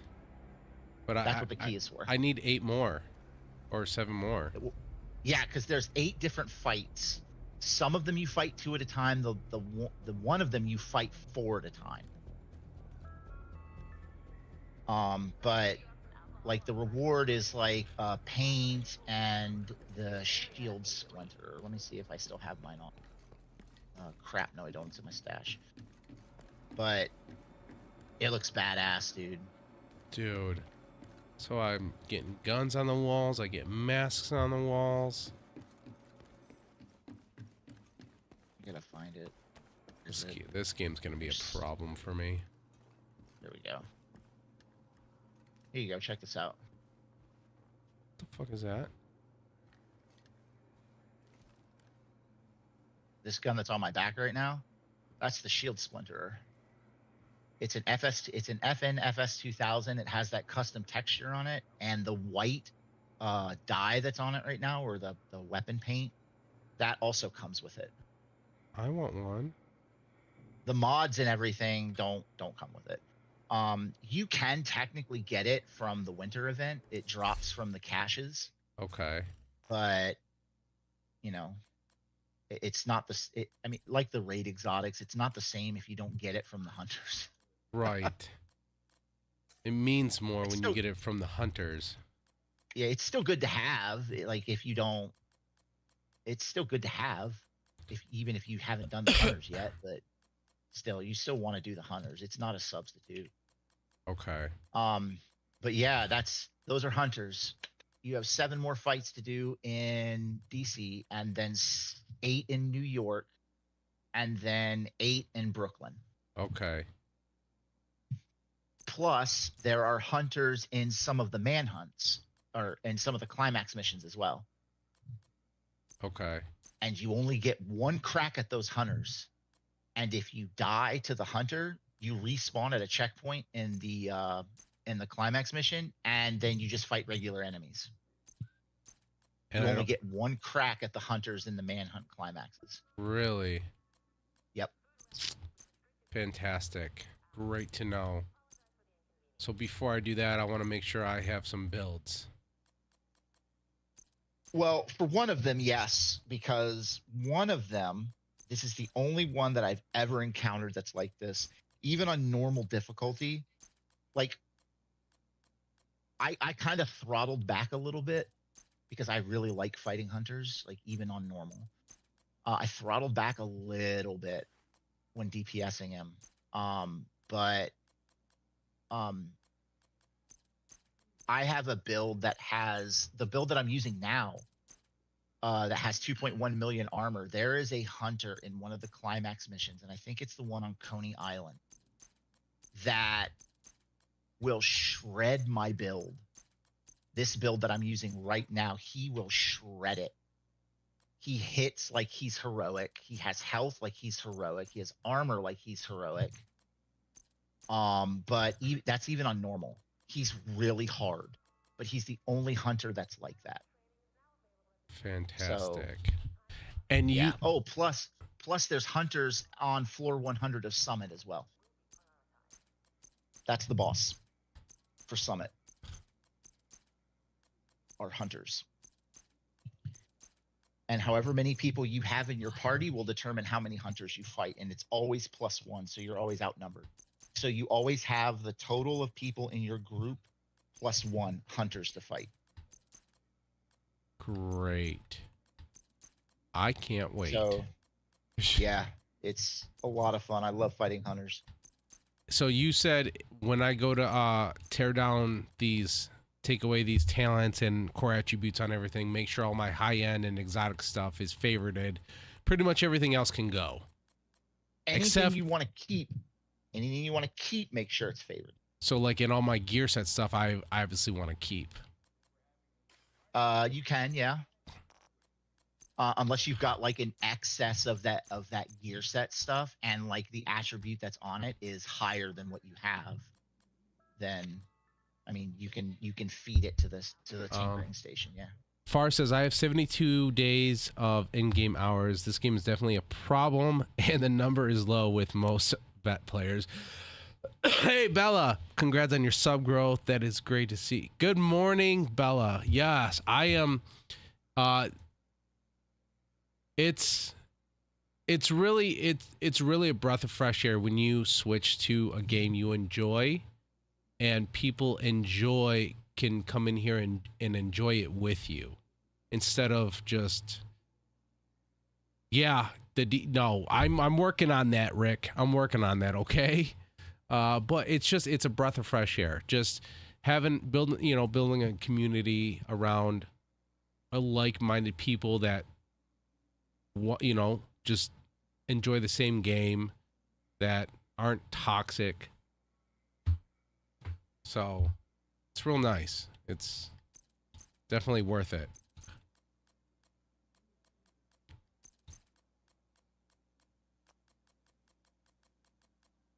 All right, I think I'm going to keep all my gear sets and high-end stuff and like get rid of everything else when I go to do that. When you start doing heroic, you're gonna be flush with high-end stuff. You're gonna start burning it. I'm just gonna have to go through and get rid of like all the lower end like damage quality stuff. Yeah. So like the stuff that you find now is great for like just finding a build you can get comfortable with. Ooh, I almost got rid of a fucking exotic glove. The BTSU gloves? I think so. I think a couple of days ago I saw that you had BTSU gloves. Yeah, I put a favorite on those real quick. I would have been pissed.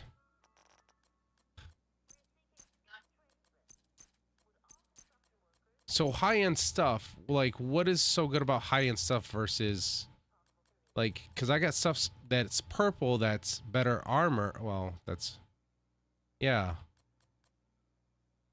So high-end was before Warlords of New York, when there was no map difficulty, when there was no global difficulty, but there were world tiers. Okay. High-end was your end game gear. High-end is still your end game gear. It's just end game is now no longer level 30, it's level 40. So it drops more often post level 30. But at level 40 and then on higher difficulties, you're gonna get almost all high-end gear. Okay. One thing I can advise when you're off stream and you're by yourself is or when you're off stream and you're playing with other people is Countdown. Countdown is a game mode where if you play, all of the loot quality, regardless of difficulty, is heroic, but people usually play it on challenging because the stats drop better. You get loot for days on Countdown. Loot for days. So basically what you do is you go into Countdown, you set the targeted loot to something you're looking for. Okay. And then you go and you run Countdown and you get hundreds of pieces. Like I know I've done Countdown runs where I've had to clear my inventory mid-run because I've had so much stuff. Hey, Fars, I'm a PC player here too. So is Paige. And when I get to a point where I want to start doing all the we were talking about doing the raids, doing the what else? The incursions, right? You said those are like 8-man groups. Incursion is 4-man, but it's like a mini raid. It's pretty hard, yeah. Okay. So, and I mean, obviously you could make a whole day out of, or a whole day, out of doing like the raids and the incursions and doing PvP or the dark zones. Right? Super fun, man. Yeah. So yeah, when I get to that point, I'm gonna end up, I'm gonna end up pulling people from stream, doing a guild night where we'll just do raids and incursions and go into the dark zones to do stuff. So definitely, you said you're in the Discord, so Bella, you and Rick too as well, getting doing all that stuff. So I'm just trying to get a little more familiar with the game and understanding what I'm doing before I do all that.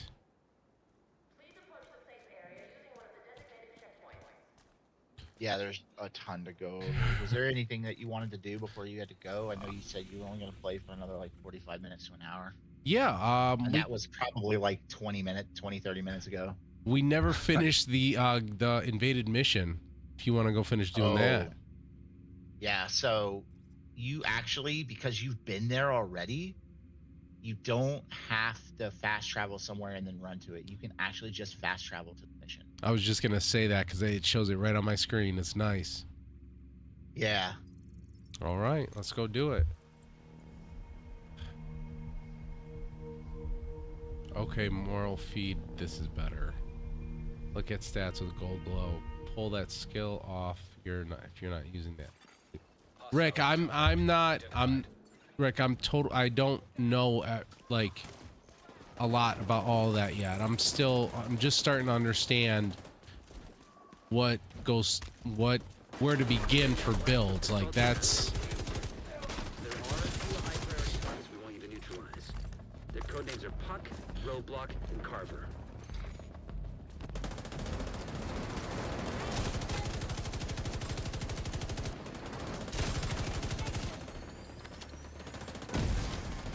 Nice.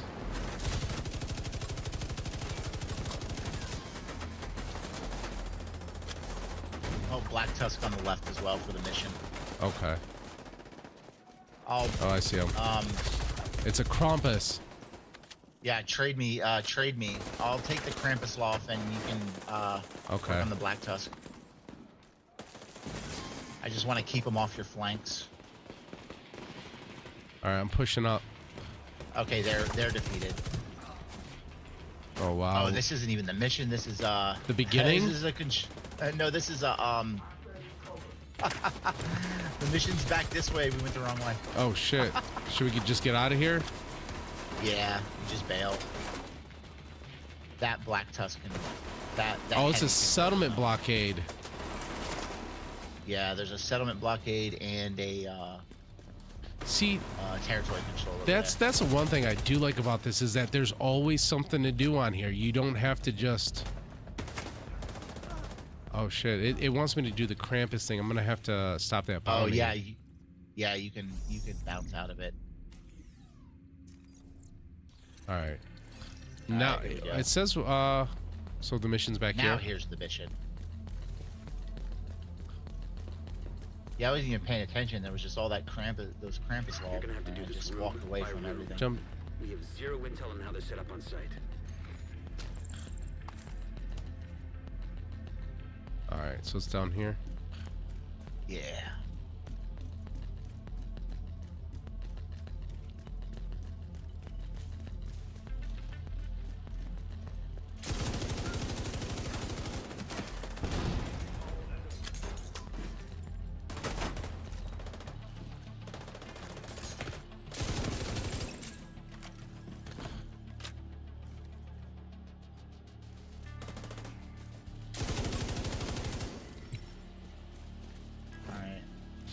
Usually, oh, we must have killed them all already. There's usually a wave that spawns out of here. Sometimes they spawn out of here. It might be on higher difficulties.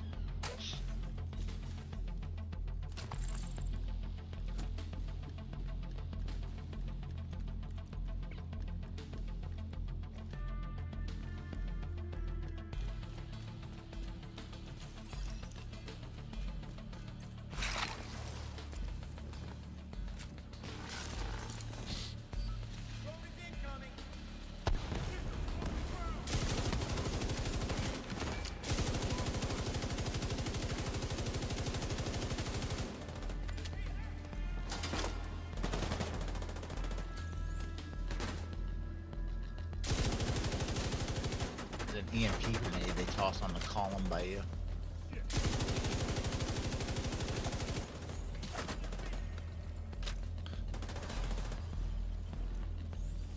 Sitting behind the couch, and then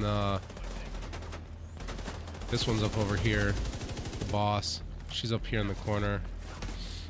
Yeah, I just took someone out on the right hand side of the stairs.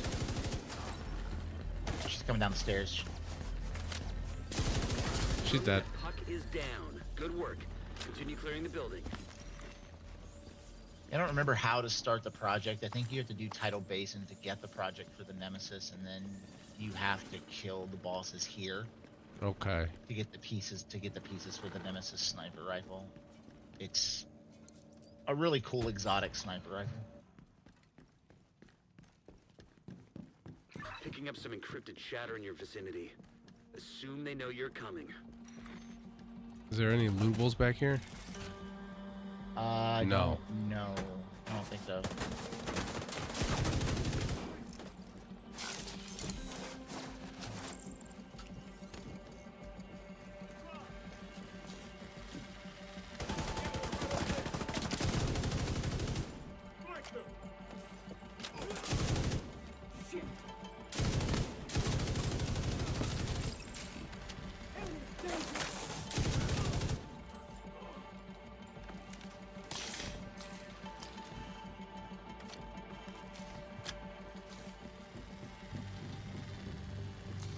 There's a restock up here. I don't think you can get the Suite 3 key No. in the invaded version of this mission, though. Yeah, there's like a secret room in Suite 3. It's got like a weapon box and an armor box. It wouldn't let me. How come it told me I couldn't interact with it? Oh, that door? Yeah. Oh, probably because I was interacting with it when Oh. you were. I thought it was just like I didn't do a step. There you go. 2.1 million bonus armor. Enjoy that.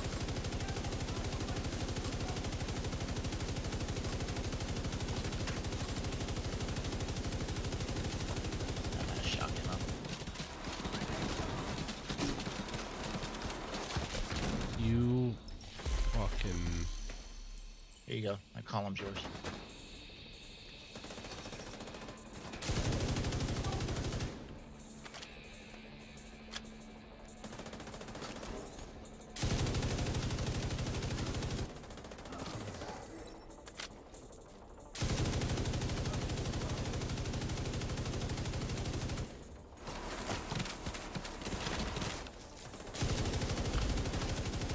He's almost. Yep. He's dying. He's almost dead.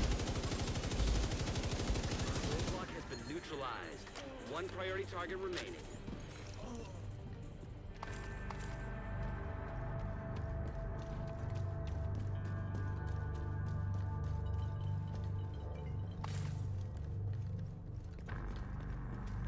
We just came up here to see if there was anything up here. That's all.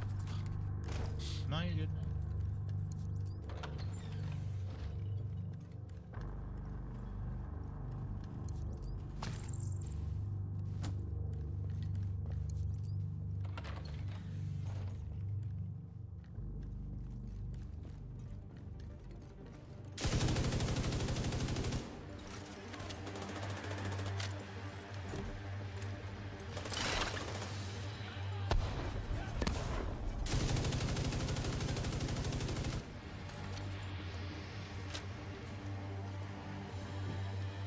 Watch your right side. Oh, this mission was one of the first missions I did. Yeah. I remember this. It's like, I believe it's the first main mission. Yes.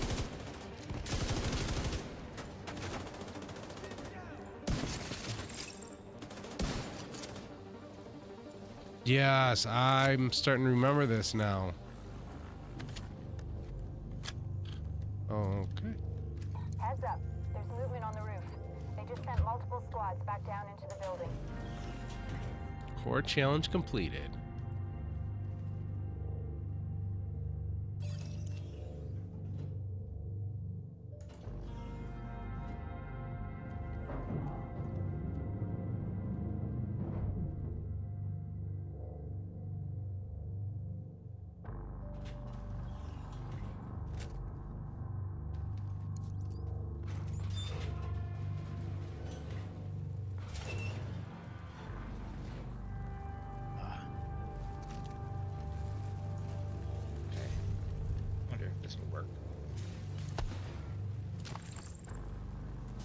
Apparently their fire extinguishers are useless in this game. You noticed that too. Yeah, there was one on the floor right by a fire, by a flame, and I was wondering if it would put the flame they did. Did you pick up that weapon too? Yeah. Oh, crap. Ooh, shit. Hey, he walked like right on top of me. Oh, shit. Across the way over there. Yep, here he comes. They come.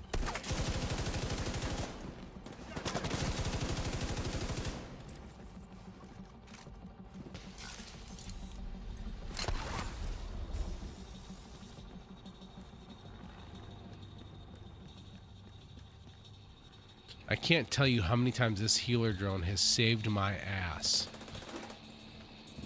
You don't have to. I've watched it. Dude.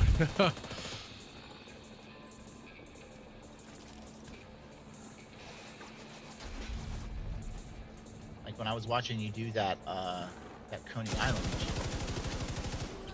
Yeah, if it wasn't for that drone, I probably would have died, what, 5 times? Yeah, that drone was putting in work, man. Yeah. That is probably one of my favorite skills, and I don't know if I want to even switch it. Another batch of reinforcements just headed down from the roof.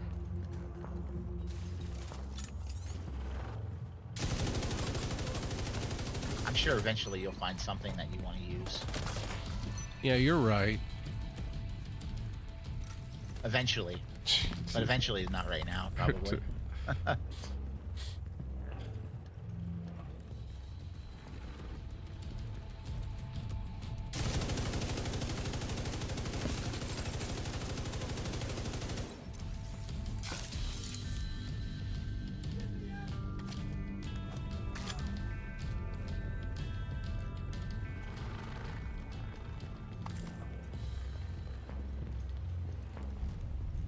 Oh, I got a named mask. Visionario. Nice. It's the Roman theme brand set. One of those like swap speed sets. That's fucking that's dope.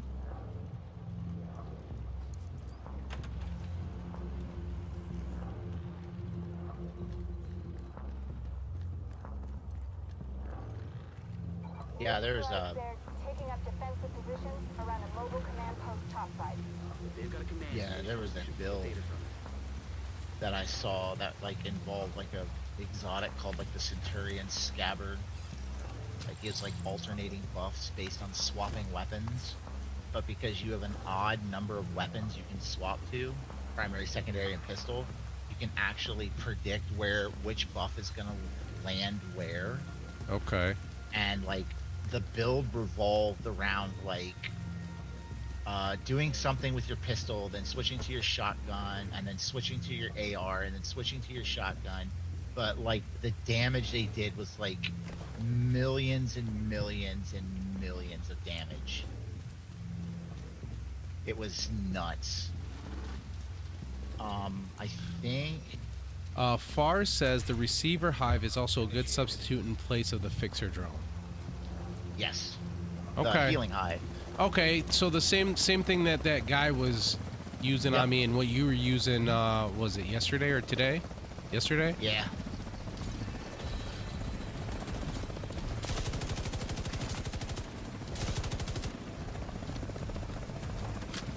Yeah, the healing drone is, or the healer hive, actually really good. Also, for riskier like DPS builds, instead of taking a healing like drone, a lot of people will opt to take the reviver hive instead. So what does DPS stand for? Damage per second. Oh, okay. So okay. high damage output builds.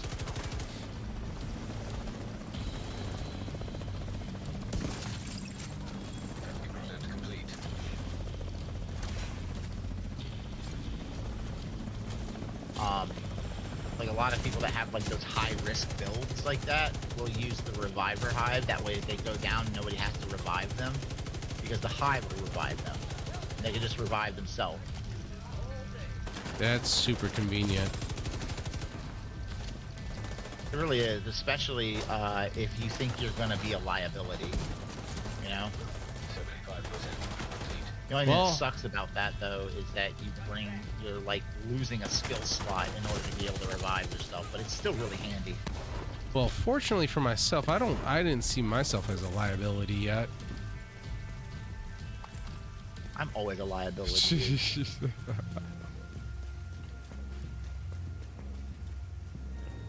Just being in my proximity puts you at risk. Neutralize Carver. Hey, just follow. Hey, look. No, I'm not paying. No.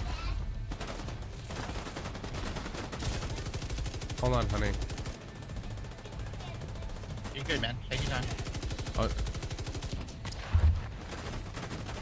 Oh, you didn't say hold on to me.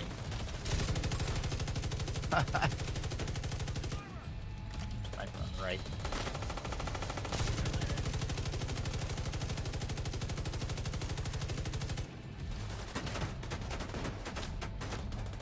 Try and keep this flank covered here.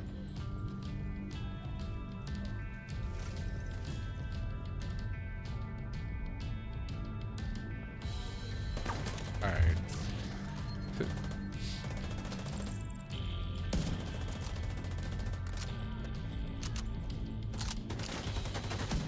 It's all 3 priority targets down to the count. All right, he's dead.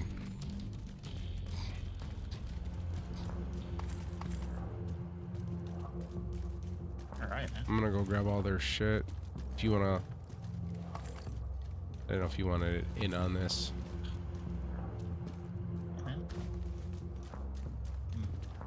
Vacuuming all the loot up as I go. Reinforcements entering. Oh, we gotta restock. Roger that. Oh, there's a black tusk box back here. Before you go down there. Whoa, ooh, yeah. Oh, did you go down? No, Did no, you go no, no, down? no, Oh. no, no, no. No. Yeah. I completely forgot that there's a black tusk box over here I can unlock. Don't use your key. Let me use mine. Yes, sir. I have 49 of them, man. There you go. I appreciate you helping out a brand new player, you know.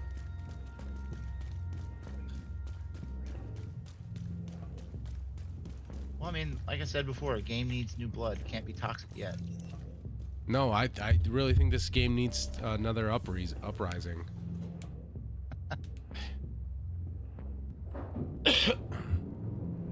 A glass cannon? Judging... What do you mean a glass cannon? Just judging how you play. Glass cannon is basically like low armor, low survivability, but you do a ton of damage. Okay, so he was being... So it's a real thing. Yeah, it's a real thing. It's a term, but it's also a talent on a chest as well. Really? Hit me in the face with his EMP grenade. Yeah, there's glass cannon and perfect glass cannon. Oh. System. There goes my shield. Fuck. I got it. It's down. Trying to snipe But this yeah, thing. glass cannon. System Glass cannon and perfect glass cannon are both talents that you can find on chests. And basically, like, it gives you like a 20 to 30% damage boost at like a 60% damage increase that you take from all sources. So it like increases how much damage you like take by a ton. But you also do a significant amount of damage as well because of it. Activity completed. Yeah, it might have been one of the Black Tusk related activities. I got... Oh, you got 206 kills versus my 84. Don't look at that. Don't look at that, bro. Don't get caught up in that. All right. Your damage don't do dealt that was to your- way more than mine. Don't do that to yourself this early in the game, man. 186 to your 481 million. Oh, dude. That is... It's embarrassing. Like I said, this build is here to give you bonus armor and make sure you don't die. That's it. I ain't trying to out DPS no one.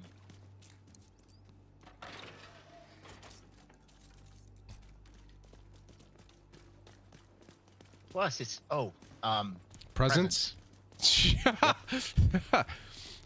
I just remembered that there's presents here. Dude, I seen the Christmas tree and I was like,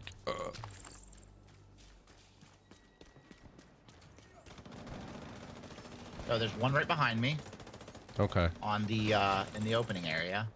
Yep, I see it. There's a heavy and a warhound over here. I'm trying to do it. Did you get the present? Yeah, I did. I shot it. Awesome. He's down. All right, so there's one there. And then this is that place that I told you about where there's like One around the block? on each block. Yeah. It's the same building. It's the District of Columbia, the Able Shopping Center. But it's this corner over here there's a present. Same setup. It's basically just slightly different location, but the same logic.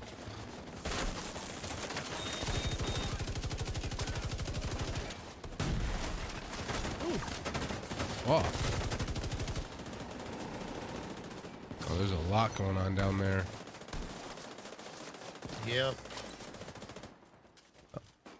Yeah, whenever Found Black it. Tusk gets involved, like there's all sorts of like, What? Good. Hold on. Let me deal with this guy. We're talking, dickhead. Go ahead. Yeah, here. That weapon I told you about that like gives you overdrive with skill kills and stuff. Oh, and it's not rolled bad. It's not damage the target got covered, but you know what? It's good. Good for a skill build too. Like if you have skills, it's the mechanical animal. I dropped it right here for you. Oh, you picked it. Okay. Yeah, it was my drop. Oh, mechanical animal. That sounds. It's a SIG 556, so the rate of fire is a little meh, but the skill, Ooh. the damage is the damage is decent, and the skill is really what you get it for. Man, I picked up so much high-end guns. I think there is a present nearby, another one, but I'm trying to remember where. Maybe I'll try this gun out, the mechanical animal. It's only 30 rounds. I'm logging on to run content on Division 2 myself for the night. Great stream. Have a great night. Yeah, you too, Fars. You said you're in Discord, so you know, we can all be linking up here shortly. Look at this numbers, huh? Seriously though, it's good to see progress over time. It's rewarding later.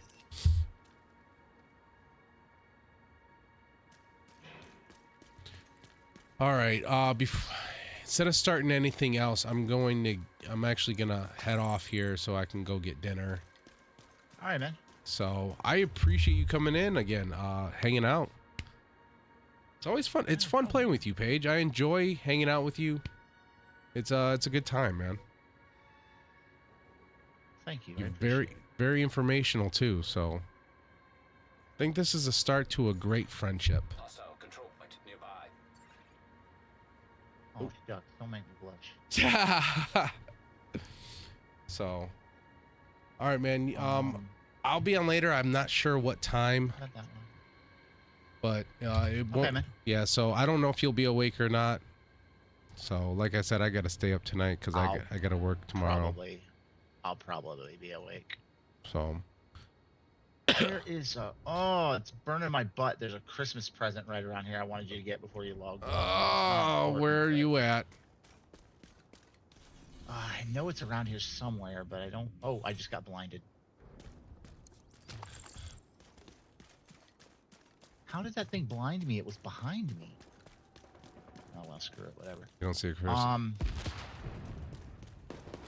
It's in here. So I'll backtrack on how I found it. So it's down here. I need to take that gun off because I'm gonna like leave you in the dust if I have that gun on. And then it's through here. And then the mission has you come around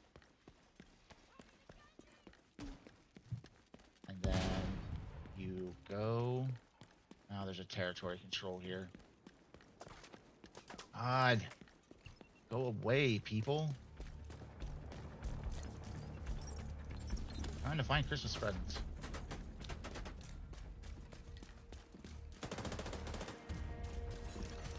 Detecting additional Alright, hostile careful. contacts. They're coming down the stairs.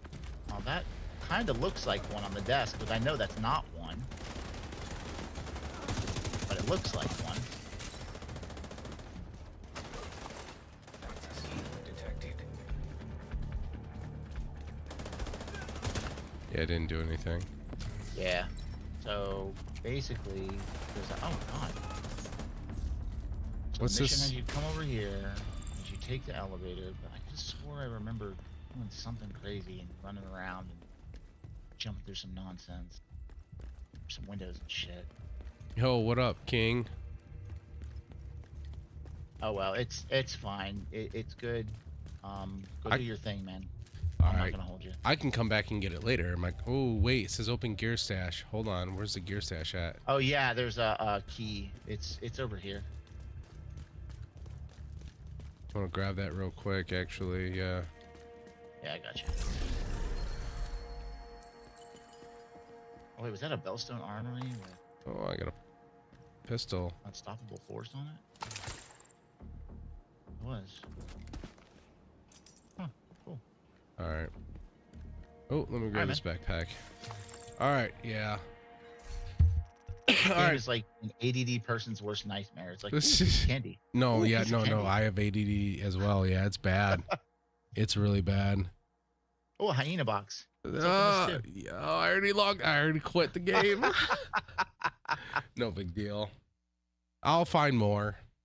Actually, I'm pretty sure that since you were on when I opened it, technically, Ooh, I The don't item know. should still I be was shareable. just okay Yep, because I was it is just still shareable. hell yeah. Yeah, so I'll pick this item up, and then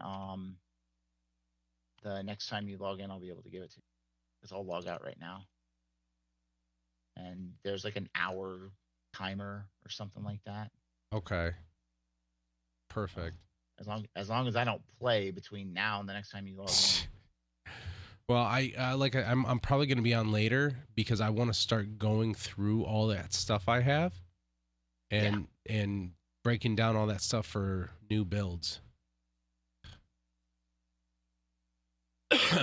So, all right, Paige, I'll talk to you later. All right, brother. All right, bye. All right. Yeah, so I don't know if I'm going to be streaming later. I just might be, only because I got to stay up for a while tonight. King, I'm doing well, man. I'm getting ready to get off here, go have dinner with everybody. The 4-year-old is waiting on me, so I told him about an hour, and that was about an hour ago. Yes,